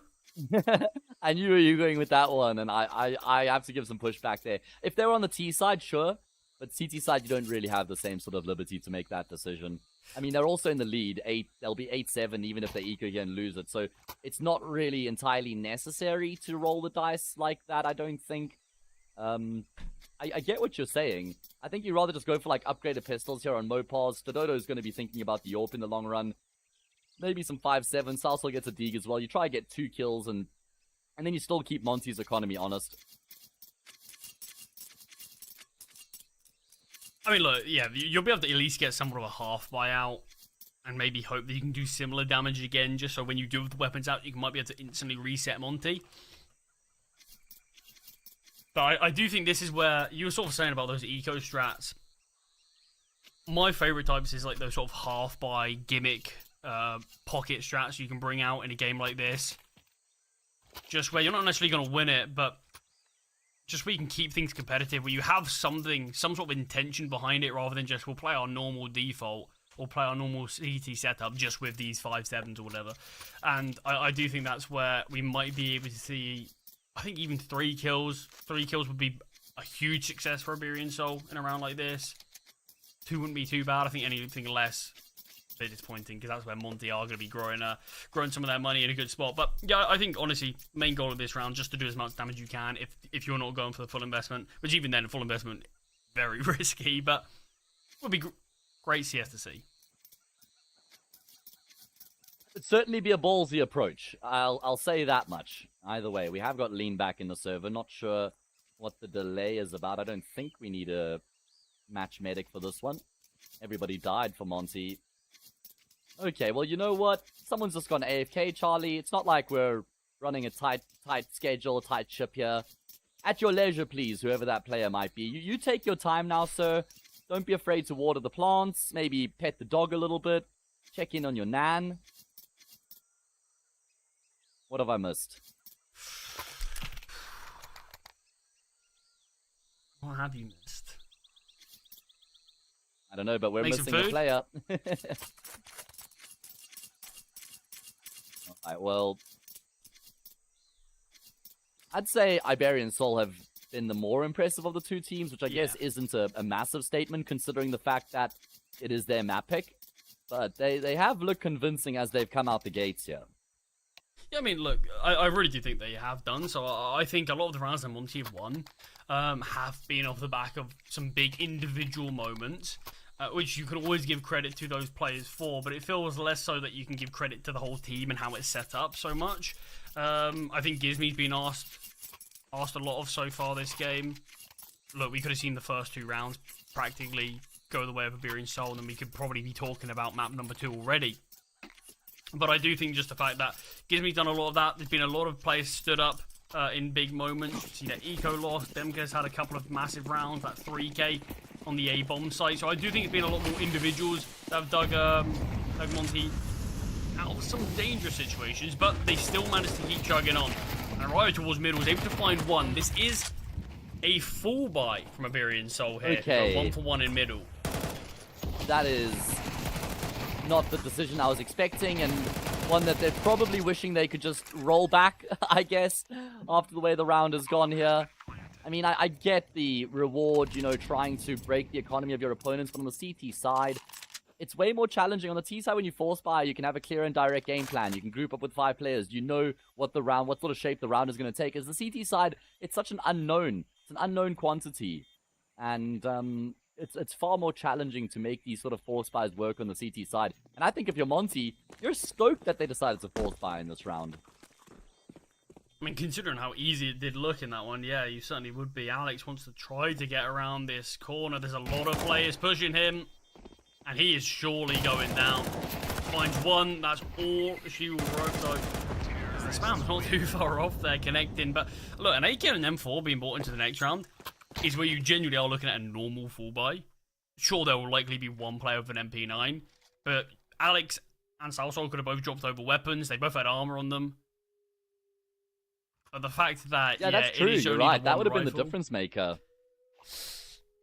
Yeah, I mean, look, this now has to be a half buy. You can't continue to make more risks. You got a chance to win around like this, you always will. But yeah, I think there could have been an argument for another buy if Alex did save that one across. Not the case though. Yeah, I'm thinking so too. And I guess you were on the money there with the sort of preamble in terms of whether or not Iberian Soul would consider the Force. They backed that school of thought. And I guess I also appreciate the impetus and the confidence from them, like just backing themselves. But anyway, here we go. 16th round. Monty looking to close the gap and level up the scoreline here. Salsal is a man on a mission right now. I do think Gizmi is peering in this direction, so he is considering this possibility. And I like that Salsal hasn't actually gone any further forward. He's just holding for the cross back in towards Donut here. He's going to step out eventually, and he will net one and then get out with his life intact. He's taking a lot of damage, and the problem is there's just a free path here for this T side to get into the A bomb site. And, well, Demka will catch Salsal with his knife out and extinguishes any further threat in the round. Yeah, a decent chance, but it's just the fact there were so many entry points for Monty to be able to, like you said, get onto that A-bomb site. I like the idea of the A push. You see the other player flanking towards B as well. It felt like there was a lot of contingencies, but just not one for the possibility of them just going straight towards A. So, it would be a nice, easy cleanup. But, I mean, we have to start turn the thoughts slightly of Monty are going to be starting to get a bit more momentum in this game. They're going to be having the wind sort of behind their sails. And they had a little bit of a resurgence at the end of the first half, just with that second last round. And then obviously winning the pistol, best in the 2 force buys of their opponents, best in the half buy here. And we haven't really seen like a proper Iberian Soul full buy with AWPs, full util, everything like that. And Monty have already been at the level up the game from there. So they haven't properly faced the final form of Iberian Soul, which they will in this one. But it kind of feels like they've just had a bit of a free route into this game again. Which certainly, if Iberian Soul lose, we will criticise.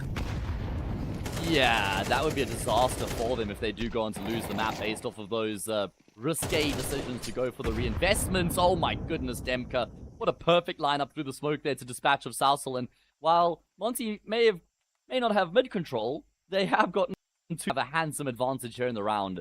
And, I mean, if you're Iberian Soul at this point, you just kind of have to gamble and stack up one side of the map and hope for the best. Mopos has gone searching, and he's found Lean. This is going to be 9-8 here, man. And if you're Monty, you want to go hunting. You've got heaps, okay, you don't have heaps of money, but you've got decent bank. And you want to do everything you can within your power to try and deny guns being carried over. And I like the way Monty are even playing this 5v2. They've sent Ryu into the A bomb site. They're like, mate, you go searching, see if you can find anyone on that side of the map. And if you do, then we'll just take B. Because the most they could be is one player here.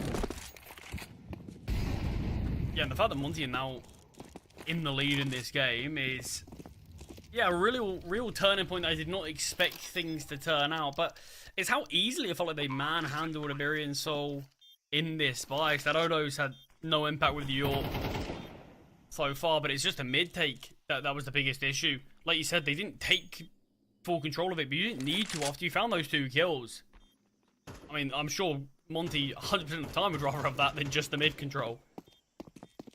There's a huge advantage in that round, and yeah, here we're finding themselves in Iberian Soul. The pressure's certainly mounted. Look, you questioned and criticized the possibility of that force buy, of that sort of second back-to-back force buy.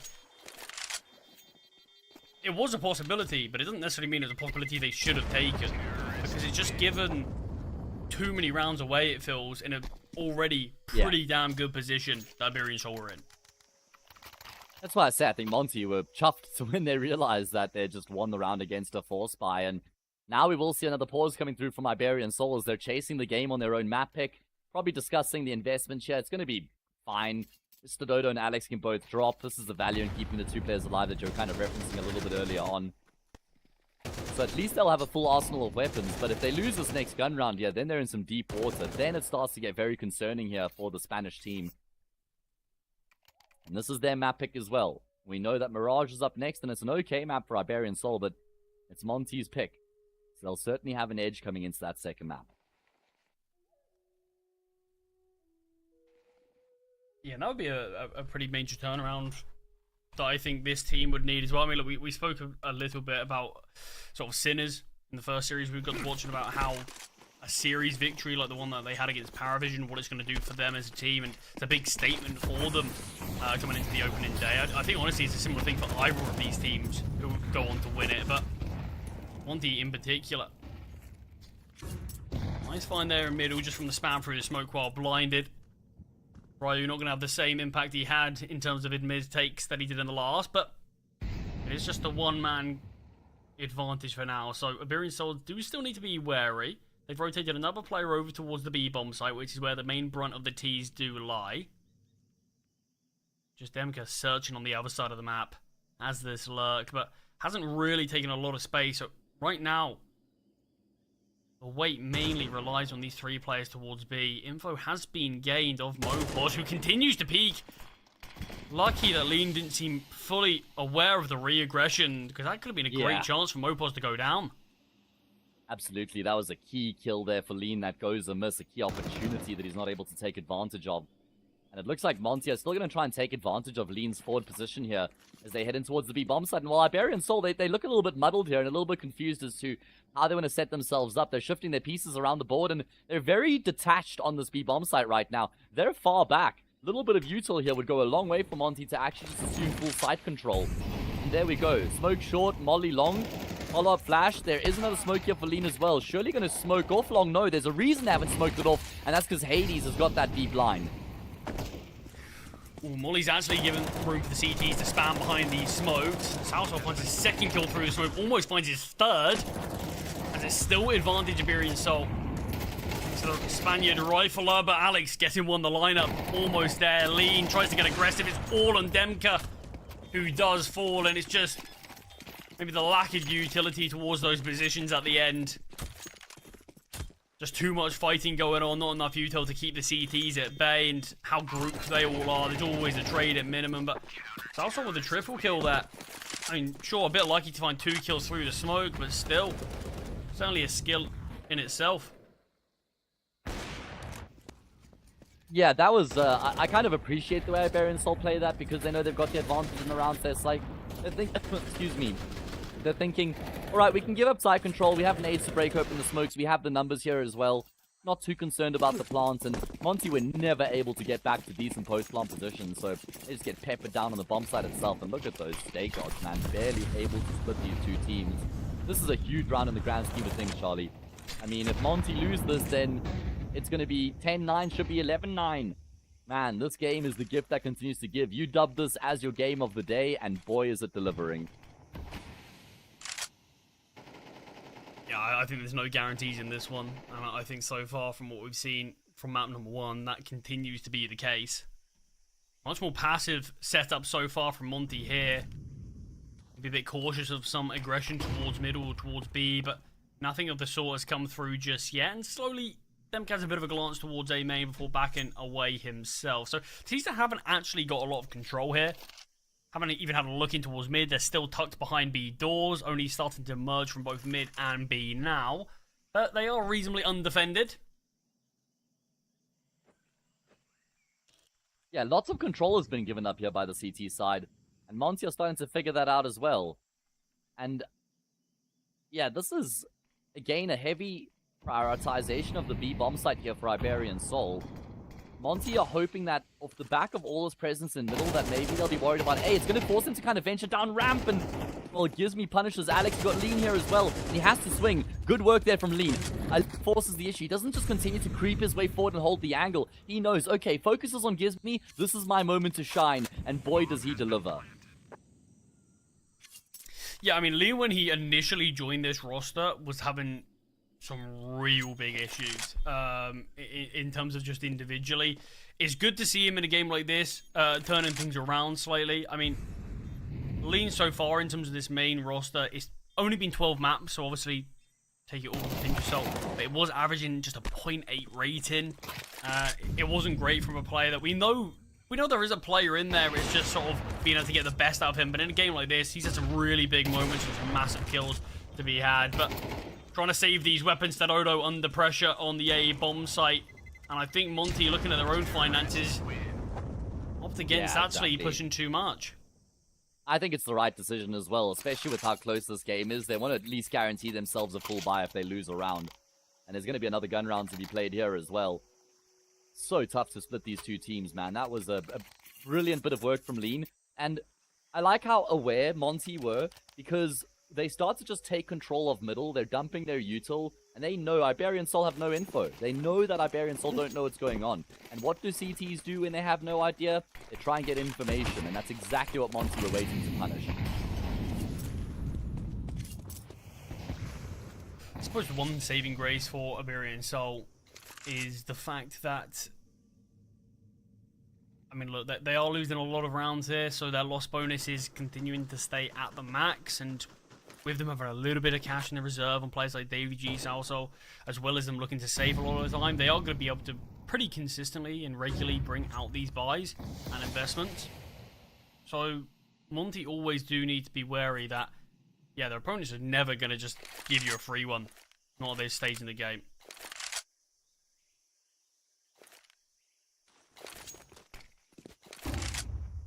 Alright, well, here we go. If you win this as Monty, 11-9 should be 12-9. Lean is going to step out, but he's missed his shots. You can't fault the decision-making there. It was a very good decision, stepping out as the smoke had been thrown. And Gizmi, oh, he's taking a big chunk of damage here as well. He'll just push straight into Dodo's orb. And the defense is looking stellar right now here for Iberian Soul. Ryu is going to be the man to try and open up the bomb site. And sure, he does find one frag, but he goes down immediately afterwards to the AWP. And that allows for Salsal to slide into position. And all of the pieces working as intended right now for Iberian Soul, right? Because you've got the player posted Red Room holding bomb bottom or middle. He gets a kill. And you've got the AWP on range. He finds a kill again. And it's just the donut player then able to activate. Everybody just playing off of each other brilliantly right now for Iberian Soul, at least in that round. Yeah, and this is the control that we've seen the CTs take. Control that in certain rounds they've often neglected to actually put any sort of manpower there, but they have the space towards B, they have the space towards middle, and it allows the sort of cave player to help a lot more out towards mid, and vice versa, of course, and yeah, just completely shut down, and that's, I think, honestly, the only round we've really seen the CTs have all of that control that a lot of teams fight so heavily for. But Lean again with the Tech 9, a bit more lucky this time while being blinded, but finds the kill. No trade possibility from Gizmi. He doesn't want to push into Alex with just this Tech 9. Not really sure why it's the AK pushing him first. Yeah, generally you want to try and throw the pistol players in first, or the weaker weapons, and then just try and trade them out, but still a way back into the round here for Monty. Demka's done well to find a frag in Donut. Gizmi can recover the bomb. There's plenty of time here for this round to marinate as well. And this is where Demka does some of his best work, because this is where the game sense is such an important factor. Recognizing the state of the round and how the CTs have set themselves up based on how things have gone down so far, where the space might be, and what the best approach would be as well.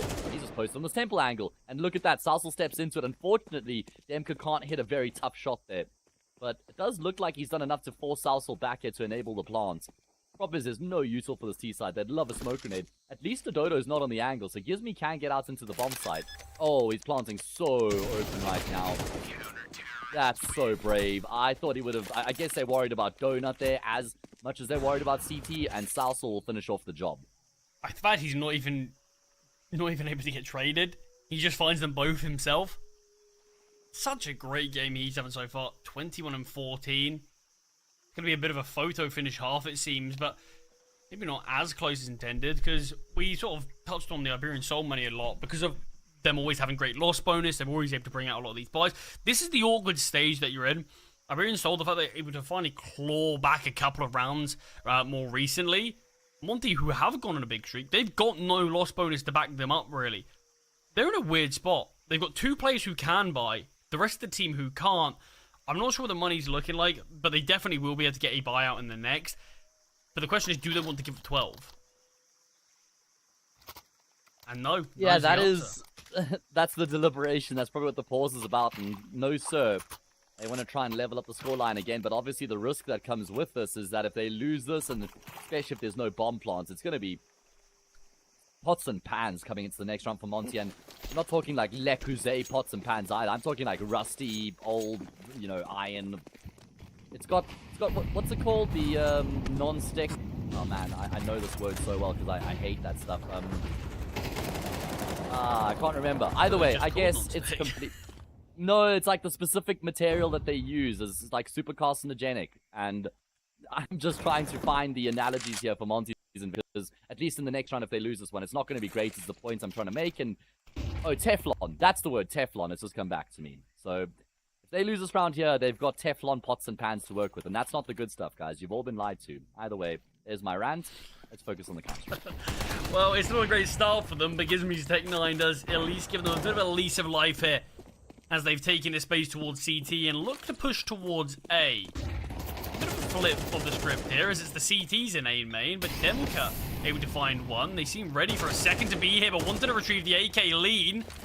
Loses his life in the process. So it's still a 3 versus 3. We mentioned how important this round is for Monty, but the smoke down towards CT has forced these CTs to take a longer rotation around. Alex is still biding his time, just waiting this out, but the clock is ticking. Alex needs to win this gunfight, but isn't successful in it. And Demka, Wow. clean with the rifle, has killed any chance of Iberian Soul taking this one. So Monty, they do make it work, despite starting this round off disadvantaged.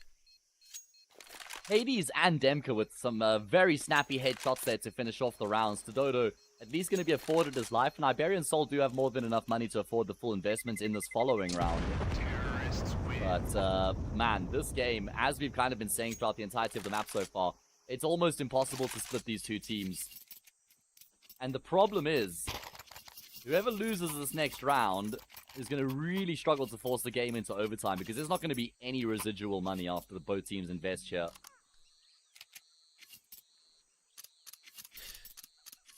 Alex has a lot of money here. Is this...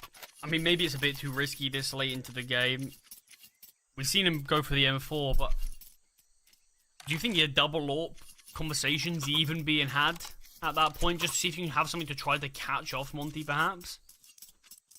It's not a bad idea, honestly, because it's not like there's many economic consequences. You know, you're going to be broke going into the next round regardless. We tend to only really see double AWPs coming into play in time lately. They've really become an afterthought, or just not something teams prioritize all that much anymore. But I think when a game like this is so tough to try and split the teams, I think like that could be the change up necessary, right?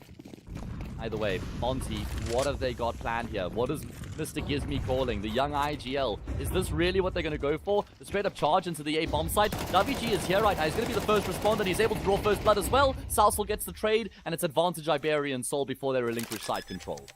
And Hades is praying. Oh, he's praying to the divine intervention, and he will be able to activate the bomb. Lopez is going to cross paths with Gizmy, and that's a great snapshot to take off Gizmy's head. This should be impossible for Monty to hold onto the bomb site now.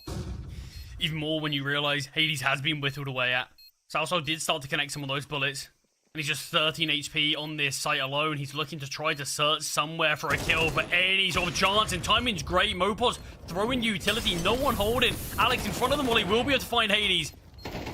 But it's all on this one remaining player, but there is a defuse kit. I thought there wasn't going to be. I thought that might have been it, but oh, it comes down to the wire. But yeah, it's too much to ask there from Lean alone on that site. It's so difficult, but Monty, they're the ones now backs against the wall. I suppose there's a little bit of cash. Hades goes for the AWP. I think he could have maybe dropped over an AK as well instead, but obviously it's Hades. You've got to get him with the AWP. For him, honestly. Yeah. He's been solid. I mean, maybe not great, but he's had some moments with the AWP. I'm just thinking, I mean, I know I'm splitting hairs here, but did Lean have to swing after he got that first kill behind the box? I think he could have stayed tucked in, you know, and just try to play the time and try and isolate the Jules by dancing around the box. I mean, certainly Iberian Soul could have been going interesting. to look to finish off the job. And unfortunately, Lean is just committed straight to his death. Not at all an ideal start here for a team. We're trying to force the game into overtime. But there is a lot of pressure over on the speed bomb side. That's a great kill from Demka, but he's going to have to do a whole lot more. A flat finish there for the team, though, as Iberian Soul with a strong defense, minimum getting 1 kill per player. The rotation just came in quick enough that the trading was on point. And Iberian Soul, I mean, don't get me wrong, it was a grind at the end of the game there, and it looked like after the first half, it looked like they sort of lost some of that spark that really created what we were praising as a very good T side, but a couple of maybe interesting decisions and a couple of risky ones as well made that game maybe a little bit closer than it needed to be. But more importantly, it is a victory for Iberian Soul. They will go on to take their map selection as close as it comes, though, using all 24 rounds. But Mirage is right around the corner. This is obviously going to be Monty's map selection. And we said there's a chance that both teams technically can take this one 2-0, because we do think they are pretty evenly split. 3 maps certainly on the cards, but to get all 3, Monty are going to need to step up on Mirage. Yeah, I mean, we saw enough from them on Ancient to believe that they're in a pretty good place right now and that they should have what it takes to get the job done on their map pick and take us to a third. And you and I have already kind of waxed lyrical about what a good map nuke is for this Monty roster and how they'll probably back themselves if they do get it to a third. I'd back them, but you can't write off the 2-0 victory, especially not with Iberian Soul having some big moments there in terms of their individuals. You know, Salsal's going to be a scary prospect on Mirage, I reckon. But before we do venture into that direction, we're going to have a short break here. When we get back, we'll jump into the second map.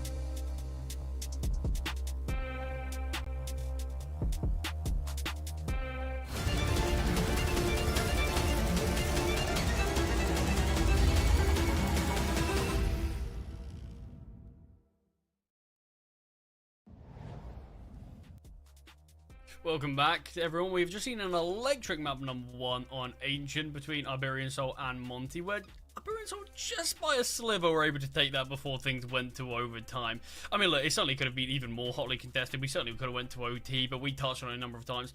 Those financial struggles that did come into effect, both teams really teeter on being broken. Sadly, it went the way of Monty, who did not have the money to back it up. But moving on to Mirage now, this is Monty's home turf. This is the map that they've selected.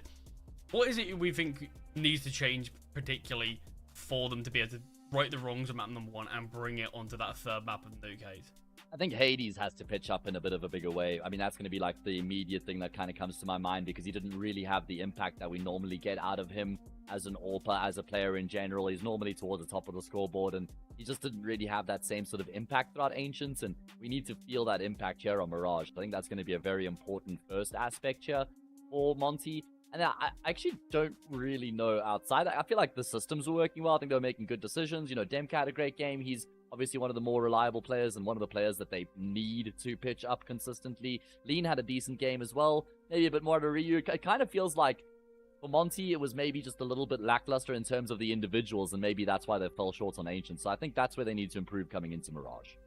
Well, we're going to be kicking things off on Mirage right now as we are live on map number 2. Can Monty bring things back and bring us onto Nuke, or Iberian Soul gonna do something that I didn't think was possible and take this one 2-0? I mean, I really think this one is gonna go to a third map. I'll still be so impressed if it doesn't. Just the fact that it does feel like Iberian Soul each day, they are just progressing slightly further forward as a team. A team that isn't gonna be staying together for being surprisingly. I mean, they've got some results on Mirage. Either way, Mopos gonna drop a smoke here. He doesn't have Julies. Normally you love Julies in this position to try and play on the smoke. He's gonna suck himself into the empty pillar, and that's gonna be one frag for free. A second comes through to keep his teammates alive as well. There's still a job to be done though. Ryu and Gizmi, what a way for them to answer back and open up this B-bomb site. Yeah, and the T's continue to fight. This is insane. Yeah, I can't believe how Monty have just completely turned this round on its head. They're not even staying at B. This is insane. Yeah, what the hell is going on right now? They don't even know that Southall's in apps. I mean, this is a strange pistol in itself, but Southall is going to be as far away from the action as it can be. I mean, I cannot believe this one slipped away. Mopos' position, initially playing inside that empty pillar position, finding one kill, moving up for the second at 5-on-3. Things looked great there, but after the first 2 CTs ended up going down on that bomb site, I don't actually know why the other 2 sort of elected to fight that one so heavily when they would have been disadvantaged on that bomb site. Southside was still out of the action. He was still flanking from apartment, so it wasn't even like they could crunch on the bomb site as 3. But look, Monty continued to take the fight, and they continued to win it, so fair enough to them. But Southside's Julies are going to be under pressure, and Gizmi rips his head off to give Monty the win. I can't believe Monty win the round there. After this is how it started. Good clean shots out of Mopos, 5v3, and it's like, alright, they're sitting pretty, but then the immediate response from Monty just devastates the rest of Iberian Soul. That's exactly what they would have wanted to start things off here in this second map. It'll be a force buy in response, though. As Mopos dropped the M4 to Sassel, he said, mate, you can afford head armor. I'll drop you the M4, and you're going to have to work some magic. I mean, after map number 1, yeah, certainly drop it to him. Huge performance, some huge moments that won Iberian Soul probably more rounds just by himself than anyone else. So a lot of trust in him, but it's not a bad looking force buy. It's not too bad, but the lack of util certainly is going to be it's certainly going to be notable if Iberian Soul decides to play this one slower, because they're going to have to give up a ton of this map control. They can't really battle for mid all too heavily unless they just put sheer manpower there, which actually looks like that is the goal.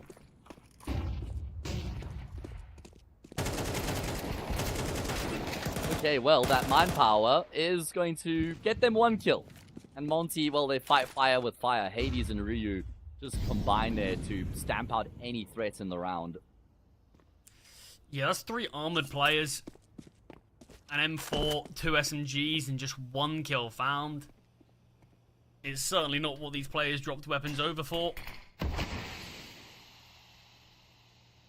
And now it might just be a game of can Mopos keep this M4 alive? Can Starodo maybe see if he can find a cheeky kill somewhere?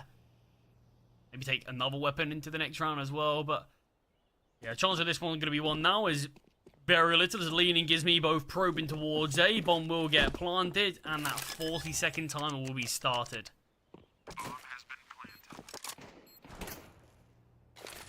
Yeah, I mean, obviously, it's just at this point about the two players trying to stay alive. Mopos can carry the M4 across, and this is a good, strong start here. A good, strong start for Monty. Confidence there as they take the fight in middle early on. It's not like they're just reserved and they've gotten in a shell and they're concerned and worried about the round, or about, like, contesting for control early on, at least. And they're hunting for Mopos, man. They desperately want to try and make sure this M4 is not going to play a part in the next round. And Demka's going to be the one to pay the price with his life to find out where Mopos is, but that's okay, because Hades is right there to get the trade straight afterwards.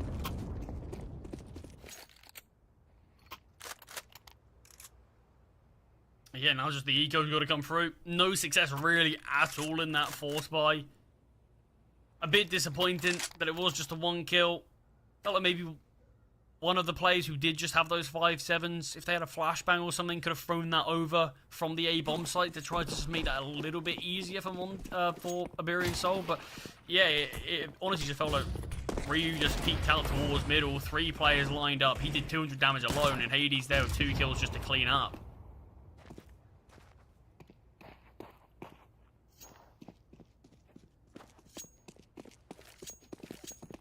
Yeah, at this point, they're just hoping for some damage. Where does that MP9 come from? Must have been bought up by Zazzle or Mopos, I guess. But it's gone. It's already on the deck.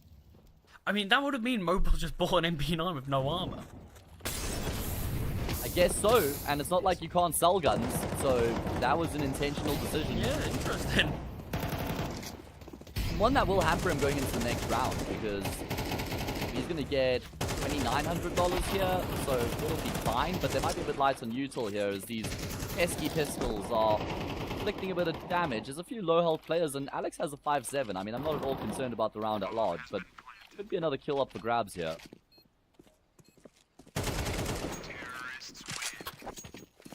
Yeah, not to be a little bit of damage dealt early. Gizmy bought away very low from the start, but does a good job just to keep himself alive. Money on Monty is starting to flow. But weapons are back out.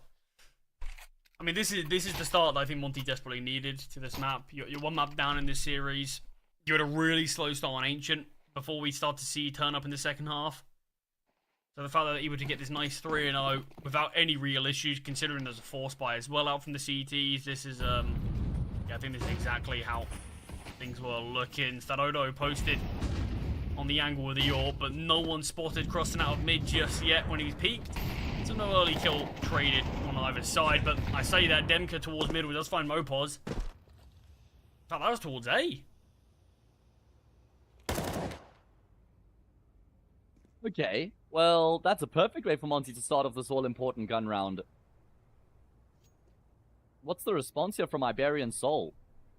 They have to try and go searching for some info. They've got the AWP here on Stadodo. I mean, they've only gotten, outside of Mopos' 2 kills he got in the pistol, they've only gotten 3 frags on the map so far. There's 1 more added to the tally, but that B bomb site is going to be under some scrutiny.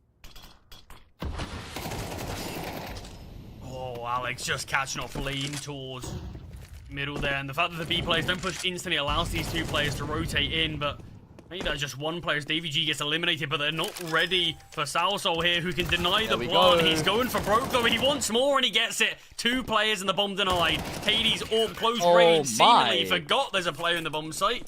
And Iberian Soul single-handedly round victory by Salsoul. We highlighted in map number 1, Matt, and I mean, look at this. Map number 2. It's been not too much to talk about in the first 3 rounds, but as soon as the weapons are out, big defense from him. Yeah, I'm not sure if Monty really play with that opening kill the best that they could have, that opening frag on the A-bomb site, because it doesn't really seem like they try and use the advantage to, or try and play with that advantage. They just carried on playing out the round as if they didn't have that kill. Still just kind of going through the processes of fighting middle a bit unnecessarily. losing out those players and then losing the advantage in the round as well. And Salsel, well, that was a great little multi-kill coming through from him. Did he actually denied the plants as well, Yeah. so that means the finances are going to be a little bit worse for wear, not too bad. And this is going to be Iberian Soul's opportunity to actually get back into this, right? Because if they win the gun round here, then it's a 3-all scoreline once again. And Demka's got the AWP. He's got the sniper spawn as well. Stododo also has the sniper spawn, by the way. Oh, this is going to be a feisty battle in middle. Yeah, they are both taking it. Stododo, though, makes the short jump instead. Doesn't directly look for the heads-up gunfight and instead gets positioned up here. If overlooked, it's basically a free kill, but flash does come through. We're seeing the peak for connect. I was gonna say peak for connect. I think it was meant to be the run boost, but just failed, and Hades didn't question whether he's gonna slow down or not. Just continued to peek on out, but yeah, you can't give Stododo a kill like that. Now more kills continue to come through. Alex just through the top of the smoke catches a glimpse of Demka. That's the AWP on the deck.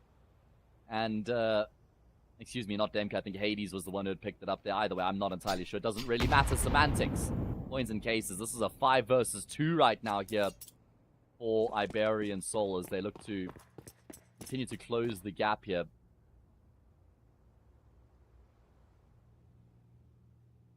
Yeah, Gizmy pushing up towards short while Reeve looks to make his way for apartments. In fact, it is just to retrieve this AWP.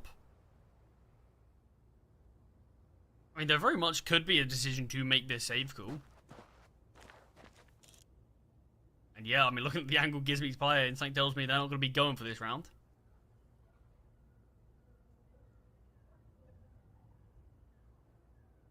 So Iberian Soul are successful. And, I mean, even with these saved weapons... I mean, look, we could have had a choice. Well, actually, that might not matter anymore. I was going to say, there could have been a choice for Monty to eco in the next round regardless and just play for weapons in the round after. If there were 2 saved weapons, they probably would have had to force around them.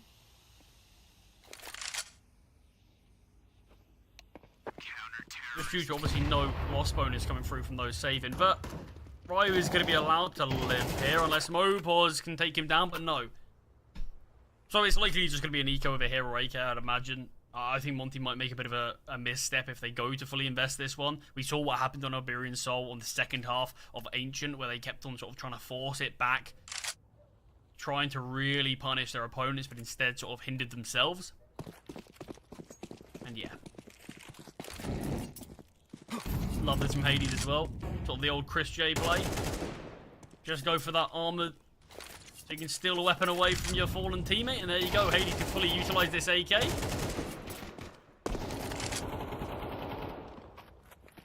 What damage has actually been dealt here from the T's? Stododo and Mopos both tagged up quite a bit here. And Lean finding the kill onto Stododo. The nade of the plant, though, finds Hades. Doesn't actually do nearly any damage to the bomb party themselves. In Demka, who does go down, it should be the cleanup here from the CT side, but Lean's AWP in the open towards triple, has to go searching, does find 2 in the round, but anything more is just too much.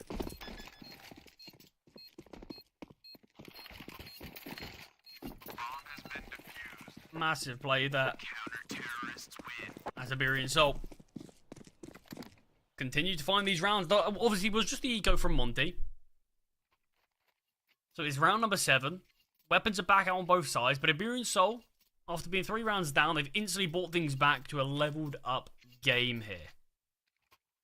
Still wanted to see a little bit more from Stododo. I mean, Hayes pointed out in the pre-game that it feels like recent form hasn't been great for the Portuguese, or it really has slowed down by a decent degree. So I think everyone is wanting to just see this man have a bit more impact. And map number 1 didn't exactly, I don't think, turn any skeptics around. Okay, for anyone who is wondering, Charlie hasn't just been like talking the entire time and not given me a word in Edgeway. I had to tend to some IRL issues. I wish I could just call for a pause, Charlie, and be like IRL issues, and then we could just like pause the whole game, and then I could go and do what I had to. But thankfully, we work in pairs and we work in duos, and we just got to cover some bases every now and again. But I'm back. I'm here to stay. And Monty, well, they're looking to get themselves back to anyways. Alex is out in the open middle. This is not an ideal position to be in. At least there will be a kill that comes through from Connected. That keeps the numbers level in the round, and Stododo will give the edge to his team. Yeah, I said I wanted more impact for Stododo. There's a great peek there to find the player who was just spotted by Mopos in Connector. And Stododo again with the AWP. Finds another instant reposition towards middle. Posted up. Gizmy is going to be peeking from short. Spots the player on ticket, but not ready for the short position of Salso. Iberian Soul taking the lead here on Mirage. You know Gizmy's heart just sinks into his stomach after he gets past the AWPer, knife out, jumps around the corner, and then you just catch a glimpse of the player there. That's unfortunate. I love the omnipresence from Stododo because I think some players might have been reluctant to peek snipers there at the fear of going down, and then, you know, you give up the advantage. It would have been 2v3 for Monty, but he makes the play. I guess you can't say Stododo without saying stud, basically, and he delivers in that round, man. That was a very good couple kills coming through from him. Iberian Soul have now got themselves the lead. And Monty, it's going to be a half investment as they set themselves up to burst into the same bomb site. You two raining down, nothing too fancy in a round like this, just a standard A execute, but are they going to be ready for Mopos in Sandwich? No Molly to force him out, so it's going to have to be just the sheer manpower to clear him, but Mopos is standing just strong until Hades, Tech 9, instant headshot. Hades doubles up here. Okay, that's why these Tech 9s are so scary. They are so dangerous. Fresh smoke for WG, who's been holding that nade for an absolute age, and then he misses the mark. And maybe he's better off with having missed that nade because he would have just peeked into two players. Or would have exposed himself to two players.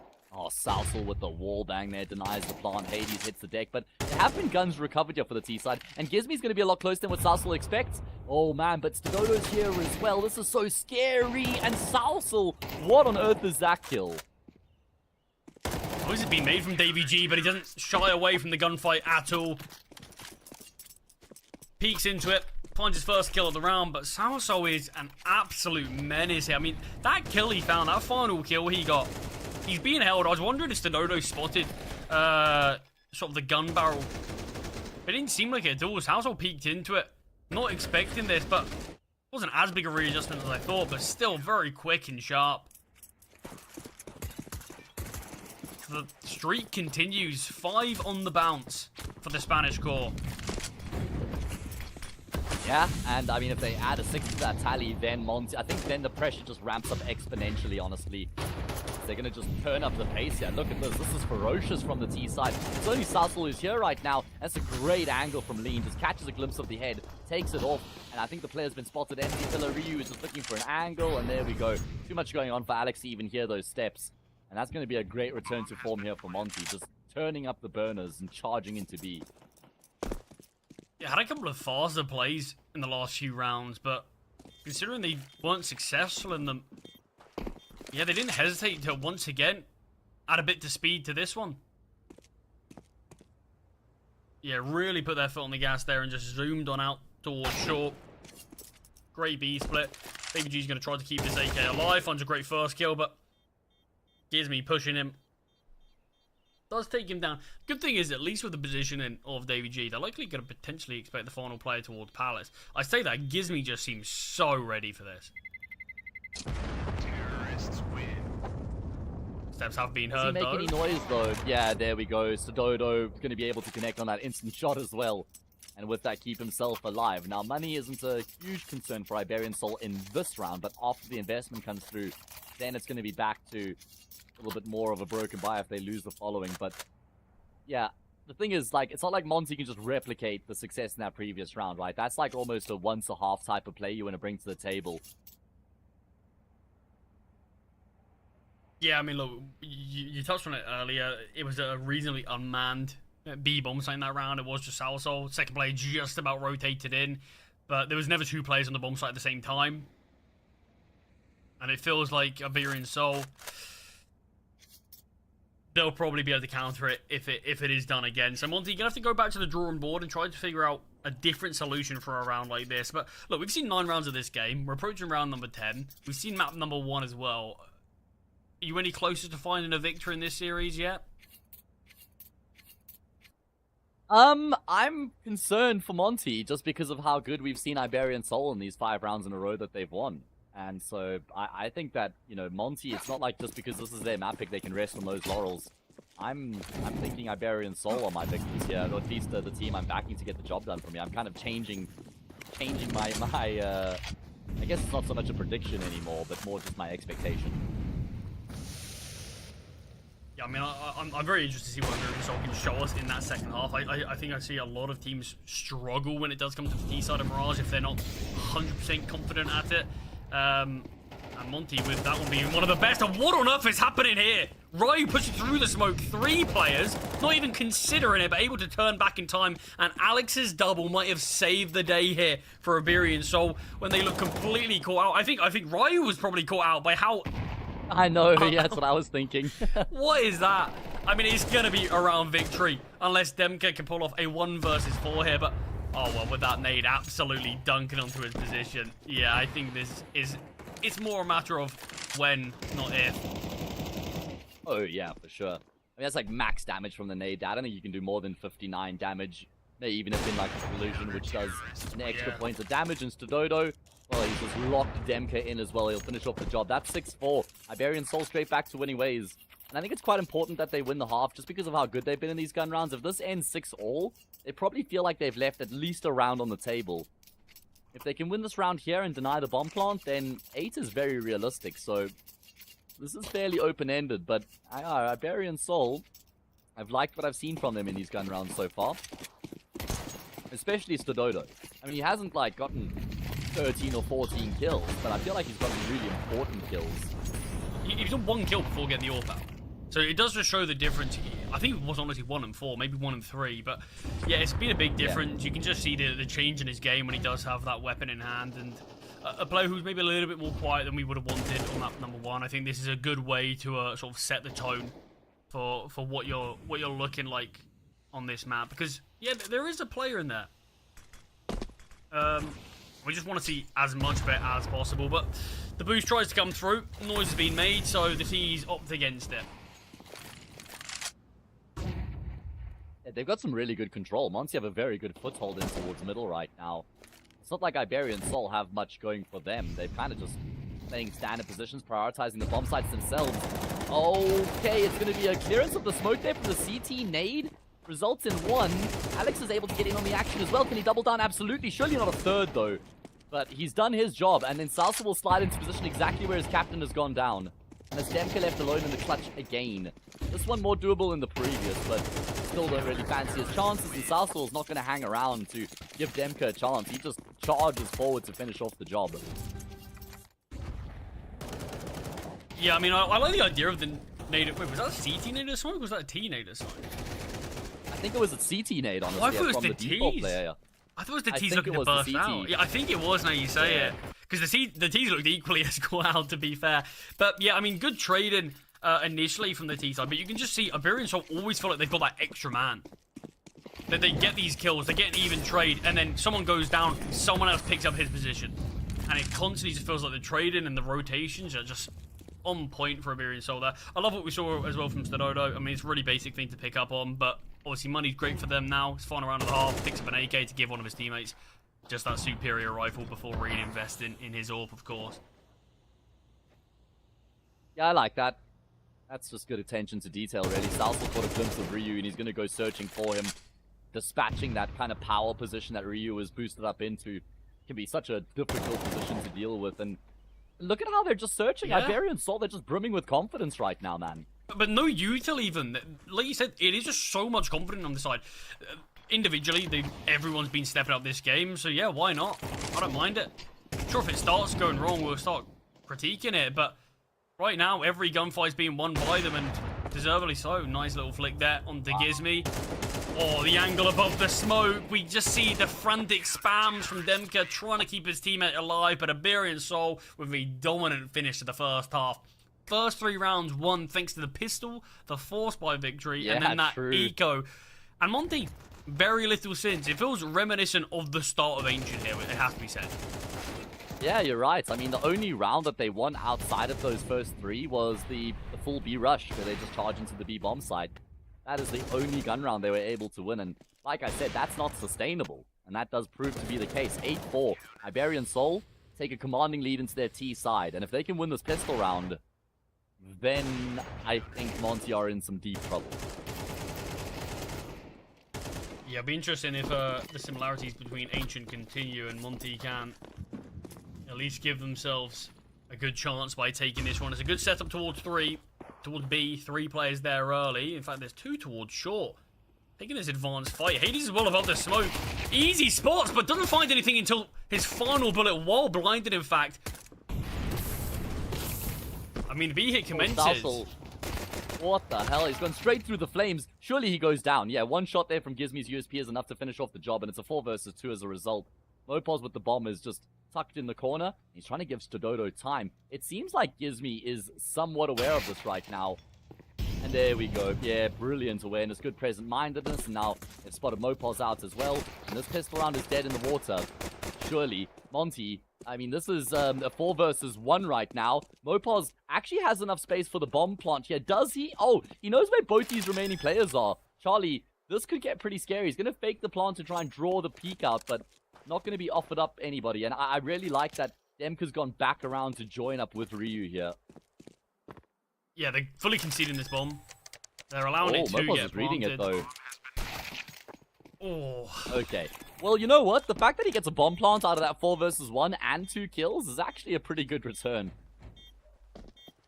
Yeah, I think if maybe he looked to plant the bomb slightly earlier, but obviously still very paranoid about so many positions. Probably could have had a little bit more time to set up, get posted up, but regardless, like you said, a great round. I mean, things got very dicey as soon as Hades sort of fluffed his line slightly. Is the kill he got waffly blinded that as he initially gave that first blood to Monty, but Hades could have got taken down there. We saw the dink come through, and then maybe we would have more players sort of hyper-focused on that big setup towards short from the CET. So, yeah, a couple of things, if they went differently, Iberian Soul could have just straight up won that from their setup alone, but the smoke not good enough. A nice attempt from Mopos, and with that bomb plant, look what we're seeing. We are seeing the full investment. Iberian Soul. I wanted to give this one a crack, but the nade and smoke is so good. Hades, again, just doesn't need his eyes. Yeah, important kill here to just try and make sure that they're not going to drop the ball against the force spy, because that's arguably worse than just straight up losing the pistol here for the CT side.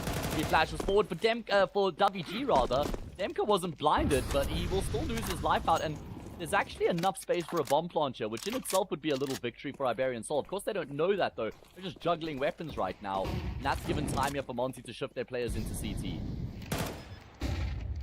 Great find there from Alex's Galil. They are doing what they can to deny this bomb and the FAMAS from range, but Soul Soul nearby as well. Look at low these final two look how low CTs they are. are, mate. Yeah. This is scary. This is really scary. Stododo, with his Galil, just has to land a single bullet here. And he's going to slide out, but he can't find anything. This is getting a little bit nervy for both these teams. Surely more so for Monty, though. They have got a smoke in the flash, but they don't have any kits.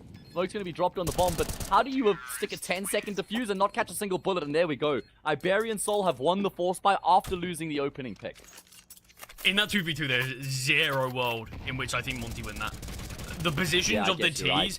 The bomb is planted for both connector and ramp, and you have both CTs literally one bullet from death, and they could honestly have just played that whole bomb timer if they wanted to. But yeah, it's just the chip damage that was dealt. Salsoul's deep position, and the fact he's able just to catch off Hades pushing through, upgrade his weapon, and from there on out, Iberian Soul with a huge force by victory that at the start did actually look like it was going against him when we saw the CT players rotate in. Yeah, I thought so too. I thought so too. I don't know how much damage. I don't know how they inflicted that much damage, because it's not like it was earlier on in the round. Yeah. I feel like at least 3 out of the 4 players that were CT for Monty had like full health. And then all of a sudden I check the HP bars again. There's 2 players alive and they barely make up like 40 health between them. Yeah, honestly, I'm not entirely sure, because I'm in the same boat as you. I did look and I was like, oh, everyone's really healthy. They've got the man advantage as well. And as soon as we see Salsoul get the kill, it feels like he killed Hades so dominantly, sort of inflicted some extra shrapnel onto the rest of his team or something. Yeah. Oh man, and now it's going to be connector control being taken. Ryu is positioned in the smoke grenade on the other side of connector. And right now, Iberian Soul are venturing in towards, say, bomb site. Ryu is going to decide to peek out because of the smoke that comes into play. And that's going to cost him his life, but there's still numbers on the same bomb site. This is still a losable round for Iberian Soul. Oh, Gizmy, you can't really fault him for trying to make a play there, but inadvertently just offers up his head. And how have Iberian Soul made that look so easy, just pushing into a stack, man? Yeah, super simple. Reminds me a bit of Cinders on Inferno, just going into the stack and just cleaning it up, mopping it up as if it's no issue. It looked like an eco there, frankly, from Monty. But no, that was the full investment, and now this is where the panic alarms are really ringing out. Because you've got to eco this, you don't have a choice.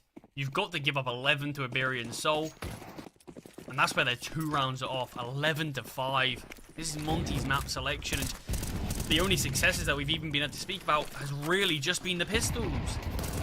I know, they've won both pistol rounds here on Mirage so far, and they converted their pistol in the first half. And I remember that Vood, he was digging some numbers after the first 6 months of CS2, and he found that the team that wins both pistol rounds on the map has a 65% win rate. Wow. And Monty, well, unfortunately, doesn't look like they're going to be adding to that stat. They're going to be chipping away from that 65% win rate, assuming they can't pull up a incredible comeback here. And if they are, well, it's going to have to start with this gun round. Yeah, a couple of missing pieces of util, but you've got Hades on the AWP. Here's Glass Cannon wielding it. I feel like we've seen the step up from Stadodo on this map, whether it has just been the stability that he's offered, but still just hoping for that little bit extra from Hades. Be such a game changer on the right day.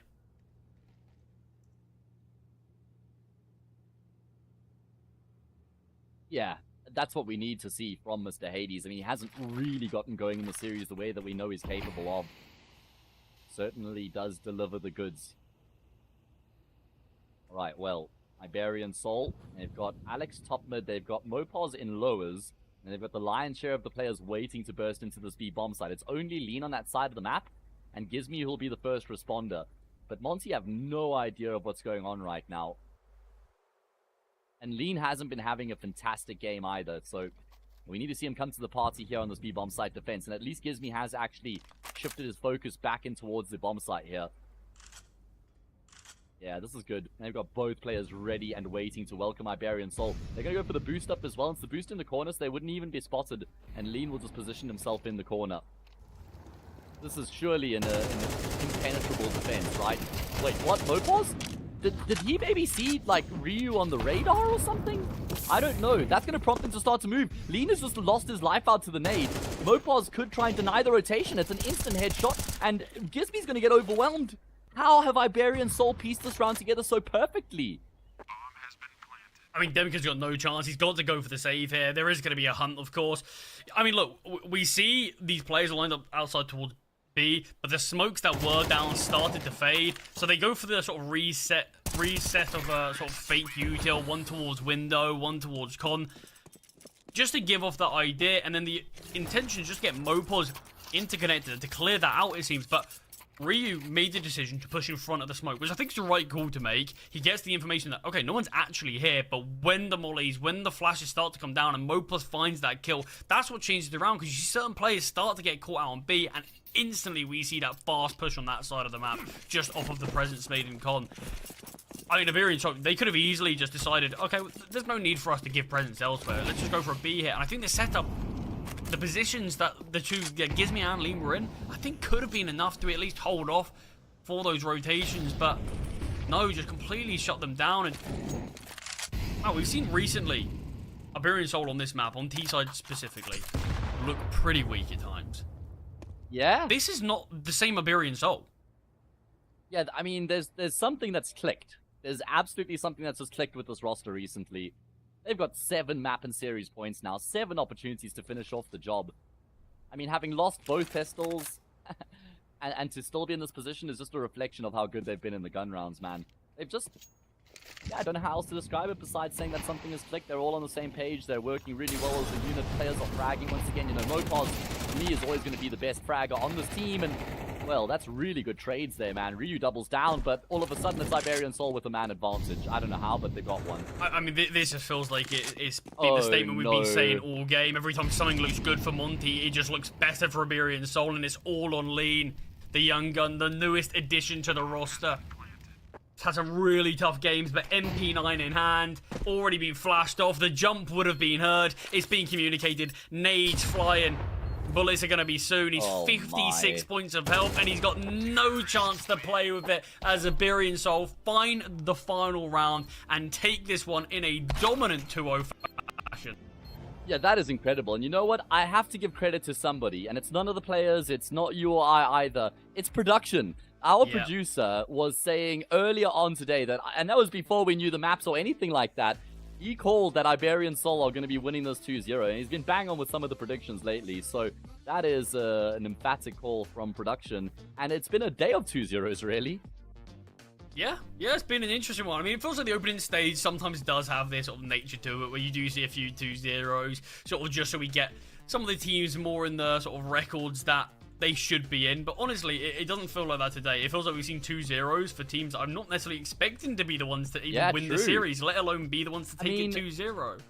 I'd say the only favorite that won today was 500, right? I mean, I'd have them as my favorite against 9 Pandas, but Ecstatic 2-0 Guns is a very good result. Sinner's 2-0 Parry Vision was crazy with the way that the first map played out, and then a stark contrast in the second, and then Iberian Soul. Well, I'm certainly going to be paying a little bit more attention in their direction because, well, after what they delivered today, they clearly mean business.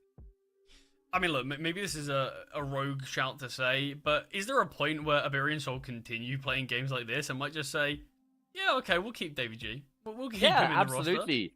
I mean, who do you even replace him with at this point, outside of like a younger, lesser-known prospect? I feel like he was a great role player today, and with everything working as well as it is, it's almost like when you want to break up with your girlfriend or boyfriend, and then, you know, the things are on the rocks, and then all of a sudden, like, things you've been able to work through some issues, and you're having some good days again. It's like, well, maybe we just renege on that decision, and we stay together, yeah. I mean, it did... His statement that he put out, it did seem like it was more from his camp rather than the team. So obviously I think it would come down to more so his decision potentially. But I mean, right now, just from what we're seeing, whether this roster is going to stay together or not, I don't think it really matters too much, because this is a big turnaround from the team that I think we saw when this whole 5 came together. I was really impressed with them in Series 20 in the close qualifiers, and now here kicking things off in the Swiss stage in a similar fashion, a huge win for them. And I think just looking at the standings and getting to see some of I mean, look, this is the opening day done now. We know every team's sort of first result. So we really do get to piece together where some of these teams are looking at. Don't get me wrong, I think we should be seeing some changes. I think we will see a lot of ups and downs. But there's a lot of teams, especially in that 0-1 record, that I think we probably would have tipped to make it to playoffs.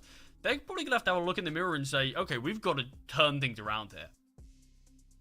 Yeah, and it's going to be difficult because of how stacked that 0-1 bracket actually is in the Swiss stage. But it is the last CCT European series, so there's no more chances after this as we've concluded our first round. And, man, yeah, this is going to be a heater of a rest of a Swiss stage. But that's all we have for the good people today, Charlie. Yeah, exactly. I mean, it's been a great day, to be fair. It's been a great couple of days just getting to see these first results, and it's been a joy to get to see some of these teams upset a few of the big dogs, I think, and that's what we want to see, and that's what the CCT opening day always feels like it does provide to some degree. But like you said, that's all we do have for today. Obviously, going to be back with a lot more Series 20 action tomorrow and over the upcoming week or so, so make sure you do stay tuned. But like we said, that's going to be all. Have a good evening, and thank you.